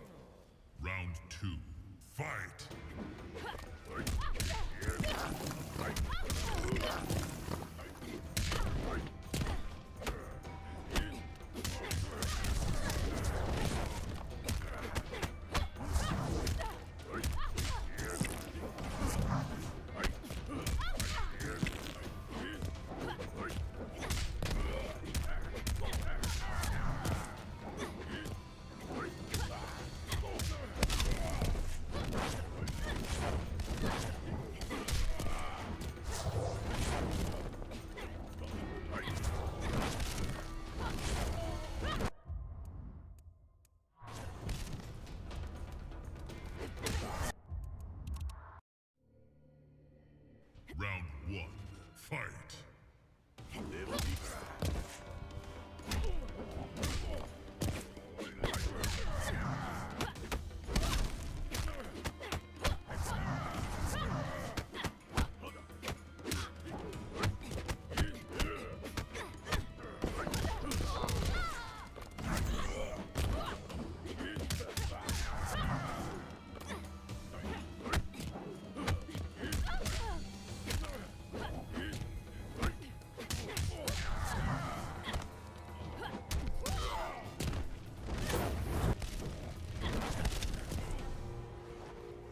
Do not touch me again. Round two.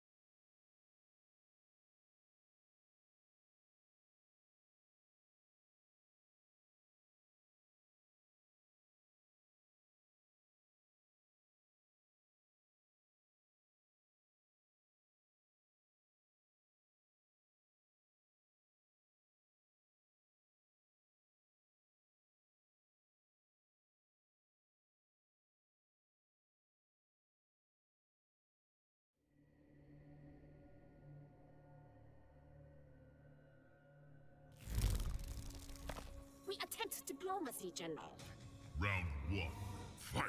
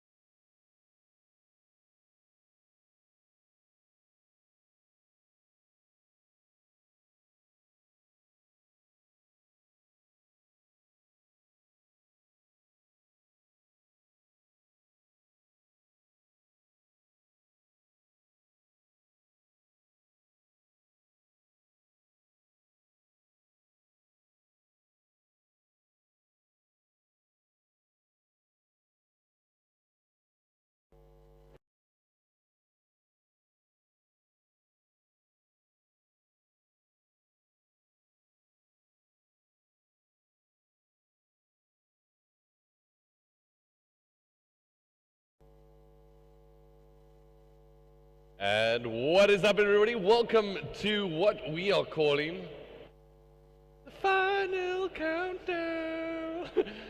What's up, everybody? Welcome to Vinco Gaming taking on High Five. I'm joined by my man, Mr. Tiano himself. This is going to be his last cast for today, so let's see if he can stay with us and keep that action that we saw from the previous game.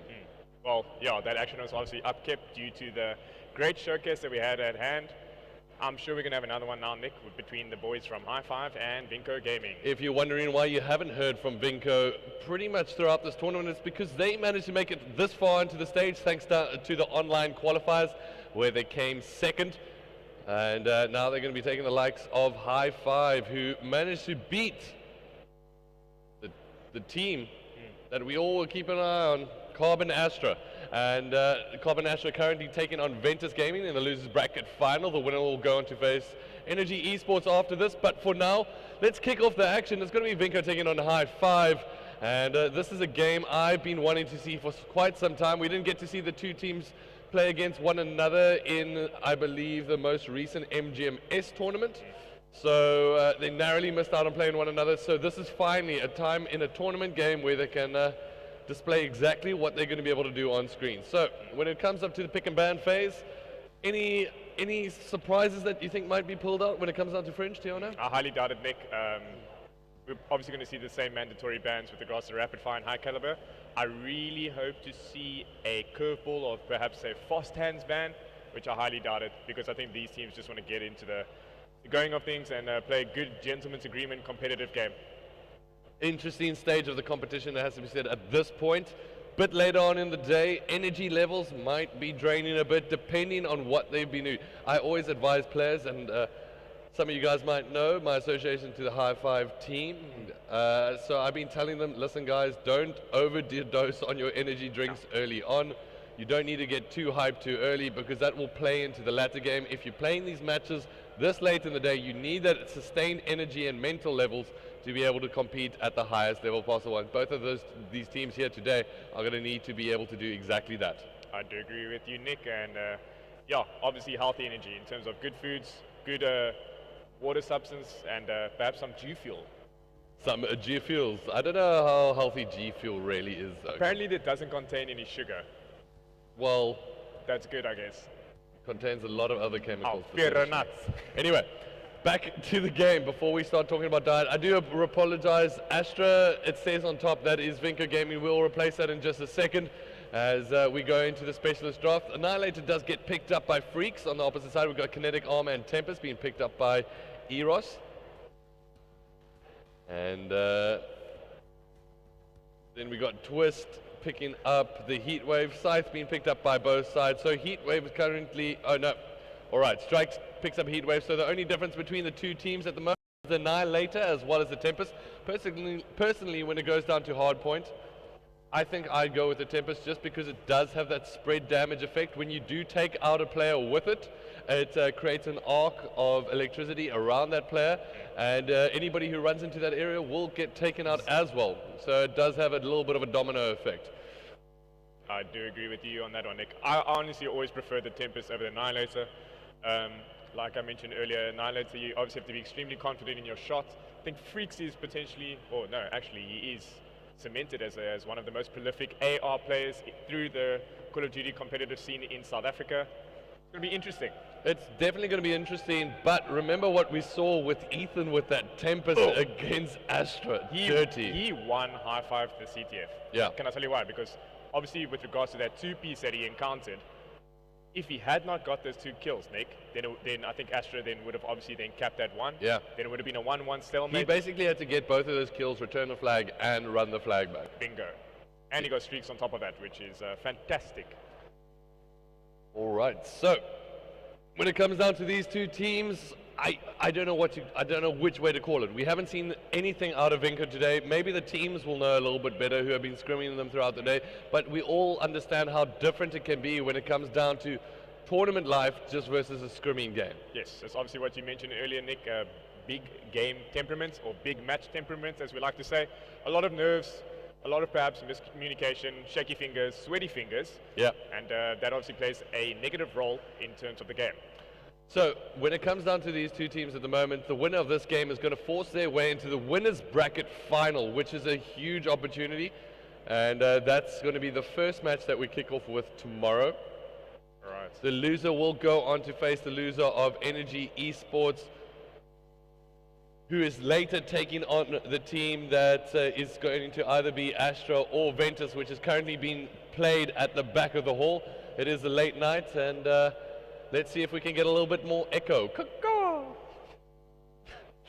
No, just taking a bit of a joke there. Anyway, so back to the action.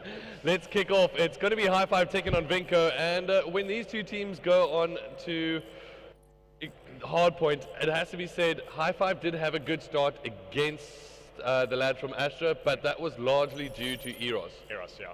And because he managed to pull out that raid.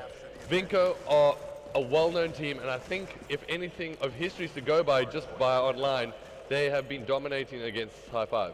They sure have, Nick. However, I do think that we should hop on board with High Five Eros, as he did carry the team throughout their Common Astra series. All right, as just like that, commentator's curse from Tiana. We do apologize, Eros, for that, as it looks like Eros going to run in, and he will get taken out. So Vinco getting control of the hardpoint. Remember, when it comes down to hardpoint, it's all about your rotational play, trying to make sure that you can control every second on the clock that is remaining. 60 seconds in each hardpoint. Each point you get is uncontested, needs to be gained, and will be uncontested if you're gaining points for your squad. So, crossing back to the action, we are on board with Strikes, who does have a VMP in hand. We saw that actually got banned out a bit earlier, and it really played into the hands, I feel, of the High Five guys, if anything. Yeah, it sure did, Nick. Obviously, we saw the introduction of the Weevil and the likes of the Kuda. Obviously, no Vespers, and Pharaoh was at hand. But, yeah, definitely in favor of the boys from High Five with regards to the VMP ban. So far, just taking a look at the kill spread, Mickey's looking quite solid at the moment, 4 and 2. And looking like he's taking to this main stage like an absolute boss. As scores pretty much still tied up as High Five managed to get control. Mickey currently 5 and 2 on a 4 kill streak with 26 seconds in the hill. Does obtain his dart, 50 points off of a lightning strike. And just like that, will be able to earn his lightning strike for his squad. Now just holding the bottom of 10, will get taken out as Era and the High Five boys rush through.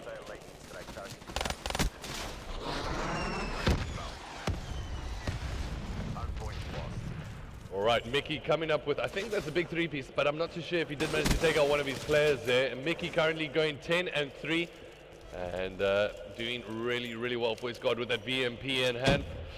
So, Tiana, in your experience, the next hard point is going to move over to, I believe, Grannies? Grannies, yeah. Nick, essentially, if we take a look at the stronghold map per se, the Bunker Hill is correlated, obviously, to the Grannies Hill on Fringe. It's extremely highly contested. There's only 3 entrances, obviously bottom, front window, and back window from Tin. You can hold all 60 points. Yeah, well, they're all very narrow spaces as well, so you essentially funnel yourself in there. Like a bottleneck. Yep, and bottleneck all in 3 of those areas. So you need to make sure that you do a coordinated push with your teammates, either from all 3 areas, or make sure that you actually get a call out exactly where your opposition is. And it looks like High Five have managed to do exactly that. As they jump into the hard point, Strike's going to be able to earn himself a big kill there. And does still have his specialist heat wave in hand. Everyone obviously doing what they need to do with regards to the team. Unfortunately, Dam's just slacking there in the terms of the Vinco department, 5 and 8 with no kill time. I'm not entirely sure what role he's playing, as he is a new player which has been introduced to the Vinco roster. All right, so we can cross over to him in just a second. Let's take a look. He's actually picking up that M8, so I think he's picking up that anchor role, especially seeing as how early he's rotating around. That's true, Nick. Currently 68 in favor of the boys from High Five. They are just accumulating points right now as they do have control of the train. Hard point. As 4 minutes left on the clock, both teams are still within relatively close reach of one another. Only around about 10 points separating the 2 teams. 5 if you can actually count. Unfortunately, I can't too well at this time. But we jump aboard with the lads from Vinco. Mickey does get taken out. So Dan's now with that M8A7 in hand. Will find himself taking a heavy hail of gunfire. Vinco Twist is on 2 kills himself. Let's see what he's going to be able to do here. Finds himself doing some jumping jacks with Eros, and Eros managed to come out on top of that one. Yeah, extremely highly contested game we are witnessing.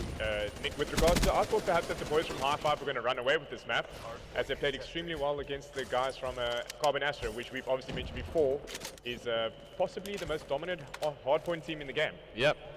And at the moment, it's Vinco. I mean, They really have come together when it comes down to their HP game.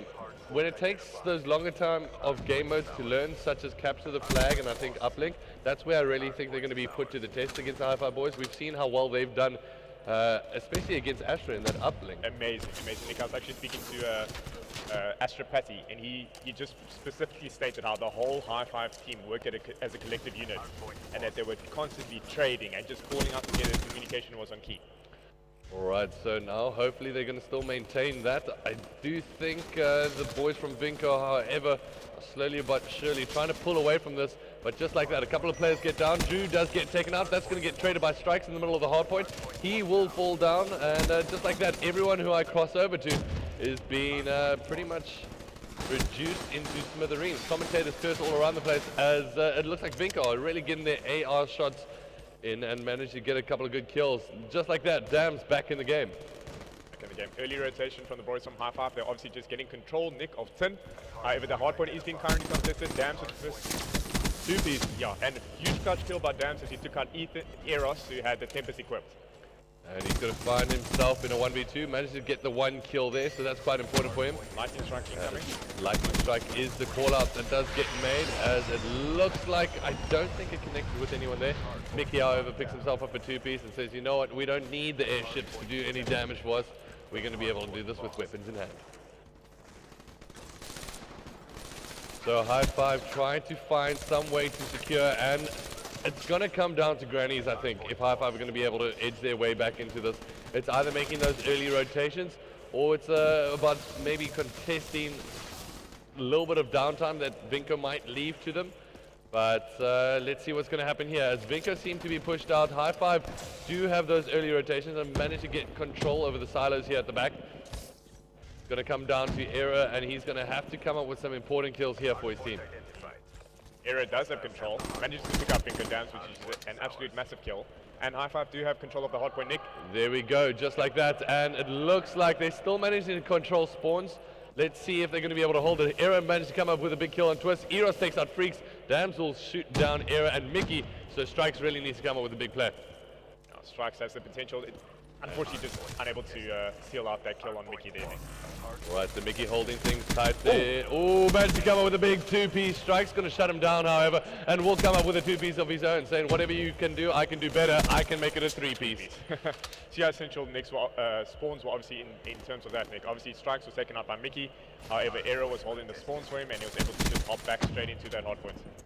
And Strike's doing really well inside the HP at the moment, keeping things defensively tight for his squad. 7 seconds left, and just like that, they turn it into a 28-point game. See, that, I'm not too sure if I agree. Get those last couple of seconds. Yeah. Why not? And potentially, obviously, then get the points in the next one in the hard point instead of taking yourself out. And submachine gun challenging an assault rifle at a range, I don't know. So it looks like 3 players from Hi-Fi inside the hard point. This is going to be a very highly contested one between the two teams. As Eros just narrowly missed some shots, had to try clean them up there. One of those things, just like where if you don't get those initial shots, you think you need to look at your next opponent, but you realize you didn't clean up the kill. It's happened to me a couple of times too, all too often, unfortunately, these days, it seems like. Potential will start there. Obviously, a lot of contestation now on the train hill. Map is highly contested, 166 to 114 in terms of favor from the boys from Vinco Gaming. And Vinco now slowly but surely extending that lead as they seem to be able to gain some kind of control of this railway. And it looks like Eros on this right-hand side putting some shots in, but not really connecting with anyone. Dams is going to be the last one on the hard point, leaving to control all the remaining time. And see, that's what I like from Dams. He kept all of that remaining seconds on the clock. Does have that sight in hand, so that should give him a valuable option to use when it comes down to getting this height control of top barn. That's correct. Currently playing Ring Around the Rosie in top barn, and will he capitalize? Unfortunately, he's not able to do so in Strike, and Era do take 2 Vinco players down. Strike's now finding himself in a difficult situation. Freaks will be able to take him out as Drewski now trying to hold down the hard point, deciding to contest. Not too sure if it was the right decision at that point, but I think he got the call out there from Chris saying that he is one shot. Unfortunately, not being able to connect with enough shots to do enough damage. So Eros will get taken out there, but he does get traded out, so no points really going in favor of any of the teams. Both squads actually separated by only 20 points at the moment, with 1 minute 40 seconds left on the clock. It looks like we have yet another tightly contested hardpoint game. Potentially so, Nick. And we can obviously see a carbon copy of what happened previously in the match with regards to Carbon Astra. There's only one high-five player obviously accumulating all that time, as opposed to the 3 Vinco players assisting in terms of objectives. Yeah. And they're really putting the weight on the shoulders here of Chris, but he's seemingly quite happy to take it. He does take that heat weight to the face and will come up with a double assist, as it looks like his teammates are going to be able to clean up the job, and just like that, high-five managed to get 4 players down. Freaks, however, going to jump in, didn't spawn too far away, as it looks like Era managed to come up with a good 2-piece. Drewski now left as the last man inside the hard point with 30 seconds left on it. He really needs to come up with some big kills. Will he pop that kinetic armor? No, he will get shot from either side. Strikes need to come in. Will be able to pick up a kill of his own. Mickey, however, going to hold things down with kinetic armor in hand. I don't think that was the right move to use it at that point just yet. We know Granny's is coming up. We know how influential that's going to be. And let's see if it pays off for him and his team. Hopefully so, Nick. Obviously, we will not know with regards to Mickey's judgment of when he should have utilized kinetic armor. And here we can see the high-five guys already going on early rotations. Era's going to try and hold things down with the sights. Drewski still has the opportunity to break it with kinetic armor. Okay. Taking a look at the boys from, just in the specialist terms, the lads from high-five really have a lot to work with. Sure, dude, Nick. Obviously, the mini turret of the site just basically mowing down the middle map and holding down the control of Tin. The boys from Electronic Gaming are obviously getting bottlenecked currently with regards to the middle of the map.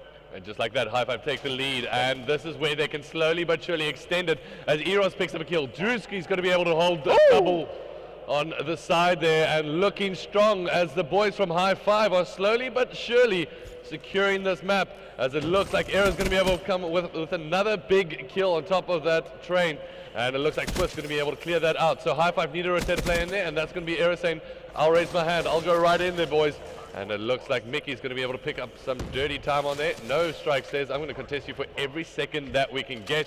I'm trying to hit that 3-minute mark on heal time, which is absolutely huge. It's really close. So Nick, obviously 22 points off of that mark. 3 players down from Vinco. Heat wave in hand. Once again, 3, 4. Huge kills here coming in from high-five. Now only 15 points away. Vinco need to try pull their way through here. Strike does have that. Oh, there we go, and pops it at the perfect time, it has to be said. That being said, Dams does roll through. Will be able to come up with a big 2-piece of his own. And it looks like Era's going to try shut him down. Strikes, however, on the opposite side of things. Needs to come up with a clutch kill. Does exactly that. 43 seconds left on the clock. 10 points separating the two teams. Almost managed to pull off a turn on. Unfortunately for his squad, not going to be able to do that. Looks like Mickey's going to be doing some damage, and they need to fight for every second they can hold this uncontested. At this point, high-five need to contest every second, because as you keep the points ticking in your favor, you're going to stop that clock. That's correct. Obviously, when contestation occurs, no points are awarded to either team. Obviously, the points just diminishes and it rotates to the next hard points. So what is the score difference between these two teams at the moment with 23 seconds? Is that, yeah, high-five looking to extend this, and I believe it is now mathematically impossible. High-five are going to be rolling away with this hard point. I believe, yep. There we go, and just like that, high-five take map number 1 against Vinco Gaming. The game mode we gave in a way to Vinco, we thought they were going to take it. High-five showing exactly how strong they really are. Yeah, I honestly believe that high-five will pull out the victory over Vinco, specifically because of their performance with how they played, obviously, with Carbon Astra. They played really, really well. Taking a look at kills across the board. Twist dropping that 50 bomb. Mickey kills. 47. Dams probably letting them down there. Yeah. Freaks 35. And then taking a look at kills from the high-five guys. Yeah. Almost everyone getting around an average of 40 there. 40 really, really good play from the lads. Amazing. With obviously, let's not forget about Strikes, 2 minutes and 52 seconds in heal time. With 16 defense. 16 defense. Absolutely phenomenal. Does bring up that score of 7,000. So we're going to be crossing over to map number 2. It's going to be Breach, Search and Destroy. We're going to change a couple of things. Obviously get the name Vinco replacing Astra, and change that over to yellow, of course, because they're going to be repping the yellow squad. The bleed yellow, as they like to call it, taking on the high-five army. Let's see what's going to happen. Map number 2, Search and Destroy. We'll be with you guys in just a second.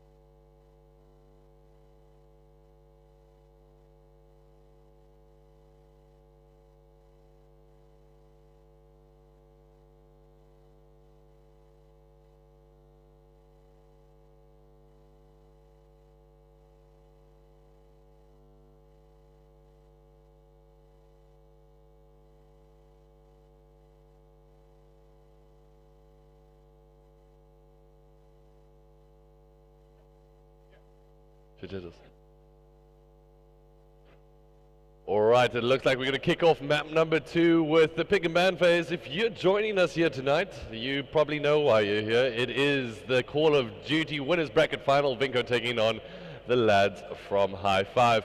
So, see, we managed to keep to our promises. We made Vinco go on the left-hand side. We gave them a little yellow logo there as well. So, taking a look at the pick and bans, Afterburner does get protected by Mickey. I'm intrigued why they keep on protecting the Afterburner. I think they're worried about the High Five banning it. But would High Five really ban it again? I'm not too sure. I don't know. But what I have seen from the Vinco guys, if anything, is I see they use that Afterburner really, really effectively. They do. Especially war runs, they like to go around the map sometimes. That being said, this is Search and Destroy, this is an uplink or CTF where we might see that a bit more frequently. So, not too sure about the ban at the moment, but taking a look, Smokescreen does get banned by Vinco. High Five, probably known as one of the only teams that still use a lot of smokes. Perhaps insane as well, because those guys are highly technical when it comes to Search and Destroy, Nick. I think they were probably one of the dominant S&D teams throughout the whole Call of Duty scene. saga. Yeah, they've been one of the top performing teams in South Africa. Today, maybe lackluster, but they managed to fall down in the losers bracket final. Taking a look at Drewski going with overdrive almost immediately. There's a shock. Running shoes on, Usain Bolt in Call of Duty. Let's go. Alright, so kinetic armor, heat wave, active camo, pretty much standard. On the other side of things, we've got psychosis and active camo. We've seen those all before today. Any surprises out of the last two? No, not really. Psychosis and heat wave will get picked up. So when it comes down to Search and Destroy, there's one thing I can say.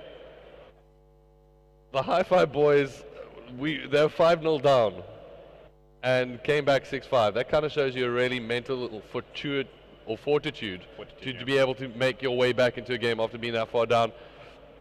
That's got to play into their favor, just going into confidence-wise when it goes into Search and Destroy. That being said, Vinco, I've seen these guys play before, and the fact that I don't think Overkill was banned, we might see some sniper rifle play from Mickey, which gets me excited. I think it gets a lot of people excited. The last time I watched him with a sniper rifle, I had to leave the room. Oh. I just ran. I was down the street, and then people just saw me running past their houses, and I was ah! After that top shot, that it fails to not get any more mention. Like, it always gets mentioned every tournament, what he managed to pull off there against Energy Esports. Yeah, it definitely deserves credit where it's due. It was a dirty snipe. Dirty snipes. Are we going to see a bit more of them today? Well, let's hope so. I actually like to I like to see the sniper rifle pulled out when it comes down to breach, search, and destroy. You've obviously got those portaloos on the right-hand side you can jump on top of and take out a player from the opposite side. You've also got top AC, where you can take out a couple of players. And when it comes down to S&D on breach, which bomb site do you favor? Not myself personally, but I think the whole of the community and that of the competitive Call of Duty South Africa around the world as well. I would have to go with B bomb sites. Yeah. Reason being is that you obviously obtain a lot of head glitches. A bomb site is extremely open, Nick. I mean, you're vulnerable from numerous sides. You got obviously the mid map, and then that of Palace. Even when planting, you're not totally secluded and protected by the bomb itself. Where B, you do have that sense of protection. Yeah. Obviously not from nades and Semtexes. So, when it comes down to the attacking or defensive side, do you think when it comes down to breach that what I've noticed in the past is, if anything, attacking is not a bad thing on breach, because your lines are spread so thin, allows you to gain control over that side of the map quite easily, as the sides are quite closed off due to those wall runs. So, if anything, I think this is a more attacking map than I'd say most search and destroys.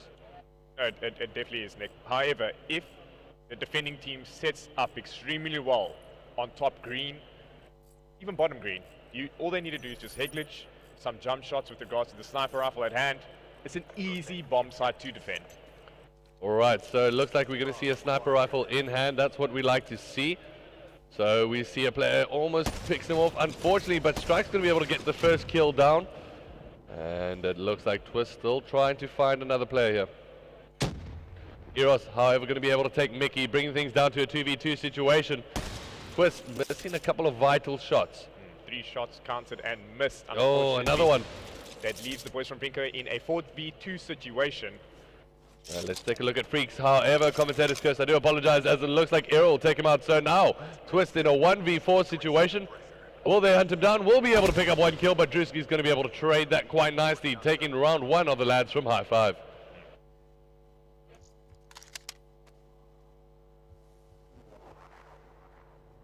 Some good shots being put down there by Drew, managed to pick him off.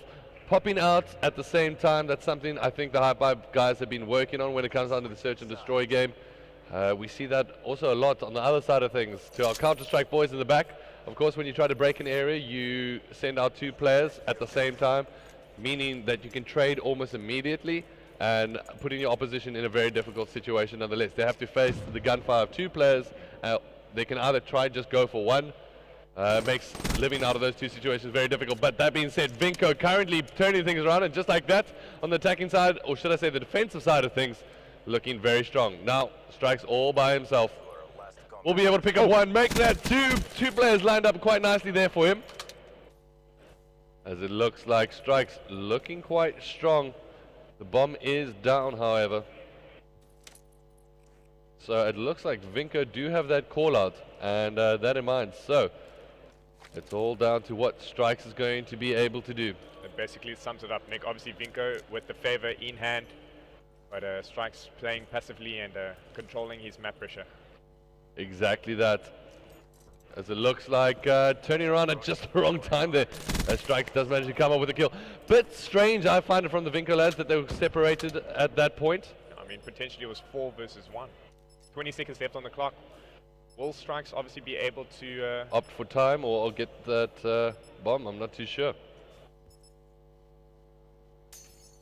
Let's see what's going to happen between both of these teams.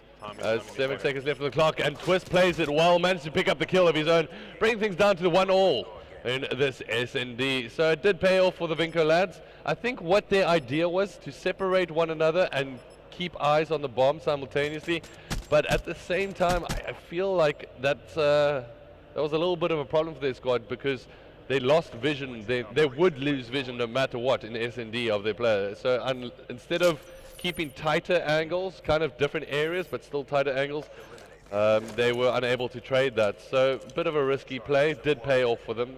Yeah, it must be said, the boys from High Five, Nick, they obviously do that back-to-back extremely well. Vinco Freaks taking out High Five Drewski, leaving them in the favor of a man up. Make that 2 men up as it's a 2v4 situation, as it looks like Mickey comes up with a kill of his own. So Chris in an all too familiar situation of being on his lonesome. Shots were fired, he obviously revealed his position. Oh, and turns around and Mickey says, you see this hand? Say hello to my little friend. As he puts it right into the face of Strikes. 2-1 currently in favor of Vinco. And just going to give him a double beatdown. Didn't he? No animation for the second, just fall down. That's what I call a psychological kill. Alright, so Twist on defense with that sniper in hand. Taking a look at the High Five boys. I actually want to stay with... Okay, no, Twist changeover. So let's cross over once again to the High Five boys, see what they're going to be able to do here. Interesting push. We obviously mentioned with regards to the protection previously. Let's see how they're able to pan this one out. As it looks like Vinco managed to spot one of the players. And Mickey just holding out the fort there. As Eros picks up a kill, manages to bring things back to a 3v3. Oh, big shot being put on by Era, but decides to back out. As we're currently on board with Eros, as he needs to try pull off something here. The lads from High Five trying to push forward. Twist comes up with a big kill. This is going to be Era, and he needs to do exactly that, as he does manage to come up with a big kill of his own. 2v2 situation. Very tight round of search and destroy in this round 4 here. A lot of hesitation, obviously, as we can see, with regards to the 2 specific teams at hand. It looks like they're just trying to keep eyes on bomb. They have been spotted out. Strikes now going to find himself in a difficult situation. Will be able to come out on top of their gunfight. And it looks like Twist comes up with a kill. Era's going to be able to trade it. And just like that, High Five take round number 4, bringing things to 2-all.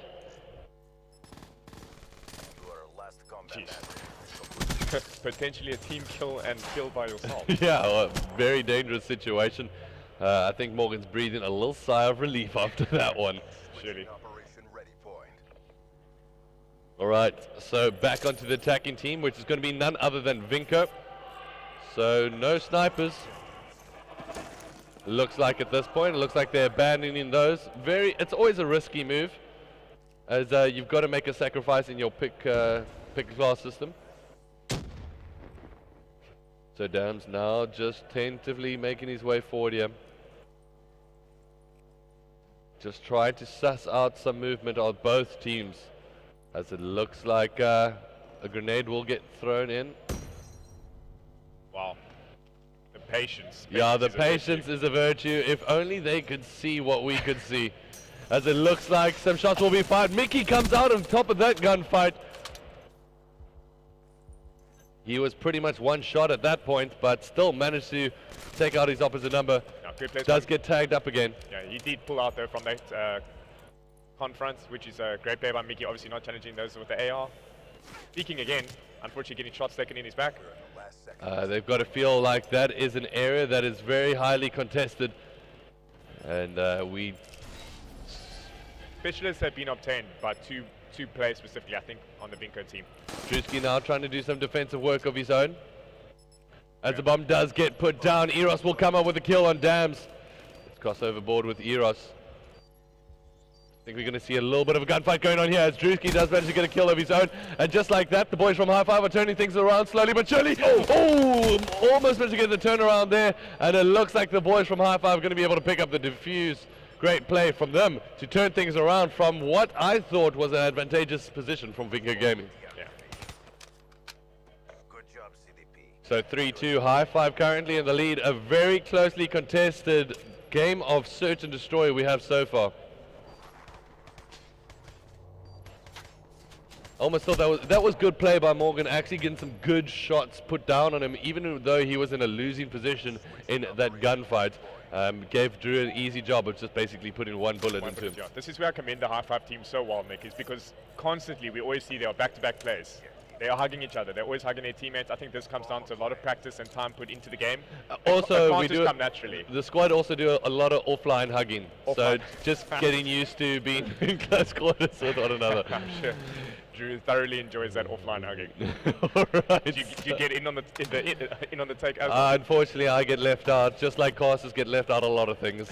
We unfortunately don't get to play the game either. So, crossing back to the action, we're on board with Drewski. Currently a 3v3 situation as Strikes has been taken down, and on the opposite side of things, so has Freaks. Oh, Drewski's going to take some damage, does manage to duck his way out of that situation. He's extremely fortunate, however, once again, passive play. A lot of passive play from both of these squads. It looks like if anybody's going to be able to spot someone coming through, this is the man we need to watch. He's got to make a big play. I'm not too sure if he realizes it at this point, as it looks like players are rushing through. We'll be able to get one. And ducks his way out of that one. Will he rock his way through? Picks up two. Wow. Drewski now in a 1v3 situation. Managed to take out one of his own.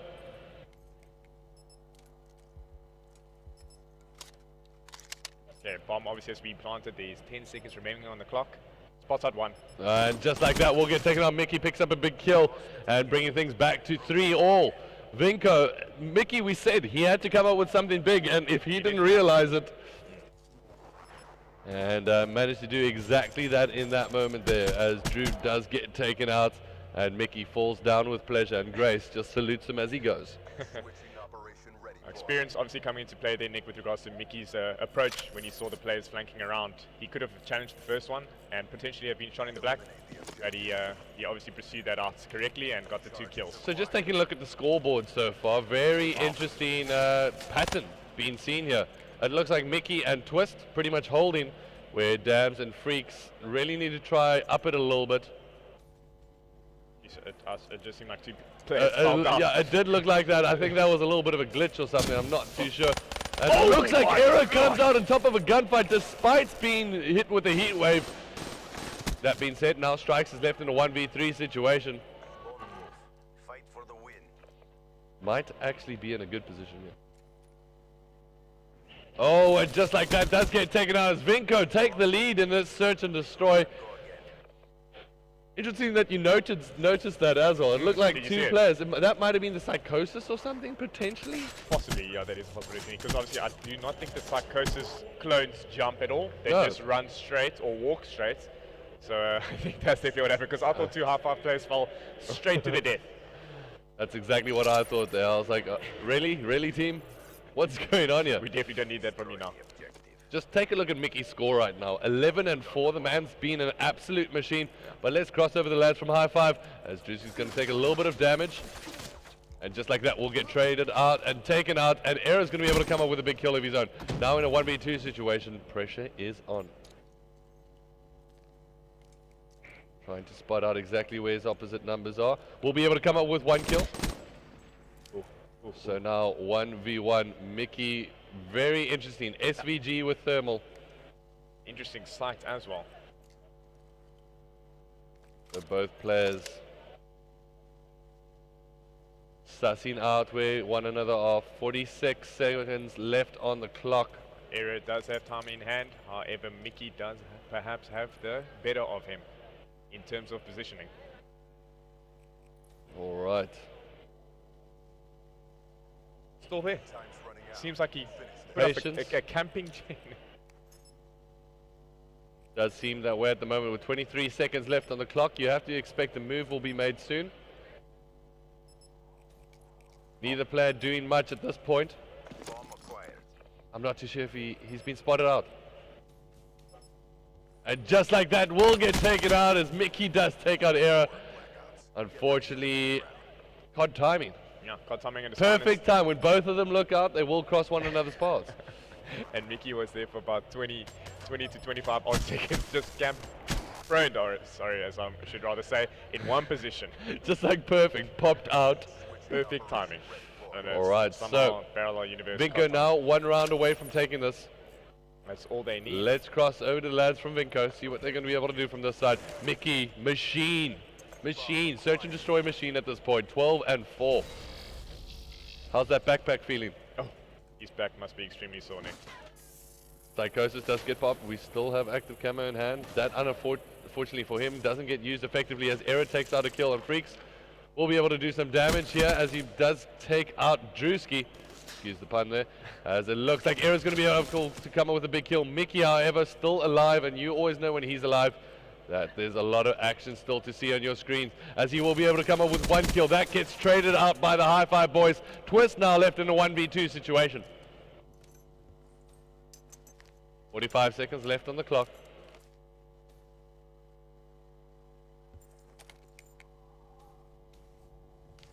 Slowly but surely trying to find a way in here. As he will put some shots fired, and just like that, High Five playing such a bait move. Really, really well played from the High Five boys, popping out and using cover quite effectively. And that's what I like to see. That's exactly just gave out the call out, let your teammate take it, and then we'll both challenge him at the same time. Eros provides a distraction, and that is textbook, ladies and gentlemen, how to play a 2v1 once a player gives his position up. That's exactly how you call it, Nick, with regards to how you mentioned the CSGO players mentioned it. Obviously, you in the favor, you have the man advantage. Pop outs, if one does get taken out, surely that the other player will be able to trade him off. Yeah, absolutely. So we jump on board with Eros at the moment. He's going to get himself into a good position potentially here. Does work his way forward. And what is he going to be able to do here? Will be able to take out Mickey. So that's a big kill for him and his squad, bringing things down to a 3v3 situation. Boys from Bink currently spread out quite far from one another, Nick. Yeah. I'm not entirely sure if that's exactly what they want to do. Perhaps it could work in their favor. Could work in the favor, and it looks like it just might, as Twist managed to come up with a big kill. We on board with Era at the moment. And it looks like, let's check out exactly what's going to happen here from Eros' position. Finds himself in exactly that, gets himself into a good position. Era will get the bomb plant down for the first time as we see the players. Such a clinical kill, such a clinical kill. It really has to say, listen, bro, I'm going to just go for it and see exactly what happens. And that's exactly what he managed to do there. As, ooh, checks out. And it looks like Era's going to find himself in a difficult situation. 23 seconds left on the clock. You are our last combat asset. Complete the mission. Ooh, comes up with a big kill, and Vinco are going to be able to roll out the search and destroy map number 2 team. As it looks like we're going to be crossing over to map number 3. A big round of applause, especially for Mickey. The man's been an absolute monster. 13 and 6. Double positive, sorry, +1. Dams and Freaks lagging behind a bit. Their twists as well. You've got to be giving credit to him. Yep. It's not too easy to drop 10 kills when it comes down to S&D. And on the other side of things, Era really doing well for his squad. 10 kills for himself. So we're going to be crossing over to map number 3 in just a second. There's going to be some good old uplink action. So hold tight, ladies and gentlemen, as we get that set up. We'll be back with you in just a bit.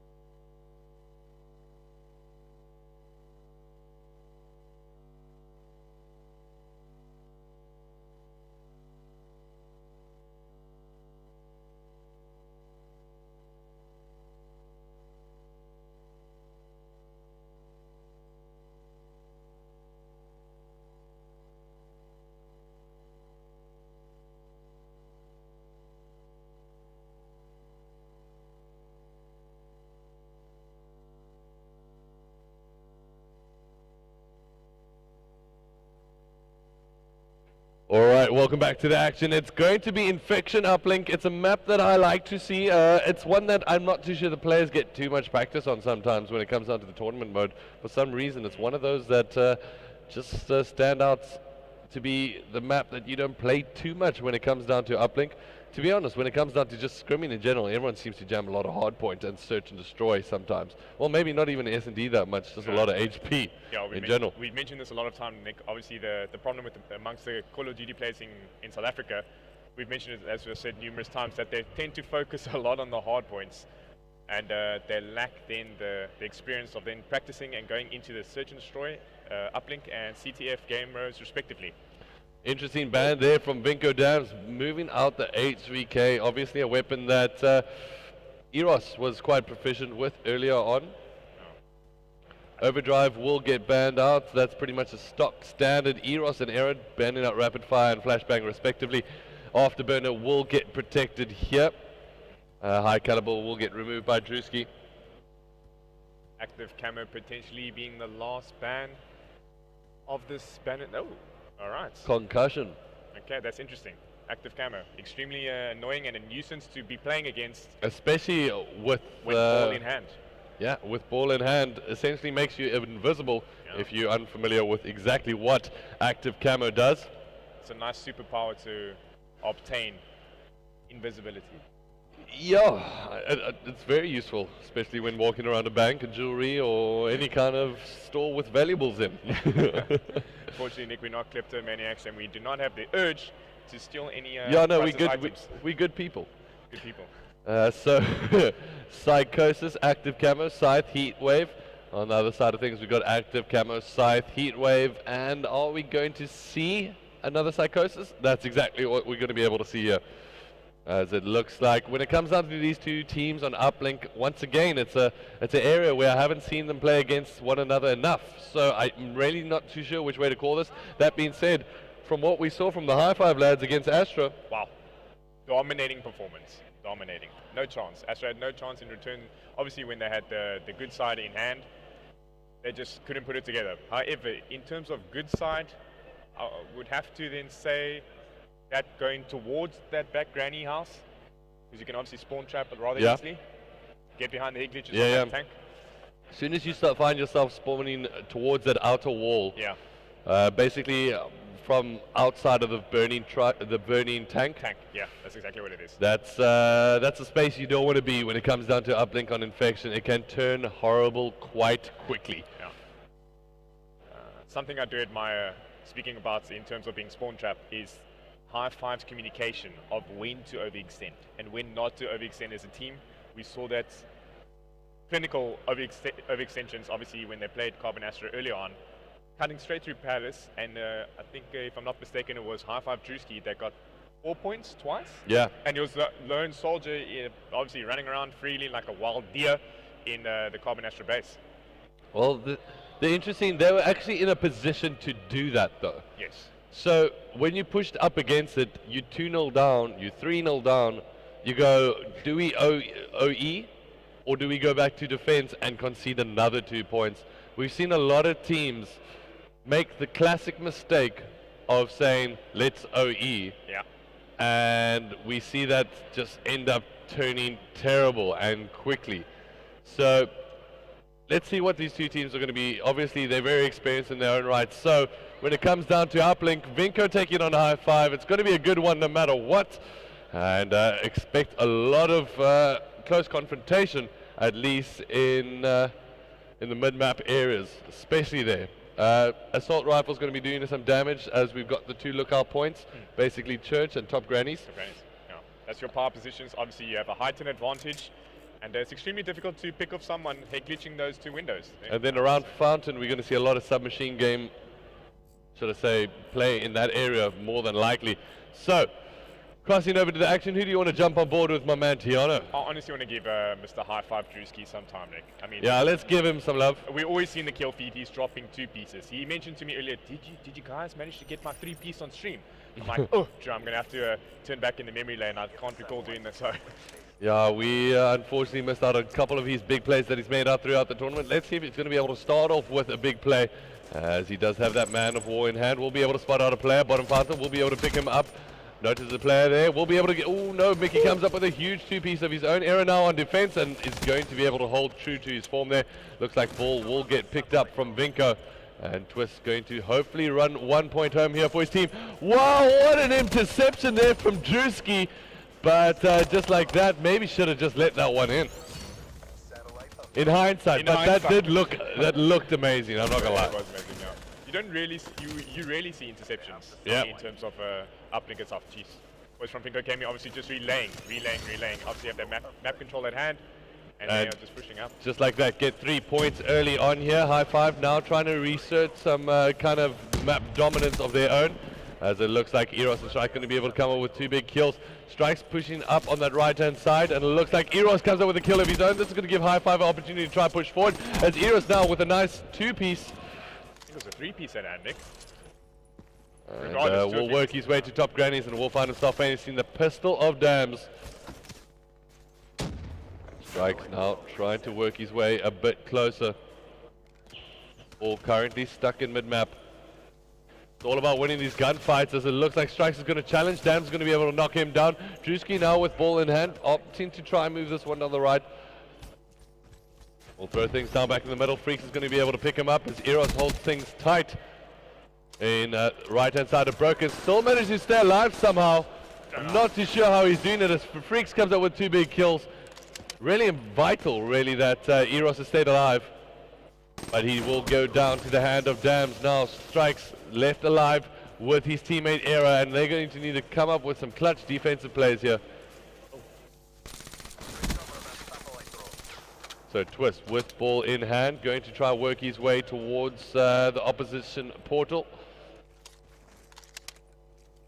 Mickey now runs this one back. Coming back towards mid-map as Eros gonna try to hold this one tight. Trying to spot out the player with active camo, just missing left, right and center, just like that. 5-0 lead in favor of the boys from Vinco. Eero trying to come up with 2 kills.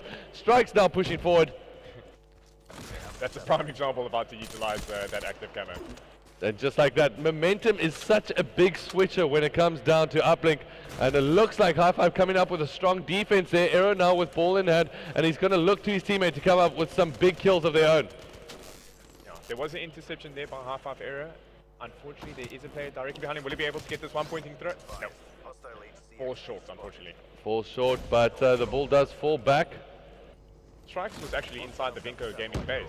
He managed to pick up the ball, however it was taken out before he could even throw or get that 2-pointing dunk. Alright, so Mickey now working his way up. The ball does get thrown, and so does the smoke grenade. This might be the vital time for them, but just like that, 3 players get taken down. Mickey will drop the ball, and that will get reset into the middle of the map. Eros now with the HCXD in hand. What is he going to be able to do with it? He's going to race his way over to his opposite number. Will be able to take out Twist. Drewski now with ball in hand. Eros comes up with a big kill. Drewski now needs to make his way forward and try to secure something for his squad. Will he go for the 2-piece? Yeah, I mean the 2-pointer. Yeah, that's exactly what he does. And now High Five with the opportunity to try push forward. Okay, boys from Vinco Gaming obviously doing that OE extension, what we just mentioned. Eros comes up with a big kill. 2 players down here from Vinco. And this is going to give High Five an opportunity to try and get back into the game. I think they are on the front foot, Nick. They do have enough numbers inside of the Vinco Gaming base. And just like that, active camo does get used, and High Five back in it, as looks like Drewski trying to hold down Spawns. Oh, Psychosis, and a big kill from him. Woo. And Strikes now working his way forward. Really good play here from the High Five boys, working together quite well. Eros now getting so close to try and get another 2-pointer for his team, and just like that, High Five turn around the game and take the lead. Goodbye, and you fall off the map, good sir. As Twist now falling down to his death, as it looks like Eros trying to hold things down in the middle of the map. HCXD does get pulled up by Strikes, trying to pull off something here, as it looks like he will get that fall down, as it looks like Eros, not too sure. Oh, what a 3-piece with the HCXD! Sit down! As it looks like, wow, Vinco trying to push out now, out of spawn. What a play! We witnessed it. 2-piece early on with regards to the HCXD being utilized, but the 3-piece? I have not seen a 3-piece HCXD. Put that on your top 5 plays. Put that in your CV. Yeah, I'd put that on my CV. I'd put it on my CV as well. As an accountant, I would. 3-piece. Guys, just take this as the 3-piece with the HCXD. Mad skills being shown from the High Five guys. I really thought they were facing a really big shift of momentum against them, but once again we see exactly how they can come back from losing positions. In the space of 45 seconds, I think they were able to turn around that, just get the momentum pushing forward. Currently 6-5 in favor of the boys from High Five. Did not see that coming going into half time. Definitely not. As Freaks picks up the opening kill, gonna give them the opportunity to try push forward. See Vinco Twist lacking in the lane department. Nick, I mean, he's such a prolific figure when it comes to dropping those numbers. Just obviously facing quite a big challenge as Twist at the moment, as Mickey does have the ball with active camo in hand. Will be able to run this one, looking to go for the 2-pointer. That being said, he does get taken out. Map control now falling in favor of High Five as 3 players go down in quick succession, as they need to try push forward now. And player does get spotted, does get tagged up with the grenade.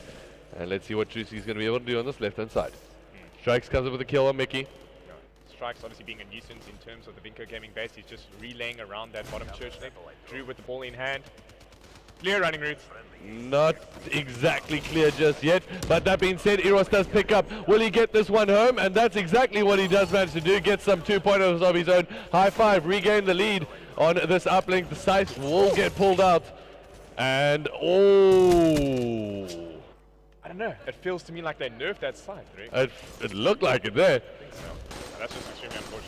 As it looks like Vinco managed to come up with some big kills. Now High Five put it on the defensive side of things as Vinco run up with 3 players in mid-map. 1 will fall down, and just like that, Mickey tries to trade that one out. Mickey now trying to push his way towards the ball. Will he be able to pick it up? Does exactly that. Finds himself trying to work his way towards the ball, or should I say the portal, and will fall down. Eros now with ball in hand will go for the reset. As High Five just look to regain control here and bring things down to a little bit of a calmer situation. Electronic Gaming currently in with regards to map position of middle map. However, there is a little sneaky High Five striker on the flank. I love the way this guy plays. It's so entertaining to watch him, especially with regards to his flanking and his camping around corners. Just does make himself that needle in the side of the opposition. Will be able to come up with, almost a two-piece there. Eros now working his way up on this left-hand side. Does realize that the ball has been dropped in front of bottom broken. Will spot out the player. Just waits that out and gets the kill.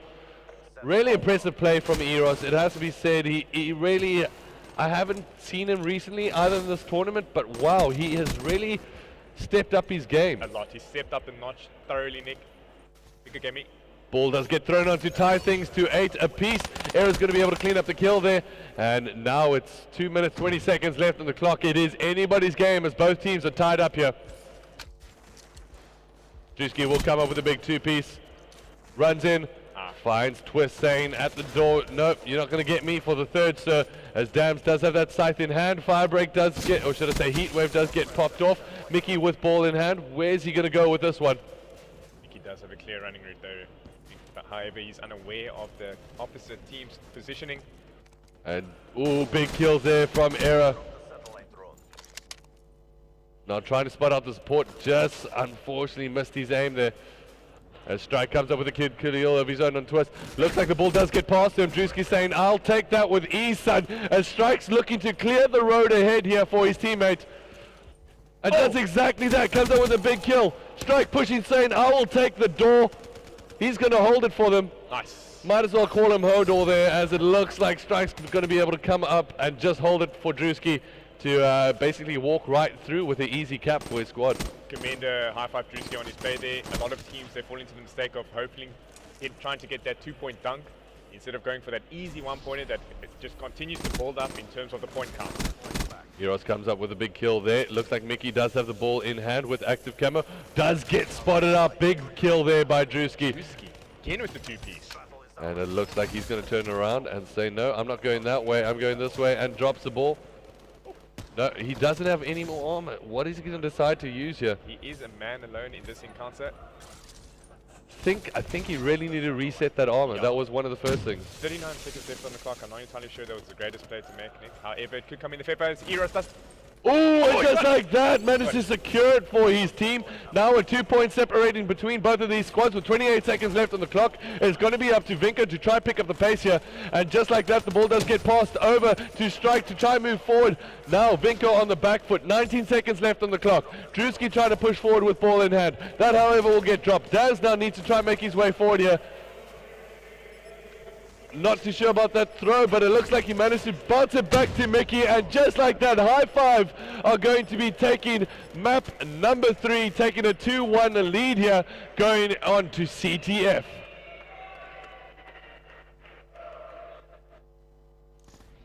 What a game from the lads from High Five. 5-0 down when you thought it was all for loss. Turned things around in the first half. And then in the second half, very hotly contested between both of these teams. Really some telling captures and telling kills. Strikes when he ran through there for Drewski. He was also, Drewski was pretty happy that he passed the ball to him. He was like, I'll take that. Remember, if that got reset and he didn't make that throw to Drewski, we might have seen a completely different ball game. Still stuck at 8-8. We might have gone into overtime. But for now, it looks like we're going to be crossing over to good old CTF action, as we're going to kick off and get that game set up. We'll be back with you in just a second.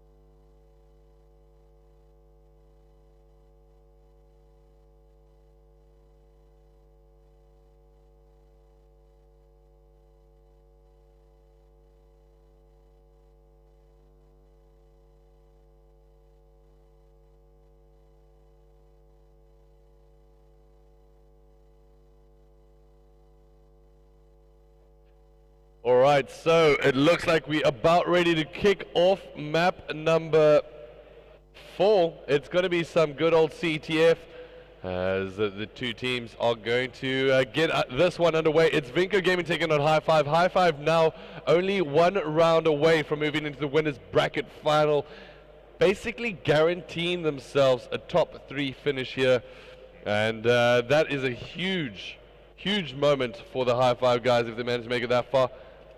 That being said, when it comes down to Vinco Gaming, they try to do exactly that as well and are not going to step down without a fight.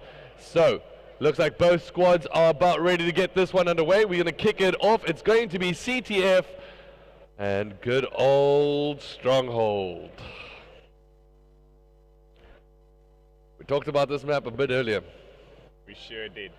And we actually saw the High Five guys play this a bit earlier. I would like to say that they dominated the map. Well, it came down to those clutch kills, which we did mention. I mean, Astro were right there or thereabout. But what they did manage to pull off was a huge amount. They showed a lot of tenacity, and they also showed a lot of basically BMT. It's what we called about earlier, big match temperament, and coming out of those big moments.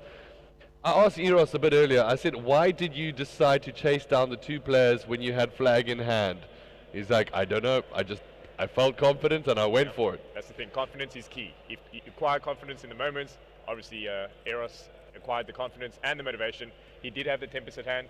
It is a shaky maneuver, Nick, in terms of, you've only got that one shot coming beam out of there. Exactly. Therefore, after you have the recharge rates of the lightning strike, so coming up with the 2 pieces there, his task was made more difficult by the fire rate is so slow with the Tempest. Very slow. So taking a look at these 2 teams, nothing really surprising there when it came down to the pick and bans. Now when it goes to the specialist draft, let's see what's going to be able to come out. Was Overdrive banned out there?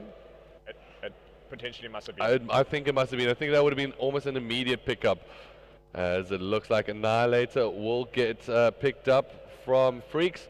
Dams is going to be picking up the scythe in his hand, as so is Errors, as Tempest will get picked up by Eros. He's not going to drop that gun anytime soon, is he? No, if there definitely is one player throughout the specific teams, Nick, that I would feel comfortable controlling that Tempest, I would have to say, once again, High Five Errors.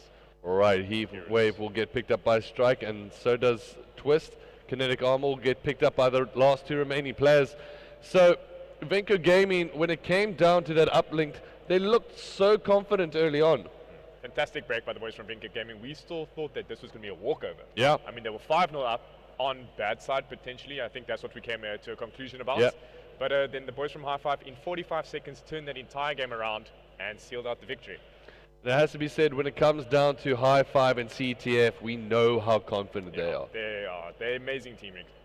Obviously experienced, like we mentioned, strategic, tactical. They just know how to push up as a collective unit. I love watching them play. And one of the things with CTF, your trading is also quite important, as well as your map dominance and knowing when to push. But the thing is, what we've seen from the High Five guys, when it comes down to search and destroy, as well as uplink, they've been trading so well. Every game mode trading is obviously essential, Nick. Yeah. With regards to hard point straight, S&D, uplink, and your CTF trading is always essential. But the High Five guys have just been doing such a great showcase and example of it today. Yeah. Especially on stream that we've casted. Alright, so it looks like we're going to get this map loaded up soon as the teams change up their score streaks. Do you think we're going to be able to see that Cerberus? Because that, I think, is a game changer when it comes down to CTF. You put it in a lane, or you put it by a flag, and you just say, you know what, we don't even need to watch that side of the map anymore. It's a 5th player, essentially. Yeah. It's an automated artificial intelligence, little machine robot busy maneuvering around the map with a huge turret attached to it. I think two turrets on either arm.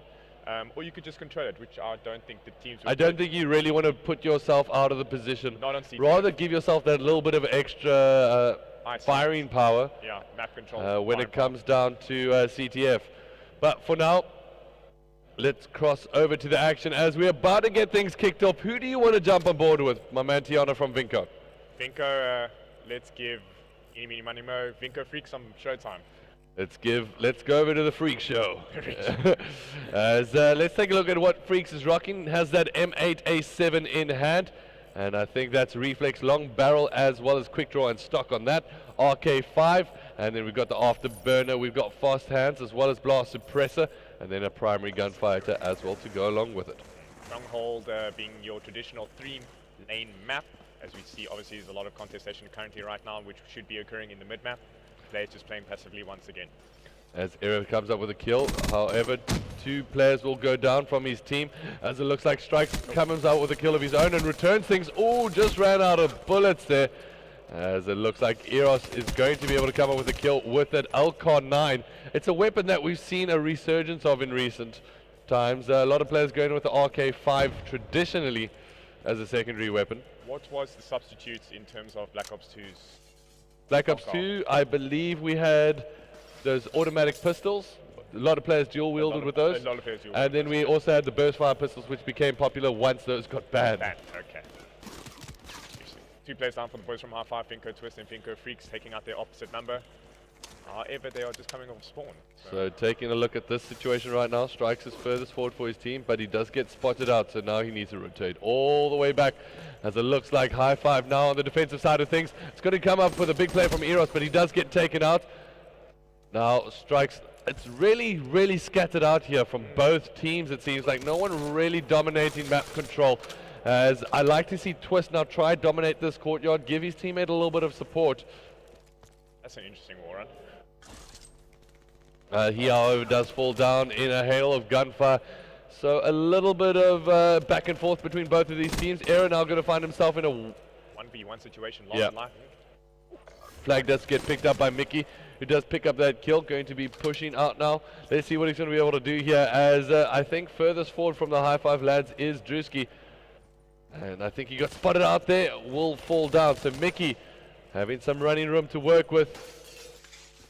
And a High Five player will go down inside of the dining room, as he will be able to get the first flag capture for Vinko here, as Mickey comes up with another big kill. Now only 25 points away from getting his dart. And this is where the CTICC is going to come into play. Let's see what he's going to be able to do with it. I really commend players, Nick, who utilize that HCC straight upon obviously obtaining it, because it's so quick in order to tally up again and get those points. Unfortunately for him, bit of a wasted time there for him, unfortunately not being able to get any kills there with it. Silver lining in his position though, he does have Kinetic on his hand. High Five Drewski being able to take out Mickey, which means that he's off of the dart. Obviously his points have been reset due to his current death. Alright, taking a look at who's done what. Freaks currently on a 5 kill streak. Make that 6. Wow. As he's holding things tight here for his team in the mid-map. Going to be able to try find out his opposite number. Does have that CTICC in hand still. With 2 minutes left on the clock, it's up to the High Five boys to make a push here. And that's exactly what Era's trying to do. He managed to get some 1 kill. Now going to be challenging someone in top bedroom, it seems like. Strikes pushing forward. High Five now slowly but surely earning their way up towards. But interesting play here from High Five, committing 1 player all the way to the back instead of trying to use that map control. As it looks like a traded kill will happen here. Obviously that's just the communication with regards to the players from High Five. I'm not entirely sure if it's the greatest player currently, assuming obviously that you're 1-0 cap down. Yep. Perhaps. They're probably not wanting to let that slip, is what my thoughts are. But on the other side of things, it looks like Mickey once again going to become a thorn in the side of the High Five boys. Smoke's being utilized effectively well by Mickey. We saw that obviously in the uplink. Came to a bit of a standstill. Just like that, picks up a big kill of his own. But on the other side of things, Vinko managed to clear some players off their flag. And who's going to come out on top of that? Mickey once again, looking like a machine, and they have been relying on him heavily when it comes down to the CTF. And so far, looking really strong for his squad. Sets another cap on the clock. 2-0 to the boys from Vinko Gaming. Showing exactly what a presence they can be when it comes down to CTF, are the lads from Vinko. Now High Five trying to push their way forward. As Drewski comes up with a kill of his own, Era will get taken out. So Drewski now left furthest forward for his squad, will find himself in the doorway between 2 Vinko players. Will get that door essentially shut down in front of him, as now Vinko trying to push their way forward and regain their map control. Boys from High Five coming off spawn and being able to take out High Five Strike, while Eros is got traded out there, specifically in mid-map. All right, Era now on flag. We'll be able to do some defensive work here with 10 seconds left on the clock. I don't think we're going to see another flag cap as we're going into half-time. This half is going over to Vinco Gaming, who are looking to try get their way back into the game. And so far, if that half is anything to go by, showing exactly how they can do it. And Mickey leading the squad there, it has to be said. Mickey, the front runner for the boys from Vinco Gaming. He's really turned up this tournament, Rick, well, in terms of the obviously the showcase that we've been able to view, because as you mentioned earlier, they have been one of the 2 teams that have qualified directly straight into the winners final from that qualifier, EGE online qualifier. Ooh, Hellstorm and Lightning Strike in hand of Vinco Twist. Twist also, I mean, he's 11-3, so essentially doing his job as well. We still got HCXD in the hands of Vinco, as I think Twist is going to say, you know what, I'll hang back, I've got streaks in hand. You guys try get kills, go gung-ho a bit. And it looks like he will get taken out. A Strikes comes up with a big 2-piece there. VMP essentially across map. Eros now trying to push forward for his squad, trying to get some dominance in this courtyard. Unfortunately not being able to spot out anyone just yet, but will find a player on his right hand side, says hello Pickaboo, I'm going to take some bullets and fire them at you. As it looks like Strike's going to be able to stay at the top here of this bedroom. Will find himself falling down in a hail of gunfire. Drewski now trying to find himself in a good position to get a kill, but it looks like Vinco looking really good with their pushes at the moment. A lot of the pushes from Vinco are obviously coordinated. I mean, we see players being hugging each other, pushing the specific lanes. Mickey being able to take out a high five Eros with that HCXD in hand, and they do currently have control of the high five base. Looks like smoke grenade will get thrown down here as Eros trying to do some work on the backhand of his half, as it looks like Eros and Drewski are going to come up with 2 clutch kills of their own. And High Five really looking desperate to try push forward here. High Five now changing the meta, allowing the 4th player to now push up so they can not obviously rely on the one just holding back and holding spawn. Area huge kill on Vinco Dam's mid-map, unfortunately gets taken out by Vinco Freaks. And looks like Drewski at the moment going to try hold things tight here on the back end, as it looks like once again Vinco on the attack. So just between these 2 teams at the moment, it's kind of High Five pushing forward, getting stopped down immediately, Vinco on attack, and they do a slow push, try to get the flag, and if not, they found themselves in a good defensive position nonetheless. And at the moment it looks like Vinco looking very strong on this CTF game. Very, very strong, Nick. We just see the boys from Vinco Gaming obviously rotating home once they've been taken out of spawn, and a sight in hand of High Five area. Shots fired on top labs, flanked by High Five Drewski being able to take out Vinco Dams and Tempest.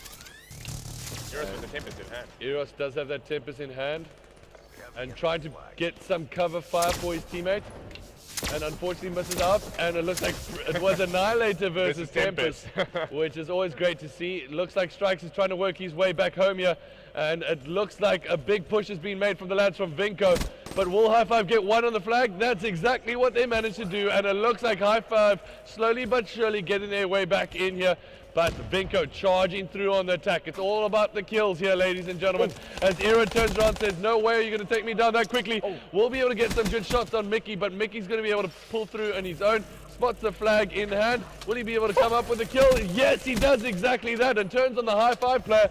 Now going to be able to work his way back towards his home base. Oh my word. Wow, great play being shown here from Mickey, getting clutch kills when he needs to. Era going to go over with the OE, and it looks like it might just play into their favor here.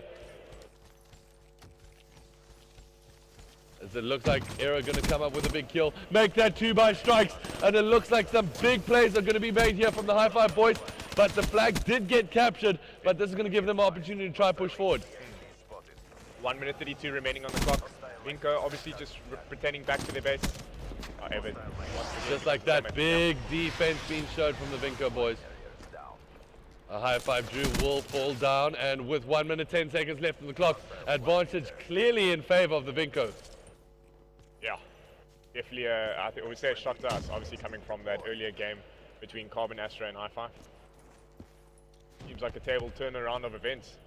Just like that, tables do turn, as it looks like we're going to be going over to search and destroy potentially, unless High Five manages to pull something out of the bag and pull it out quick.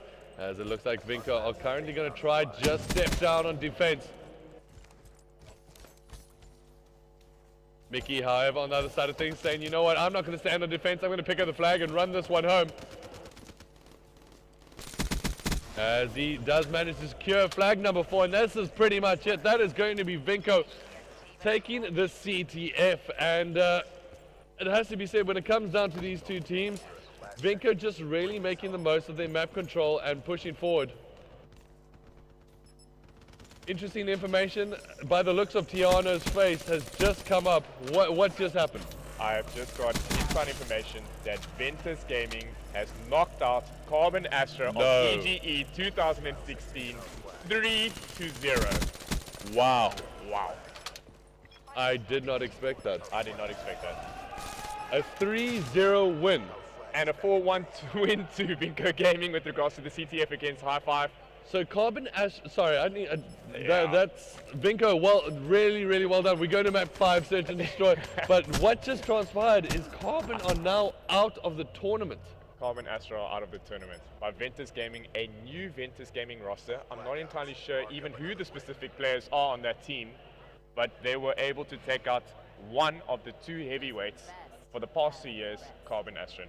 So Holden. It looks like Ventus is going to be taking on Energy Esports, and that is going to be a good game. This resurgent Ventus team now going to be sticking around, obviously going to be riding that high. Now, taking a look at the game, let's revert back to the action. We've got some good old search and destroy. We saw how tightly contested these two teams were when it came down to S&D. Let's take a look at the map that we're going to be crossing over to. It's no doubt going to be a good one, hopefully, as Vinco really doing well. Mickey standing out, as well as Twist, it has to be said. The 2 clutch players in terms of Vinco Gaming, just obviously helping the other 2 players in terms of Freaks and Dams out, and saying, boys, don't stress. If you guys are struggling a little bit, we'll do the extra work for you guys. All right, so we're going to be crossing over to the next map as we do get that popping up on screen, hopefully soon for you guys. As it is going to be map number 5, the search and destroy decider. Are we going to go to round 11? I potentially hope so, Nick.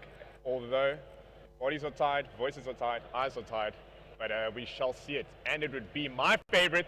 Ooh, Redwood SND. Good old Redwood search and destroy. Now this one is going to be an interesting one, ladies and gentlemen. My favorite, my personal favorite. Tell me why do you love this map so much, Tiano? Nicholas Holden, there's so much avenues of this movement system, this dynamic movement system to be exploited, especially your running routes around the redwood trees per se. On the far right hand side, if you are the attacking team, and the defending team will be on the left hand side. It's just so entertaining watching other players obviously maneuver around it.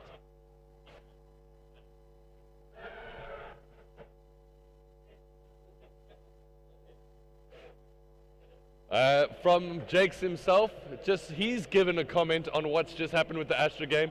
He just said, crazy, I've never been to a LAN like this. And it has to be said, this has been a phenomenal LAN so far. Oh, sorry, I do have it on hardcore. I do apologize. We're not that hardcore. We are. But we are going to get the COD World League rule set up as we're going to be crossing over to some good old Redwood search and destroy in just a second.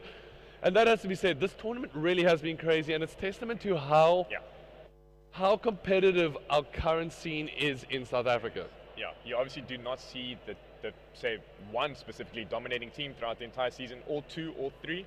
Now you're seeing a whole diverse range, Nick. It's exactly what we mentioned during the MGMS Qualifier 1 online, is that there's a whole breadth of fresh new air in terms of talent, in terms of players, in terms of teams, which is extremely exciting because it does get a little monotonous when there's just that one team dominating the entire scene. Exactly. Optic Gaming per se. Or even if it's just 2 teams. At the moment, it looks like we've got 5 teams gunning for the title. Yeah, straight off the block. Energy, Ventus. We've got High Five, Vinco Gaming. Insane. Potentially. Yeah, it's great 4 or 5. All right, so looks like both teams are ready to get this underway. Are you ready to get this underway, Tiano? I'm so Tiano? ready to get this underway. I'm hoping for round 11, 5-5. Round 11, 5-5. Is that what you're hoping for? That's what I always hope for. Okay. I think I should it's a constant, common round 11, 5-5. Afterburner once again being protected by Vinco Freaks. Okay, Overdrive will get banned out almost immediately by strikes. Of course, Overdrive does get used a lot just to rush down that middle and cause a nuisance of yourself. I wouldn't be surprised actually if Active Camo does get banned out as well. We did see, I think it was High Five Drewski, he did attach that Overdrive in the previous SND, Yeah. but he didn't utilize it, if I can recall correctly, or unfortunately perhaps we weren't viewing him to see him utilize it. I'm sure we would have noticed that arrow speeding up the map though. Now, when it comes down to Vinco Gaming, Redwood. Yes. I've seen this team do a lot of great things on this map. We have, however, they had a different roster at the time. Yeah. MV Patty was apparent in that team, and he was doing the damage, getting the double digits in Search and Destroy. Yeah, he was doing those runs around the trees and... Crazy. It was crazy. He was basically being the monkey in the squad with a gun and just shooting everybody. The monkey swinging around the redwood trees. As takes a look, pretty much standard bans. We see Concussion and Flashbang getting removed there. As it looks like Strikes will pick up Heatwave on the east side. Psychosis gets picked up by Freaks. Remember, this is map number 5. And this is the decider of who makes it into the winner's bracket. That loser's bracket is going to be intense, no matter what. Who's remaining in the loser's bracket, Nick? It's going to be the loser of Energy Esports taking on Ventus Gaming, which we just have confirmed as our next fixture. Yes. Then whoever loses that is going to be taking on the loser of this game. So no matter what, Ventus potentially taking on Energy, whoever sees whatever transpires from that game, we'll have one of these teams setting up that fixture at least after this game. And Active Camo will get picked up by both teams. Mirror image. Once again, Psychosis, Heatwave, Active Camo, and Kinetic Armor. Once again, a mirror image as my man Tiana does get called out there. So 4 teams remaining, am I correct when I say that? 4 teams are remaining in the tournament officially right now. Right now, amazing. So, really well done to them. I mean, it's been a difficult task. A long road. Yeah, it's been a long road. A lot more teams, but I think a lot more matches. Because we went through group stages here on Friday. Then on Saturday, we've had the double elimination, which has run its course. Today is its longest day of play. So at least I'm going to be here for a while. Tiano's bailing, throwing down a smoke bomb and running. I have to do. But tomorrow I'll be He's pulling a Cristiano Ronaldo on me. I am, eh? But at the end of the day, we're going to win the Euro 2016. No, we're not. No, we're not. We're casters. We don't win anything. In our dreams. Unfortunately.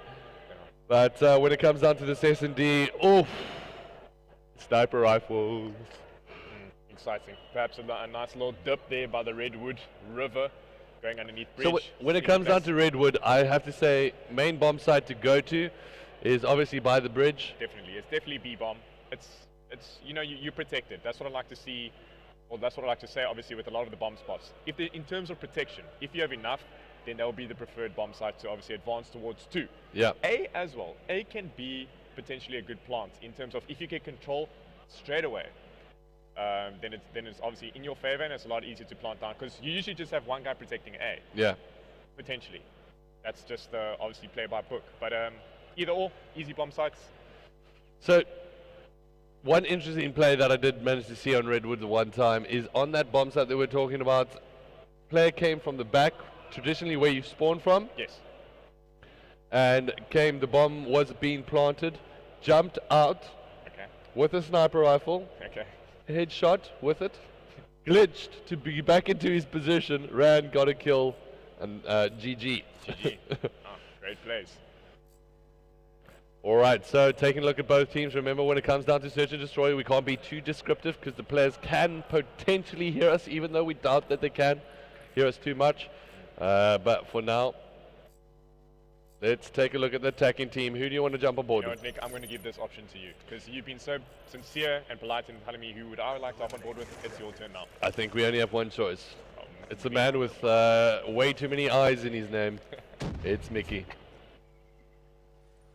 So, shots being taken by perhaps some confrontation right now. Does get tagged up almost immediately. Arrow's going to be able to come up with a kill, bringing this down to a 2v2 situation. No, make this a 1v3. High-five Drewski. Managed to take down one. What's he going to do in this position? Ring around the rosy. Spots out a player. We'll be bringing this back to a 1v1. Big play's been made here by Drew. All the experience at hand. Nicholas Holden, he is basically just baiting out his opponent. So now Freaks 1v1. Mano y mano. Who's going to be able to pull this one off? It's all about trying to hunt one another down here at this point. Call of Duty timing at its finest. And it looks like we get Drewski coming up big. 1v3 situation. And comes up tops for his squad. Says, you know what, I'll carry this first round, ladies and gentlemen. Dead on my back, and let the ride continue. Great play there by Drew, using that VMP oh so effectively. DJ Drew on the deck.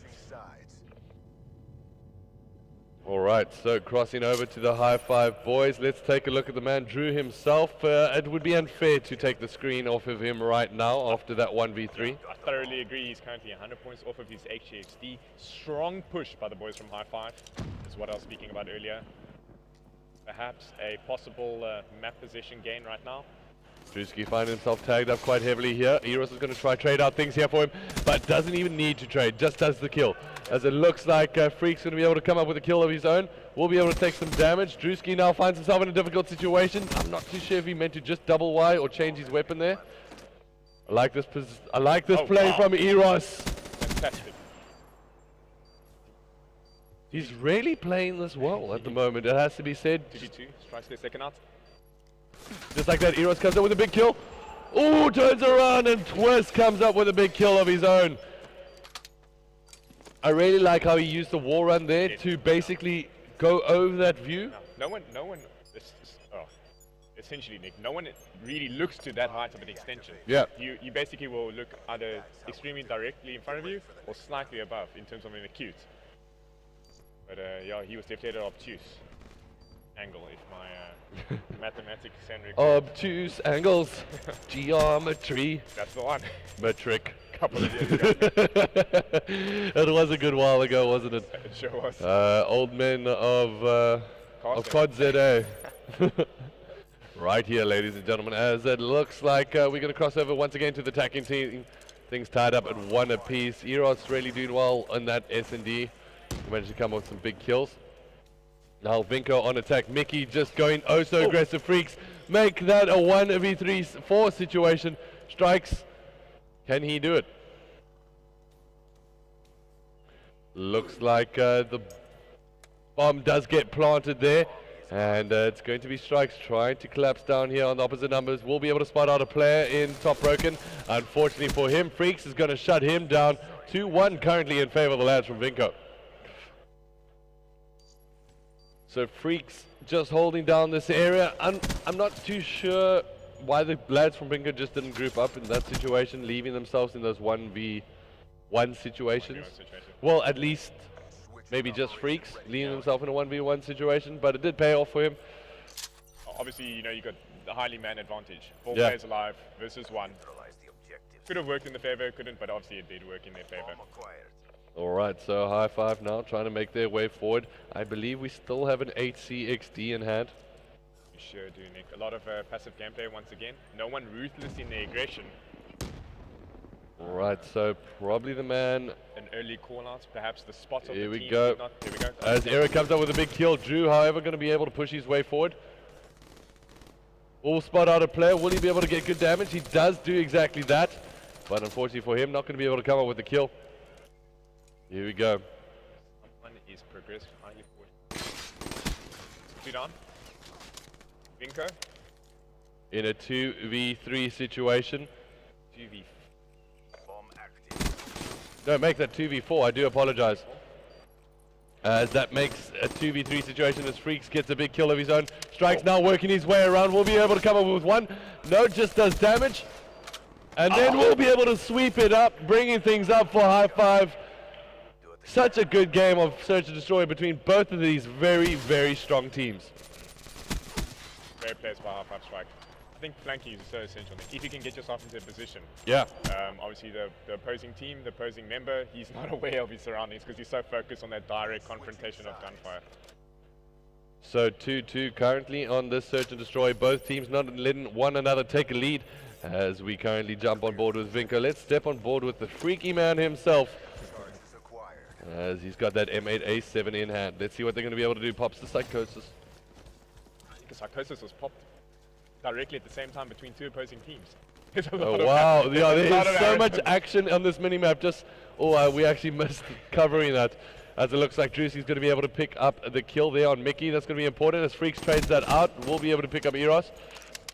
3v3 situation at the moment for the squad. Odd timing at his finest behind, right at the back of the end of the map. As two players just directly walked right past one another. Ooh, looks like some close quarter areas at the moment. Sometimes you just wish you could shout at them. As there we go, Drewski managed to come up with a kill of his own. Okay. Dams now holding things down on the bridge. Oh, Interesting dynamic in terms of the positioning of the players. Currently, obviously, communication is key in terms of when the rotation must be applied. Alright, so let's cross on board with strikes. Shots being fired. Currently bottom And Dams gets a big kill there on Drew. 11 seconds remaining on the clock. Something has to be played. As Era and Strikes are in a 2v2 situation at the moment. Bomb does get put down. Dams comes up with the kill of his own. And just like that, Vinco taking round number 5. 3-2 currently in favor of them in this search and destroy.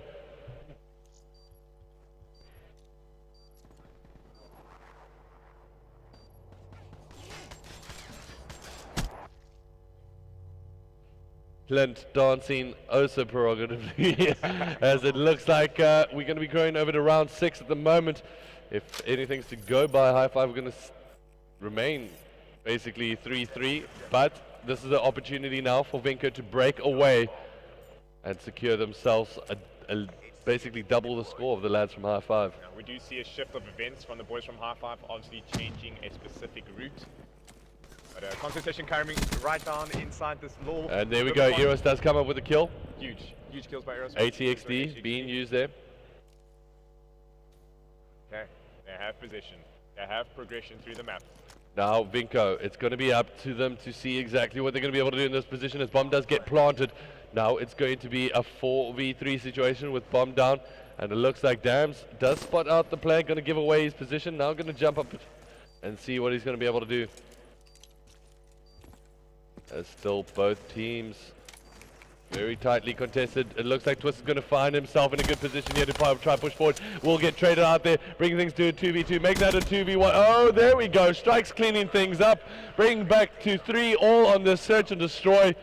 Wow, what a close game between both of these teams. Yeah, rounds are being traded out. One in favor of Vinco, then directly opposite High Five, and so it continues. And we're currently tied at 3-3.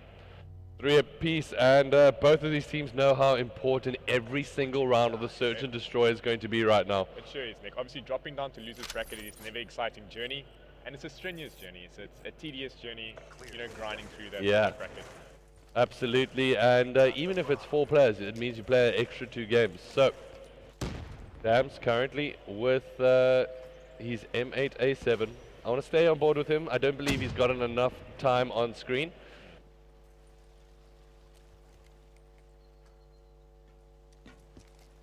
So just trying to hold things down tight here. We'll be able to do some damage there on his opposite number. Vinco, Mickey with their advance. I think the call out was made. Over there doubling back. Let's see what's going to happen here from the lads. Ooh, very close gunfire there. Friendly fire is activated, so a team kill is possible. Alright, it looks like Dams looking to get aggressive. Mickey comes up with a kill of his own. That's going to give them an opportunity to try and push forward. Dams just holds out things, and he will be able to take out strikes. Era comes up with a kill. So now it's a 2v3 situation. And Mickey's going to be able to clean that up. Eros, however, 1v3. Oh, and just like that, Mickey cleans up the job and allows Vinco to take this lead in Search and Destroy. Some big plays here being made by Mickey. Yeah, Mickey continuously proving that he's a clutch player in the Vinco Gaming roster and lineup. Switching operation ready point. Alright, so let's jump on board with the attacking team once again. Any player in particular you want to go with? Who's currently doing the best? Drewski, bomb in hand, OBJ player. Let's get it down. Alright, let's see what he's going to be able to do here. Let's get it down.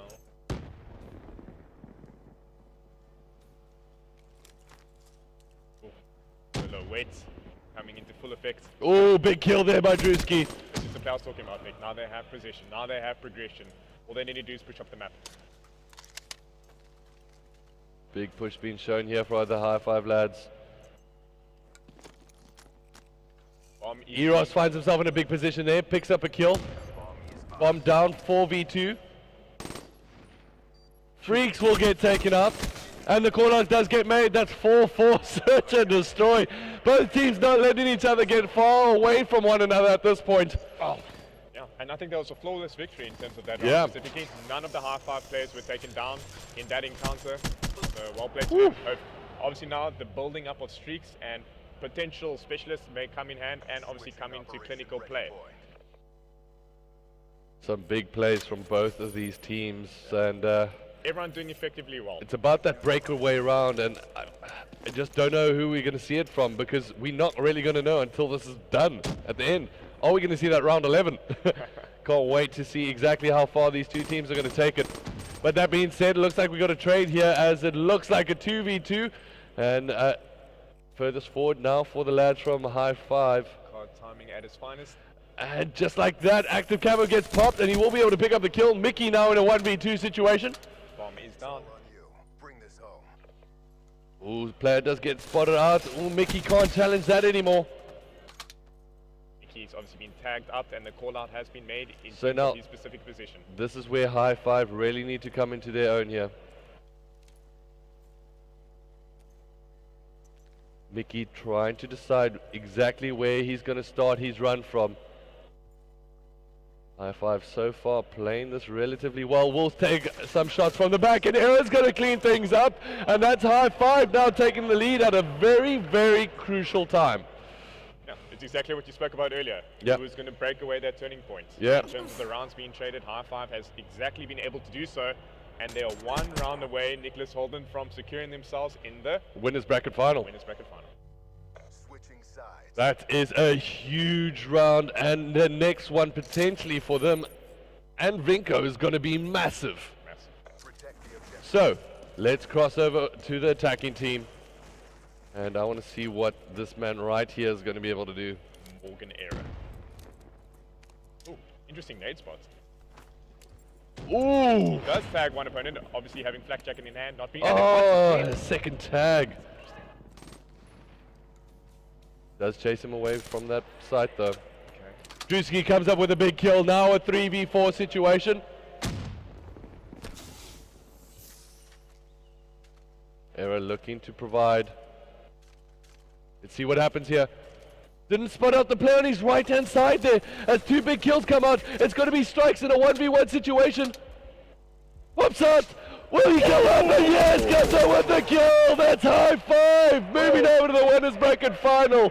Huge plays being made there by strikes at the last seconds. Woo! Talk about going clutch, ladies and gentlemen. That is High Five. Currently continuing on their unbeaten spree and going all the way to the winners bracket final of day number 3. That's Sunday. That's going to be our first game tomorrow. They can go home and get themselves some well-deserved rest. Ladies and gentlemen, is this a resurgence of High Five squad or what? I haven't seen them play this well in a long, long time. Well, when last have they played a competitive map, to be exact, in terms of LAN element? Yeah, absolutely. Well, I mean, they had that really disappointing run in Astro. I mean, they went in there, a lot of people were wondering why they're there, and then they did have that good result against Astra. Under the title of, obviously, Team Adept. Yeah. Now with it being through the title of Team High Five. Yeah. It's a totally different squad. So the team looking really, really good. And we're going to be crossing over to Bake. We'll be back with you guys in just a bit as we're going to get the next game set up. It's going to be Ventus Gaming taking the lads from Energy Esports. Surely going to be a great one to watch. Clint.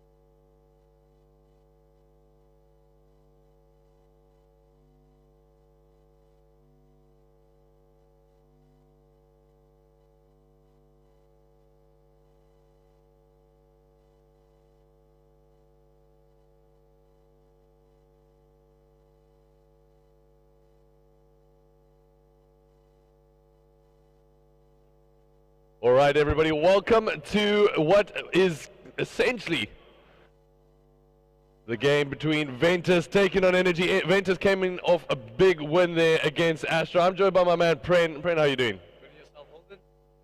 Good, good, good. I can't complain.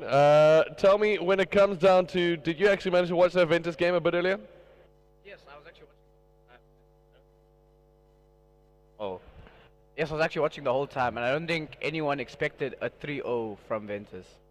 No one really expected that, but nonetheless, they managed to prove themselves a worthy contester, should I say, for this game against Energy. Energy obviously working their way into this tournament as the #1 seed. Do you think Ventus could potentially pull up an upset, or should I say an upset at the moment? Energy, of course, such a stacked lineup and really have come together as a strong, strong squad. What are you expecting from this game? Honestly, I think Ventus will take the first S&D, but Fear should take all 3 respawns. They're looking so dominant with their lineup and like the way they're playing. And since they made the change, obviously Mind Freak stepped out from their squad, and Mr. Rob himself stepped back in. What's the dynamic? What did Rob bring that's different to the squad? I think team chemistry, to be honest. Like I feel like they're more comfortable and more joking around with each other, and like that gives like more trust and more like understanding to the team. Absolutely. So, taking a look at the specialist draft, so active camo does get picked up on either side. Scythe will also get picked up. Heat Wave by Mr. Rob himself. Tempest will also get picked up by Java. And then Vedek's kinetic armor. And Risky going with kinetic armor himself. No real surprises there. They have two weapons from Ventus. Yeah, that is right. 2 weapons are being picked up from Ventus. Usually only one is that we see. And on the other side of things, the biggest difference between both squads is going to be, I believe, that Heatwave, which I'm surprised Ventus didn't go with. Yeah. I mean, it's one of your go-tos, and there's a lot of confined spaces when it comes down to evac hardpoint for your OBJ players. So maybe they're just going to try keep their distance and take off players with their Scythe and Tempest in hand. Yeah. Nonetheless, when it comes down to evac hardpoint, in your experience, what's the main things you need to focus on in this map? Basically, rotating early is definitely one of the big things, and 3-man pushing anchor to get spawns. Rotations are very big on this, because once a team can set up, they can pretty much hold it for 60 seconds, especially a team like Ian. Absolutely. So when it comes down to Energy Esports, of course, had a resurgence. At the beginning of the season, they had it a bit tough, going through a couple of roster changes, and managing to avoid the latest roster mania that has seemingly changed the entire competitive scene. We saw it a bit earlier with the lads from Carbon Astra. Yeah. And now Energy managed to remain once again the dominant force in COD ZA thus far. So when it comes down to trying to step up your game, the Ventus boys are trying to do exactly that. It's no easy feat, and I've really got to give credit to them for taking on the lads from Carbon Astra. They've definitely stepped up and proved a lot of the people wrong. I don't think anyone expected them to get into the winners final. Especially, I mean, Flipside Tactics as well had such a close game against Ventus. I believe that went down to the final round where... Map 5, round 11, Java gets a 1v3. It's absolutely insane. Excuse the pun. Absolutely insane indeed. And I believe Insane was knocked out by Ventus, yeah? Yeah, so Ventus have had actually quite a good run so far. Trying to extend that run, obviously probably one of the most seasoned teams in landing during this event. And we always knew that there was going to be one team. Was going to prove everyone wrong. Well, not just prevent one team that was going to basically get the most LAN games in. And it's Ventus so far. And they're going to really hope to secure this game, just to secure a break. Yeah. All right, so taking a look at the 2 lineups, is there anyone you want to particularly jump on board with? Yeah, let's start off with Frost. He's an animal. All right, jumping up with the man that, well, when he started, he was one of the youngest players in the scene, and now turned into a seasoned veteran, it seems, at the young age of 16 years old. And we're going to see what he's going to be able to do here. Does have that active camo in hand. Let's bring up what exactly he's running. He's got the VMP afterburner, fast hands, as well as blast suppressor. And rocking double primary gunfighter. So that VMP is going to be coming fully equipped, as it looks like EN off the break get themselves 3 quick kills. Yo, Jake's with a nice 2-piece there to start them off strong. Alright, so Rob now with gun in hand will get taken out. So now when it comes down to this hard point, you really need to try secure the helipad's courtyard just so you can make sure you got spawns for the next HP. But at the moment it looks like, should I say, Energy Esports managed to dominate these points early on. Usually this is much more contested, but Ventus going on for the early rotate seemingly. Yeah, I think they realized that they had that quite set up and they rather give up 20 seconds and then try hold the whole of next. Oof, and we see Vedex talking some trash there, trying to hype himself up. Sure, Java with a nice 2-piece. Ventus does manage to get their first points on the board at the moment, as it looks like Scorpio and Saints comes up with 2 big kills of their own. This is a traditional red versus blue matchup, as we've seen Ventus in blue, Energy Esports in red. Now it's all about trying to get your kills, and it looks like Scorpio comes up with 2 big kills of his own here. Yo, and we can see two people flanking from EN there and Big Door. One person cuts through dark. It's the first time we've really seen stun grenades as well on stream today, being used in the HP, usually getting banned out. And maybe a consideration for the lad from EN a bit later, as Ventus find their way back into this game quite early on here. That early rotation does actually help quite a lot. So that early rotation, like you just said, does help, as Risky picks himself up 2 big kills. Now it's all about rotation to the next HP. And look at that. On the other side of things, we have Saints ready to go. And giving his teammate Scorpio spawns off the bat. Let's see if they're going to be able to retain those spawns. No, they lose out. And it looks like Ventus Saints is going to be the last man left alive and furthest forward for his squad. Could have worked out. Really, Scorpio needed to stay alive there just to assert that spawn dominance in that area. Also as it was, flank. yeah, as a 2v2 situation. But managed to regain control. So Ventus really looking good so far on this HP. Yeah, they actually are, like, look, they've actually taken the lead. I don't think anyone expected them to come out as hard as they did, and it looks like they're carrying the momentum from the previous Astra game over. Alright, so Mr. Rob himself jumps aboard, will get taken out, so we jump aboard the Scorpio. A commentator's curse for you, sir, and for you, Java, as well. You can all enjoy it. Risky, I'm sorry to do this to you, but you're the last man left alive for your team, so... Ooh, managed to almost come up with a 2-piece, but will fall down into the hands of the Energy Esports players there. Take a look at the scoreboard so far. Frosty, 13 and 11. Risky on the other side, trying to carry for his squad. Vadex as well, doing really well with 15 and 9. Jakes is really not getting any time in the HP, just looking to support in and around the area. Jakes usually does that filler role where, like, he basically has to go negative to ensure like a win, because he basically sweeps up kills and he like does kind of like the dirty work almost. Support OBJ pretty much. Yeah. Yeah, well, Connor and Kyle are just like, they're such a good duo, like they're so efficient, like the way they just slay out and play together. Absolutely. I mean, there's so much slaying power in this Hi-Fi. I mean, why am I saying Hi-Fi? Energy Esports roster. And it really helps them out a lot. Like you can see, like all the kills they get and how much time they can secure from that, especially when streaks come into play. As Risky's doing some good damage. Vadex, however, is going to be closing down that kill. Yeah. Rob just now holding down the dirty points. Or should we say the scrap points, as Java picks up a good 2-piece of his own. Let's cross on board with him. And his score streak is going to come to an end quite quickly. Like Saints has his scythe. Saints does have that scythe, opting not to use it. It was a very close quarter gun confrontation, so I'm not too sure if he's going to rather use that to hold anchor or at least the next spawns. As Ventus finds himself in a very familiar position, as the middle hard point does get contested. Will they once again go for those rotations?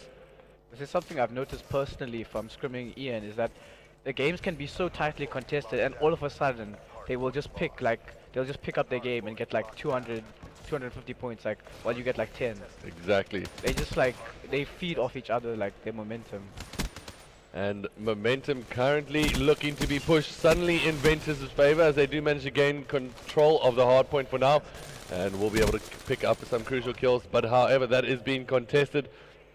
And with every second It looks like Rissi's going to be able to double back and once again getting secure points for, or should I say secure spawns for the Ventus squad. And now it's going to be up to Energy Esports' break to see exactly how they're going to be able to come up on top of this one. Rob comes up with a big kill. Frosty going to be able to clean up. And just like that, the Energy Esports boys roll in with cats blazing and manage to rock out the Ventus boys out of that spawn and out of that control. It's something to note that Ventus was set up before that, and Fear just came in just like that, just broke it. All it took was a couple of opening kills, forcing the players to run towards the hard point. Then the flank came in from Energy Esports to take over the spawn. And just like that, it flipped in their favor. Energy Esports looking strong on this hard point. Oh, Rob just died on street.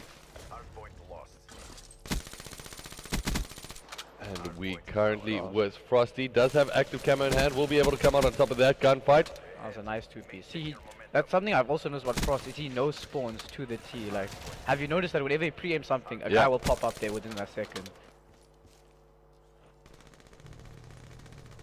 It's either a switch between good communication and obviously spawn knowledge. Just if a player is within the vicinity of the next rotations, that he knows just to turn around, watch those spawns, because obviously the EN guys are going to prioritize the next spawn, which then is going to prioritize spawns closer to the HP for Ventus. Yeah, definitely. You can see Jake's getting some hill time with his AR. Looks like he spotted a player. Getting shots down. Does manage to not take out one, gets taken out. And Ventus do pick up the hill. And just take a look at the kills at the moment. I mean, looking at Frosty, 34 for 24. Vadex now just bridging over that 30 kill mark. With 3 minutes left to play, it's still anybody's game technically, but Energy Esports looking very strong. I just want to do a quick roll over Energy Esports. And I think we've got a dart. Did we have a Hellstorm missile? I don't think so. So we've just got a dart in hand, and that's in favor of Rob. Not too sure if he's going to use that anytime soon, though. With control of the HP, he seemingly doesn't need to. And look at Risky, he's going negative now after he was like almost double positive. Looks like the kills are really coming into play here to shut down Ventus. But Jake's big gunfight that he won there. Jakes does manage to come out on top of that one as Vadex comes up with a huge 2-piece of his own, seemingly in a race to get 40 kills here between him and his teammate. Scorpio is going to relegate him to the dead man zone for just a couple of seconds as he does wait to get respawned. Frosty, however, will get taken out on that HP. So 230 currently in favor to the 122 points of the Ventus boys. House spots one, takes out one, spots another. Oh, dirty 2-piece. Looks like he's going to push out the small door. Picks up it. Oh, does get taken out, however. Frosty looking very, very strong at the moment. And just like that, leads the race when it came down to dropping the 40 bomb. Only 7 points away from securing this game. Are the lads from Energy Esports, who are looking oh so good. And Frosty getting some big kills, and that is 250 to 122. Excellent work. And that is map number 1 going in favor of Energy Esports. Oh, that was a turn on. And he turns on him so dirty there, does Frosty. For final kill cam. Oh. The main thing that Ventus need to keep in mind is to keep composure and to stay strong, because respawn is Ian's strong suit, especially with Frost and Vadex outslaying so like powerfully. Taking a look at Search and Destroy, however. I feel like that's Ian's definitely their weakest game mode. Yep.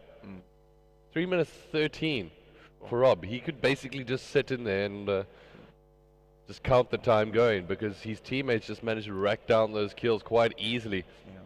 But those few kills that Rob and Jakes get are very crucial and clutch kills. Absolutely. So when it comes down to Search and Destroy, you did mention that is potentially EN's weakest game mode. And we're going to get things set up with that in just a second, as it's going to be good old Search and Destroy on Fringe. Or should I say Infection. I do apologize for that, as I did have things a bit mixed up when I looked at that big map overlooking the closed EGE Center. The lights have been turned off. The action's been turned up as EN take on Ventus Gaming.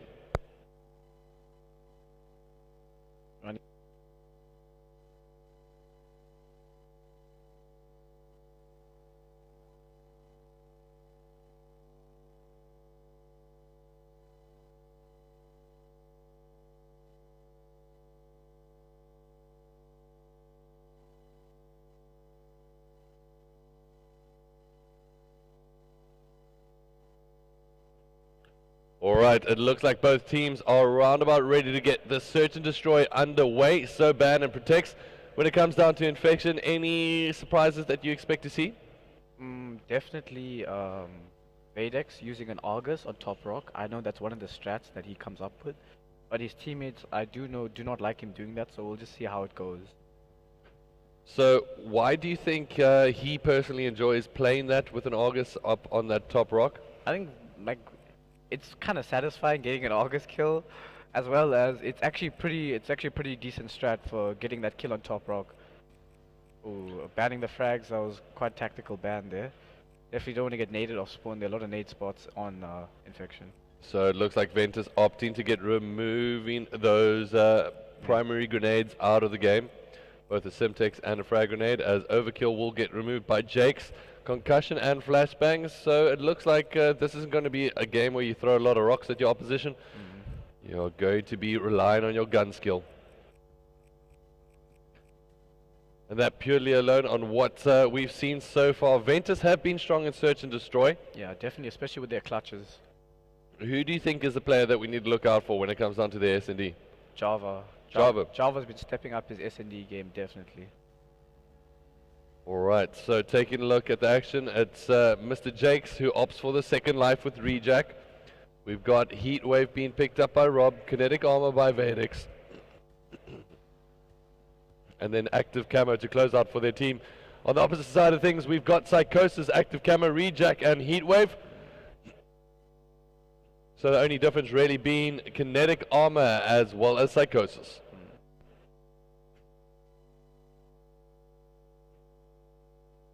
Okay, so when it comes down to infection, which bomb site do you think they need to prioritize here?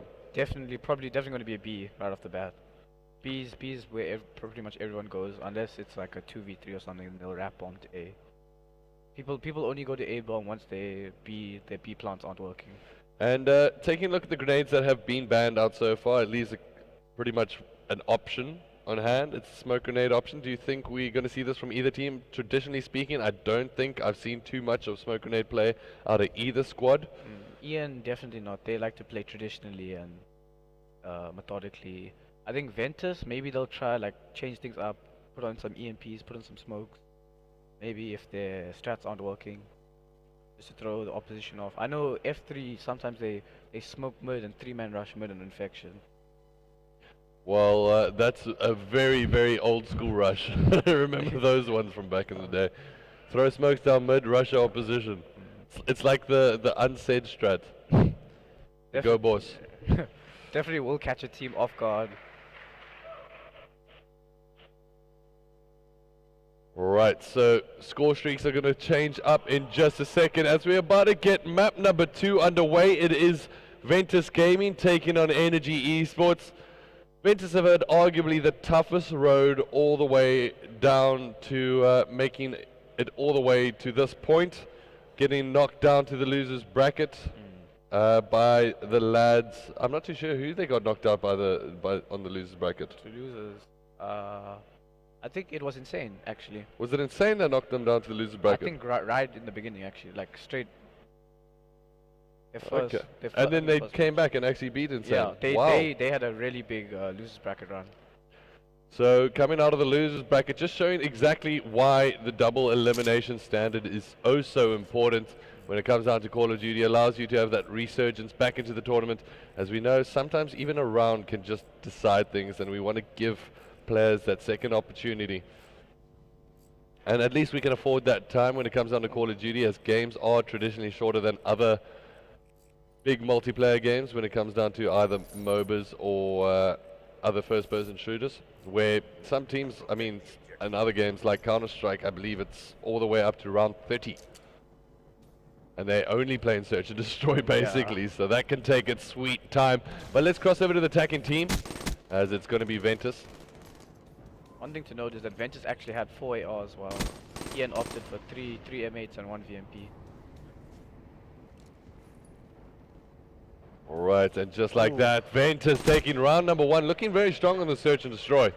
Definitely kill them off quite quickly. So a lot of red, white, and blue going to be scattered all over this map as Ventus, the snow, as well as Energy Esports, and even the flags of France are going to be coupled in to create the theme of a beautiful scenery here in this search and destroy. We're going to be crossing over to Energy Esports on the attack now. All currently going 0-0-0, and going to hopefully be able to get some kills here for their squad.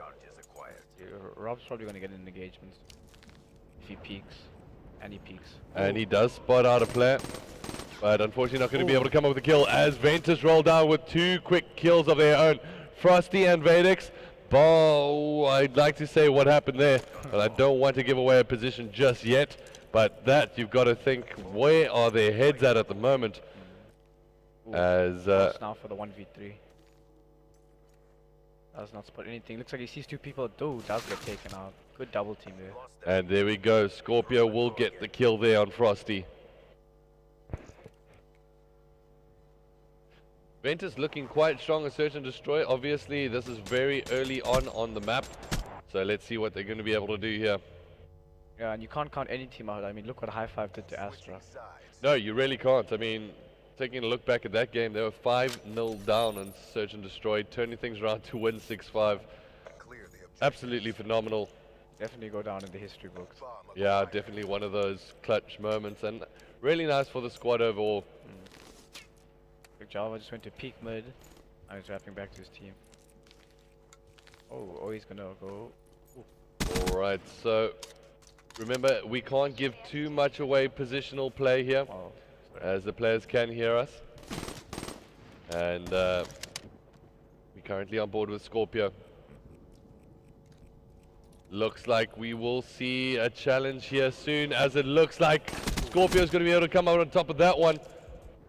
However, COD timing, son, as he does get taken out now. Saints in a 1v2 situation. Rob's going to be able to take him out, and that is Energy Esports getting their first round of search and destroy on the board. That was a good play by Vedex to play his live. Clean shots coming out from Rob.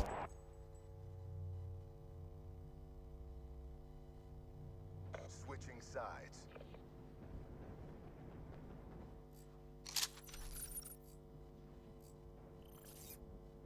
Protect the objective.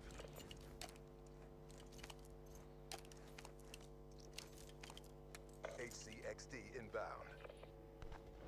Alright, so it looks like HCXD does get taken out. So as we jump on board with the hovercraft of death. RCXD upgrade. Looks like he's just using it to scout out players. And doing so quite well, but it looks like it will get taken out as it's still a 4v3 situation. Information does get called out for the Ventus boys, as it looks like, just like that, Ventus find themselves on the back foot. Interesting push being made here. Java for the 1v4. Looks like he runs right past the player. Well, he's about to get taken out. Yeah, and just like that, will get taken out. Jake's been very, very sneaky, and unfortunately Java not being able to spot him out there.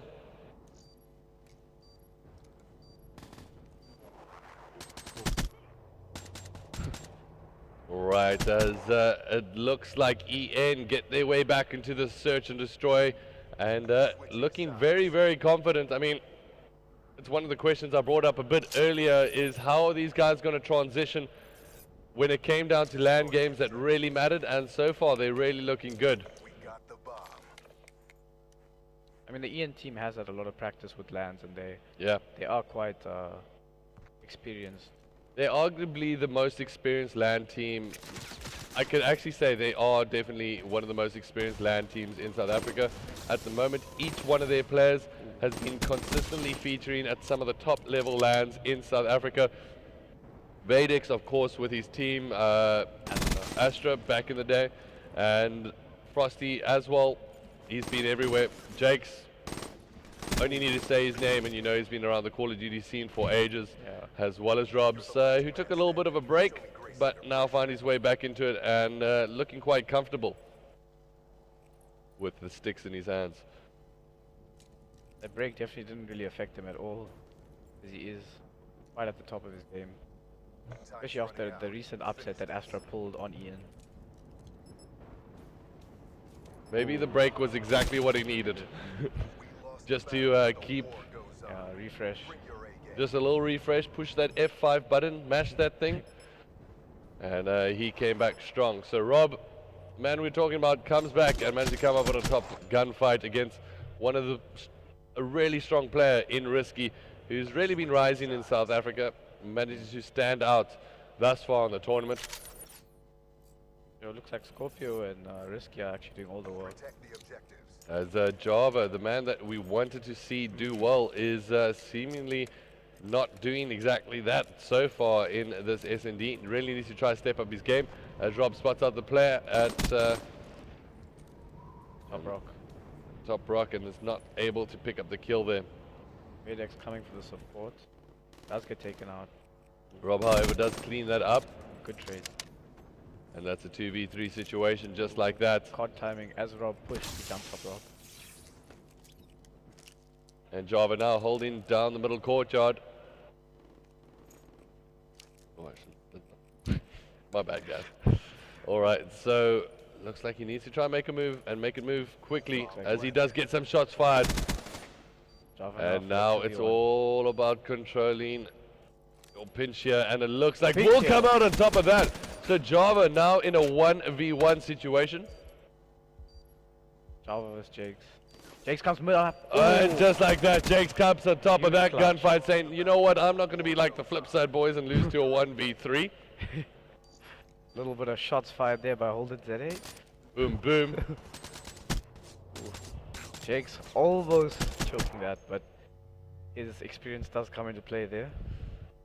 As he did use that quite effectively to take out his opposite number.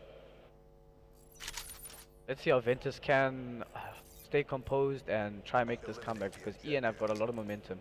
4 rounds in a row to their name. So Ventus once again on the attack, HVK in hand, will be able to get some good shots here. Java, Risky comes up with a good kill of his own. That does get traded out. Nice. Well done, Java. Nice 2-piece for him.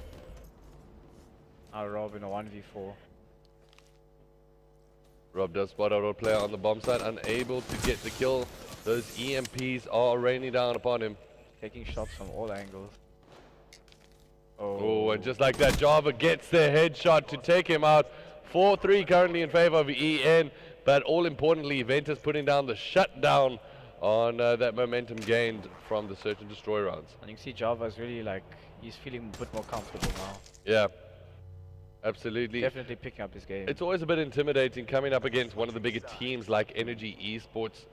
You feel we know we need to perform when we go into this game, and just that little mental aspect can either play into your favor or it plays against you. So far, maybe Ventus having that little bit of resurgence. At least Java is knowing that, yes, I can take on these players. Yes, I can kill them.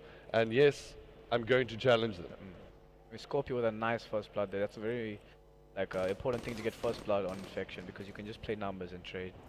And Vadex managed to trade that out quite nicely. 3v2 situation, however, as Java picks up a big kill, make that a 1v3 as the man himself, the oldest man in the COD scene. Well, he's been around the longest is what I mean. The oldest player. Current player. Jake's trying to hold down the fort for his team here. Let's see if his experience plays into his favor. It's a big round win if he can get this. Spots out 2, and they say thank you, bringing it back to 4-all. That's Ventus Gaming marching their way back into this. An important thing to note, they had the same setup when they killed Frost. I believe in the second round. One person was sitting here, another person just to the left of him. I believe it was Scorpio though on the other side. So they do, like, they have strats that they come into play and they really work well. Like that, a lot of work, a lot of effort, a lot of time being put into their search and destroy game. Like Java has a few tools that he can use. His advantage, and he pulls out his HXD. Does get taken out. Ends up played there by Ian. So EMP will get dropped. Some good damage being put in here by Scorpio. Smart play to play his life. Yeah, absolutely. Ooh, spots him again. Looks like his team and puts him in a difficult position because he knows he can't run out of that area. And it looks like Vadex will get taken out here by Scorpio, looking very, very confident. And we'll be able to pick up the second kill there against Jakes. 4v2 now for Ian. Frosty comes up with a big kill of his own.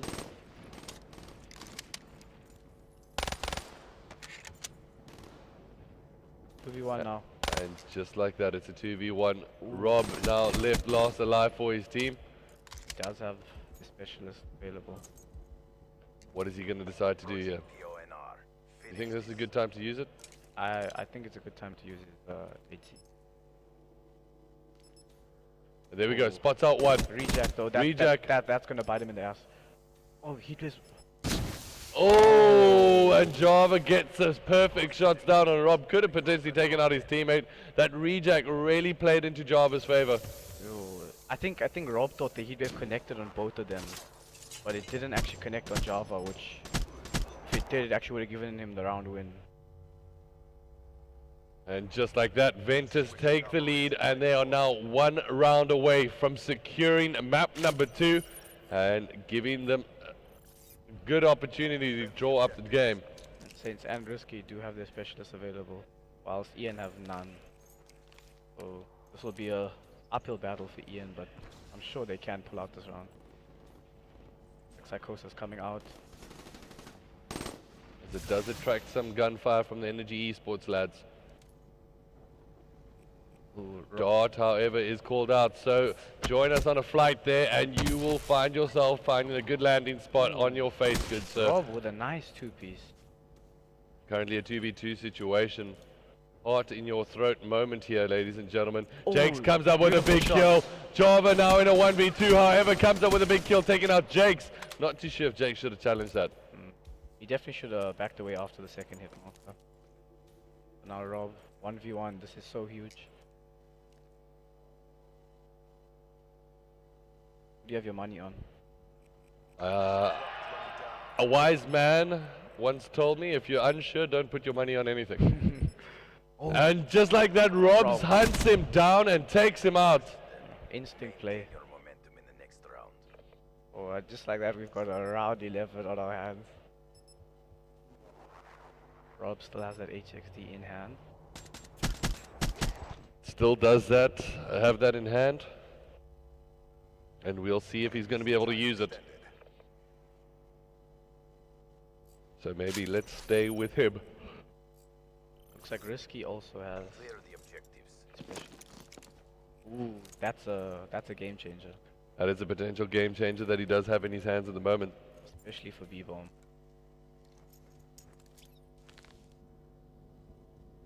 Was just a slide check there.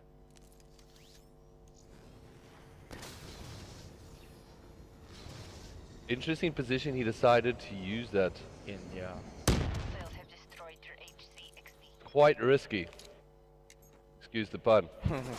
Ooh, good trade they're coming out from Rob and Vadex. Baited out the player in barn. The bomb has been planted. And there we go, bomb does get put down, so now it's going to be up to Ventus to try come up big here in a 3v4 situation. All advantage has to lead towards Energy Esports, but Ventus pushing their way in now, taking out Jakes. Risky's gonna peek. Rob and there we go, 2 big kills. Now Vadex in a 1v3 situation. You are a last combat asset. Complete the mission. Oh, caught timing, good sir. And Ventus going to be taking the search and destroy here. 14 seconds left on the clock as Scorpio picks up the defuse. Oof, that is gonna be so demoralizing knowing you're this close. Right there or thereabouts as Saints picks up that last kill on Vadex. Vadex looking away at just the wrong time there. Sure, with only Rob going positive, even though they had 5 rounds. Another win for the Accord. RTP. Scorpio going huge for his team, 11 and 6 with 1 defuse. And has to be said, that could have really swung in either team's favor. Energy Esports have got to be kicking themselves 4-3 into their advantage and really not getting themselves into a position to trade there at all. And I believe when Ian were 4-2 up, Java and Saints had 1 kill each, and now they're 9 and 6 respectively. So good play by them. Let's cross over to map number 3. We'll be back with you guys in just a second. It's going to be some uplink on Fringe.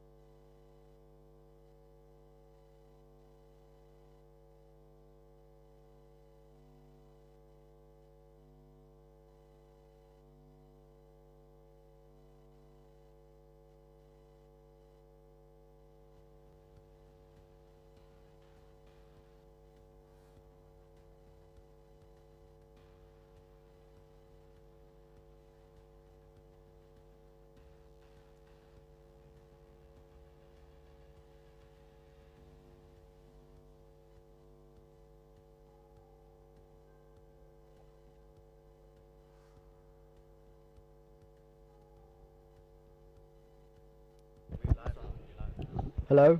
Aware. And we're on board here with Insane Tank, who's going to be my co-caster. Is it coming up Here the big with hits? Prin The big thing. Wanted, Do you yeah. want to come here? No, you carry on.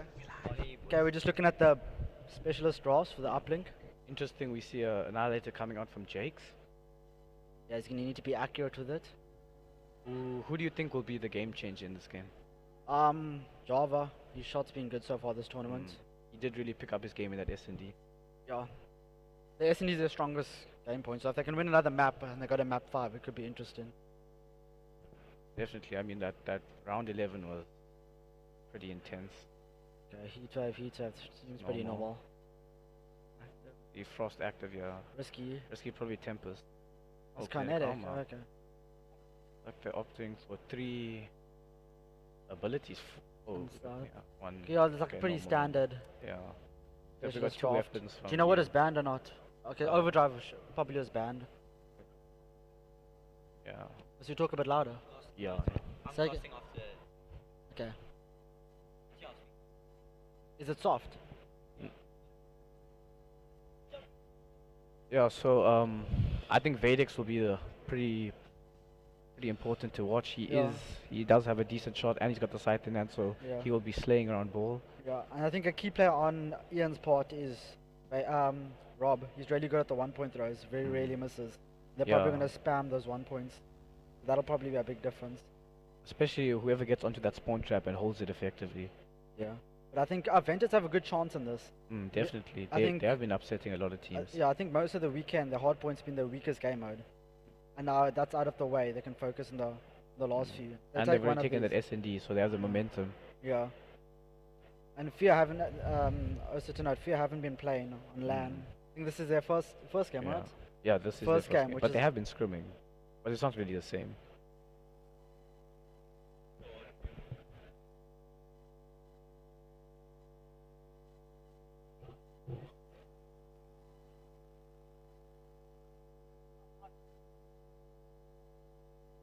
Are you sure? Even me? Oh, there we go. And looks like we're about to start this Ventus and Ian game. There's going to be interesting. Map 3 Fringe uplink.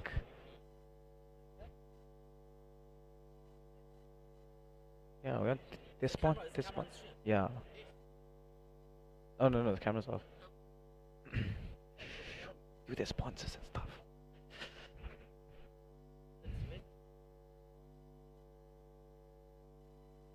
I don't know. It's definitely on stream. I wouldn't be casting for nothing. And we're saying this all on stream. Oh, I don't.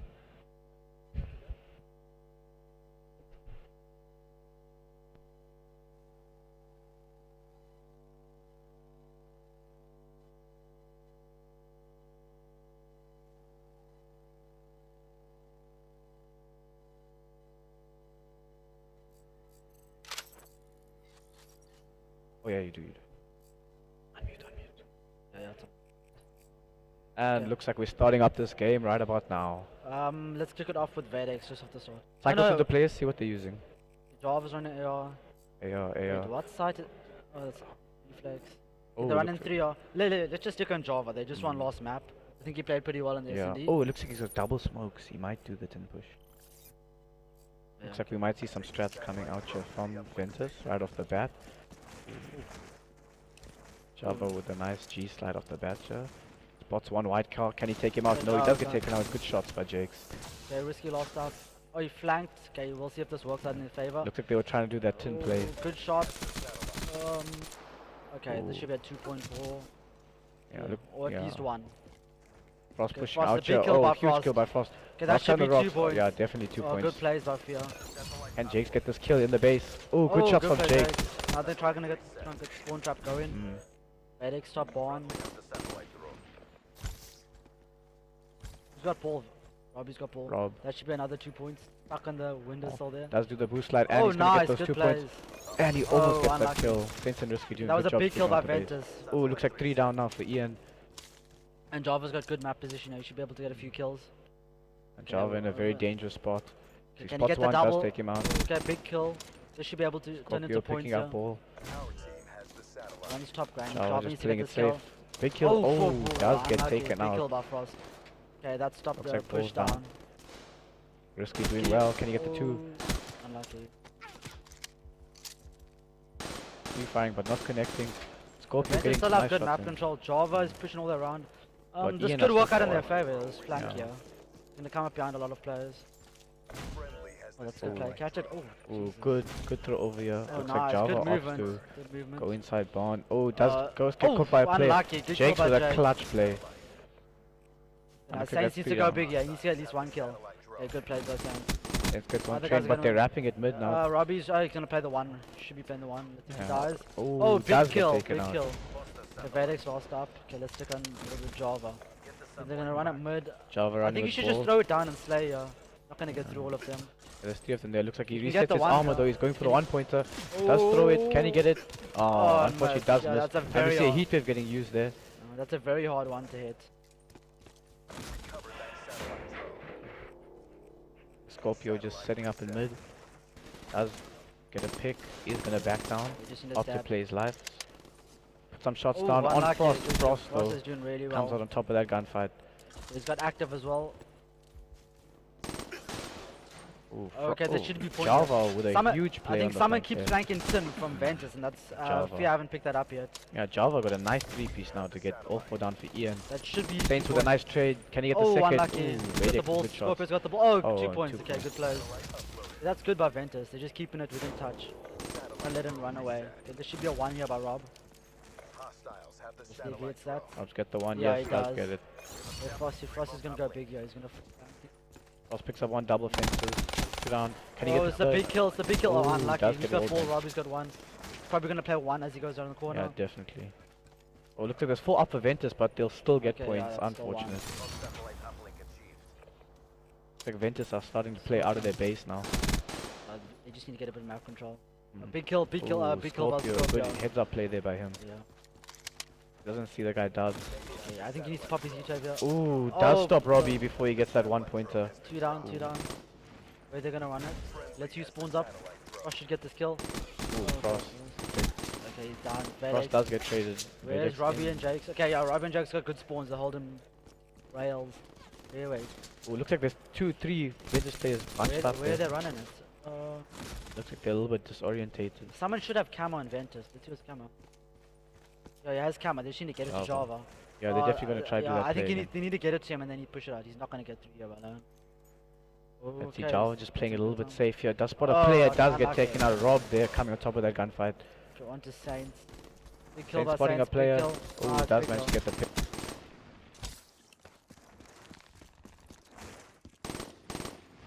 We have the satellite drone.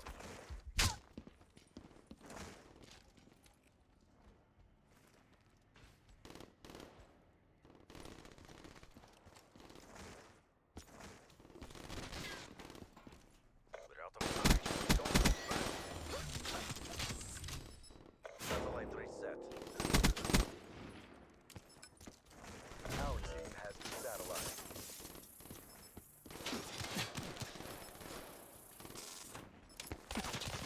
We have established remote uplink. We have the satellite drone. Our satellite carrier is down. We have the satellite. Crushed them. Maintain your momentum in the next round.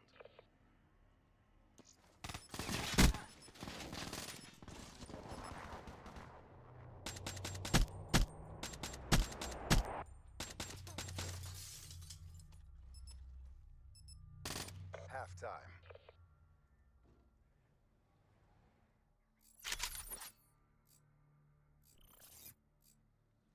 Get the satellite to the uplink station.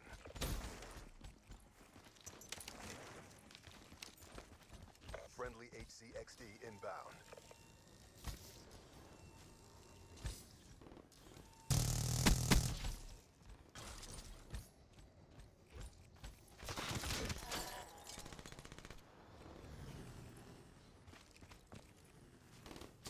They have the satellite. We have established remote uplink.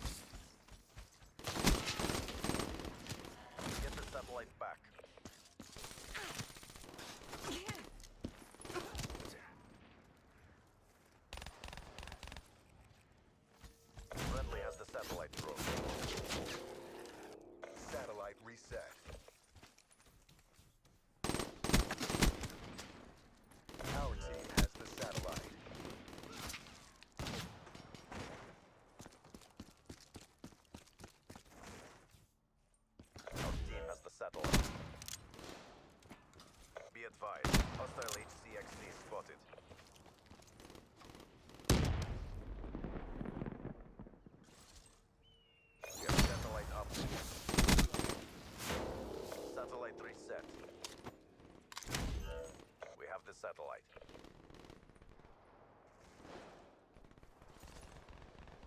Satellite uploaded.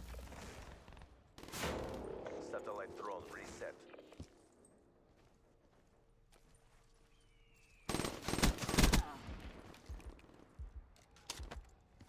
We have the satellite drone.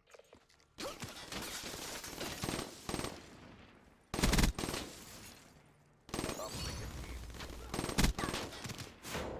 Satellite drone reset.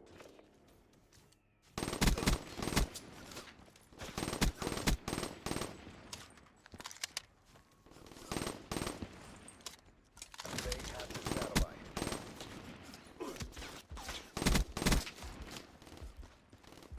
Friendly has the satellite drone.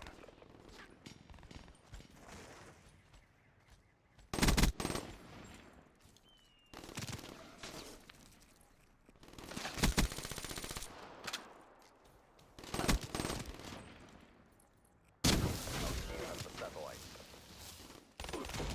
We dropped the satellite. Our team has the satellite.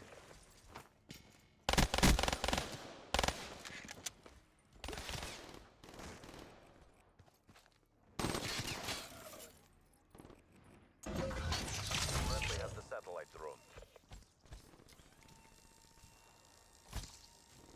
Satellite uploaded. Satellite reset.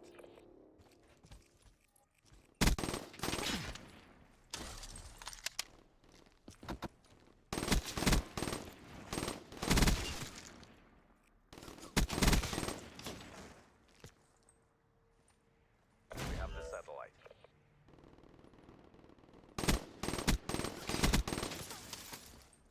We have satellite uplink. Satellite reset. Friendly has the satellite drone. No medal for second place. Crush them. Satellite uploaded. Satellite drone reset.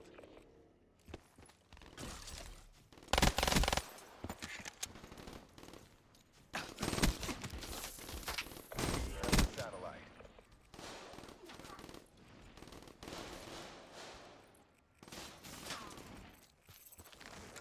They have the satellite drone. We're in the last seconds. Bring this home.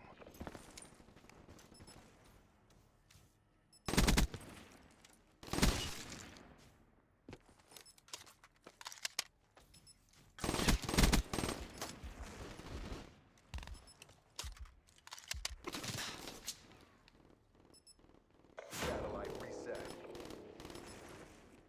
Our team has the satellite.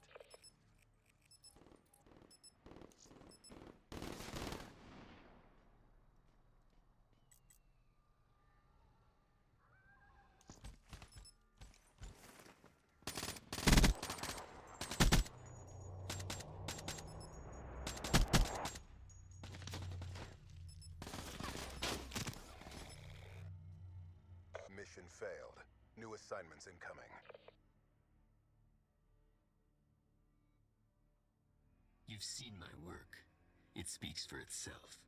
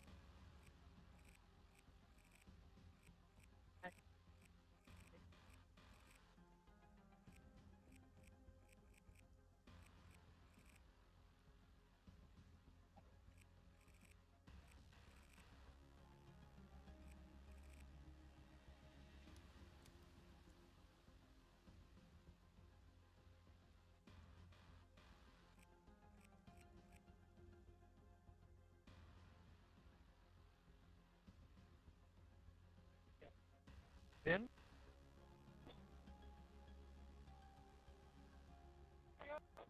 Come here.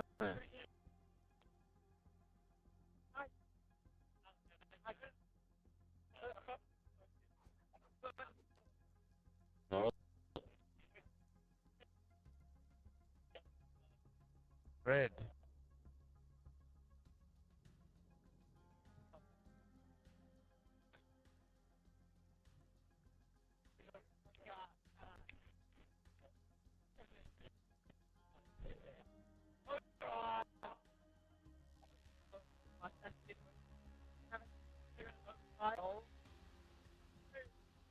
One. If they're on EMPs, just want to pull that flag, EMP then.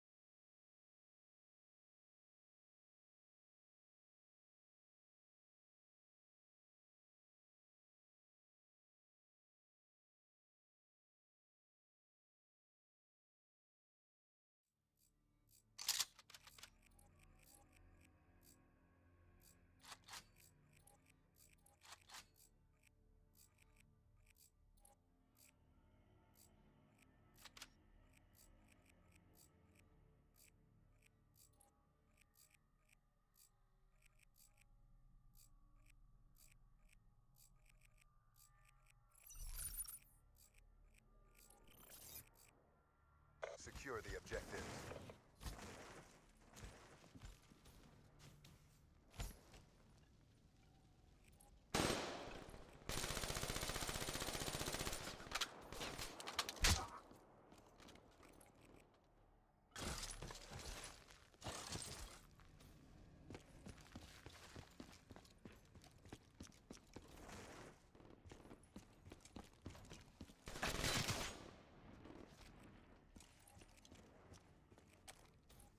Hostiles have taken our flag.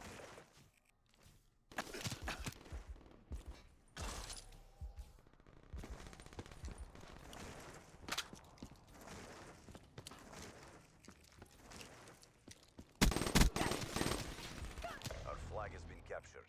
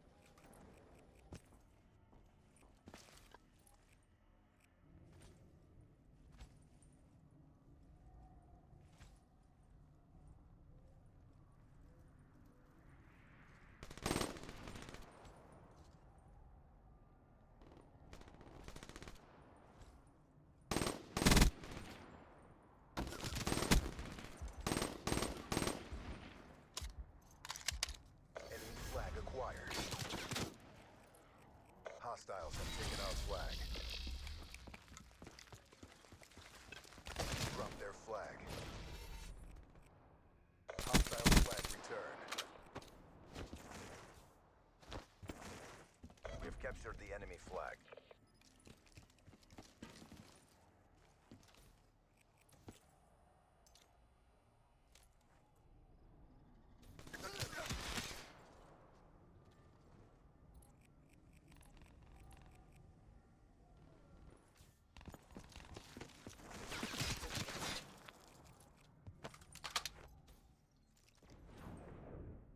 Our flag has been taken.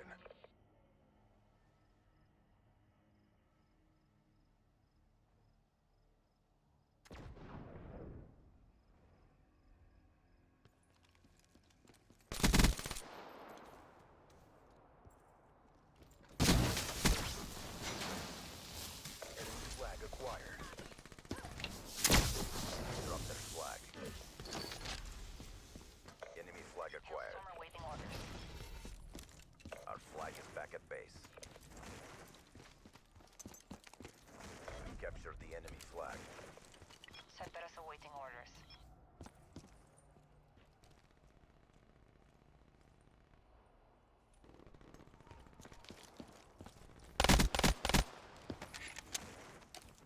Race awaiting orders.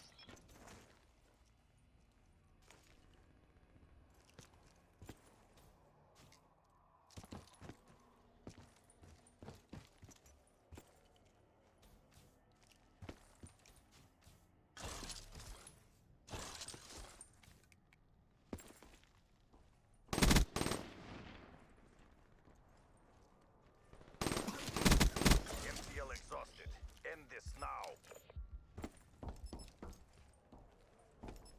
Hostiles have taken our flag. Our flag carrier is down. Hostile flag returned.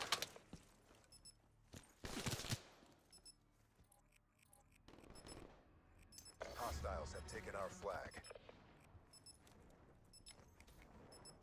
We dropped our flag.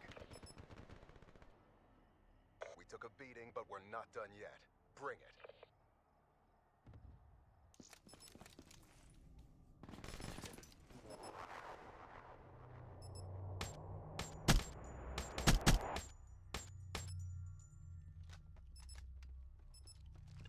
Halftime.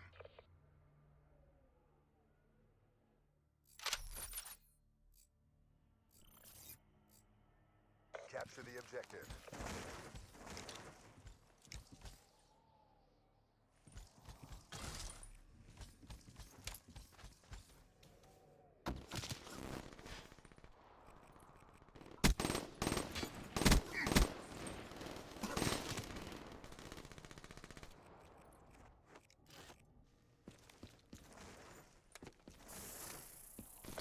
Flag acquired.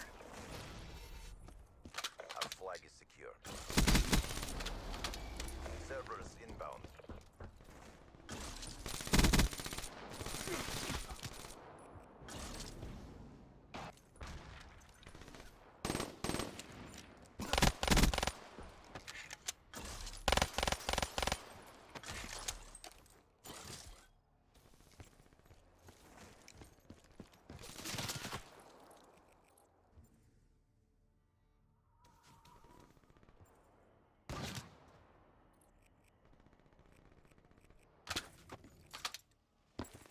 We have the enemy flag.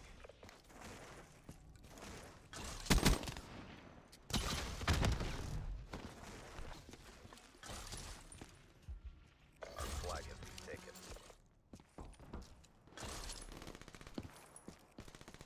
They dropped our flag. Hostile flag returned. We've captured the enemy flag. Hostile raid inbound.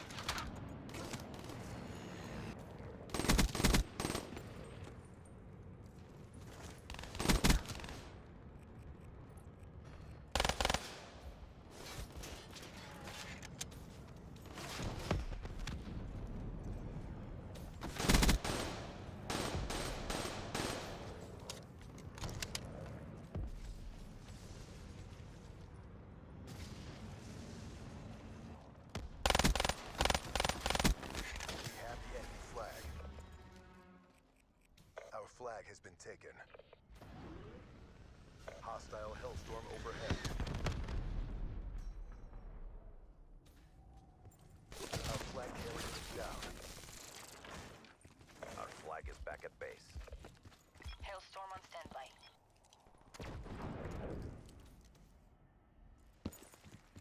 We have captured the enemy flag. Enemy flag acquired.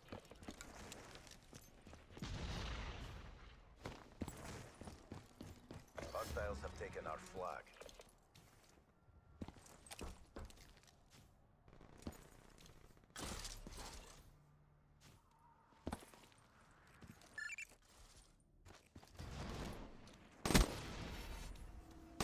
Hostile flag returned.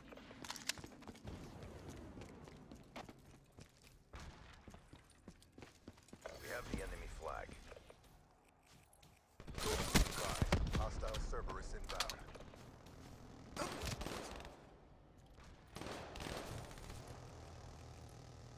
Cerberus killed. We captured the enemy flag.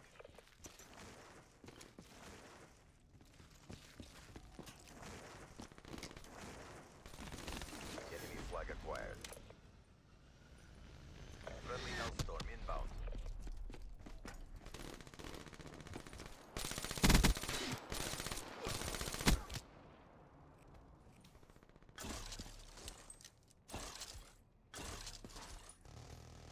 We captured the enemy flag. They're ahead. Maintain your momentum. Our flag has been taken. We dropped their flag. Enemy flag acquired.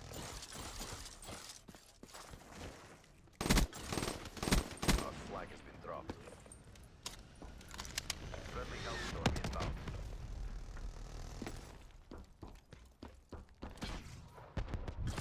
Approaching the ONR. Finished. Our flag is secured.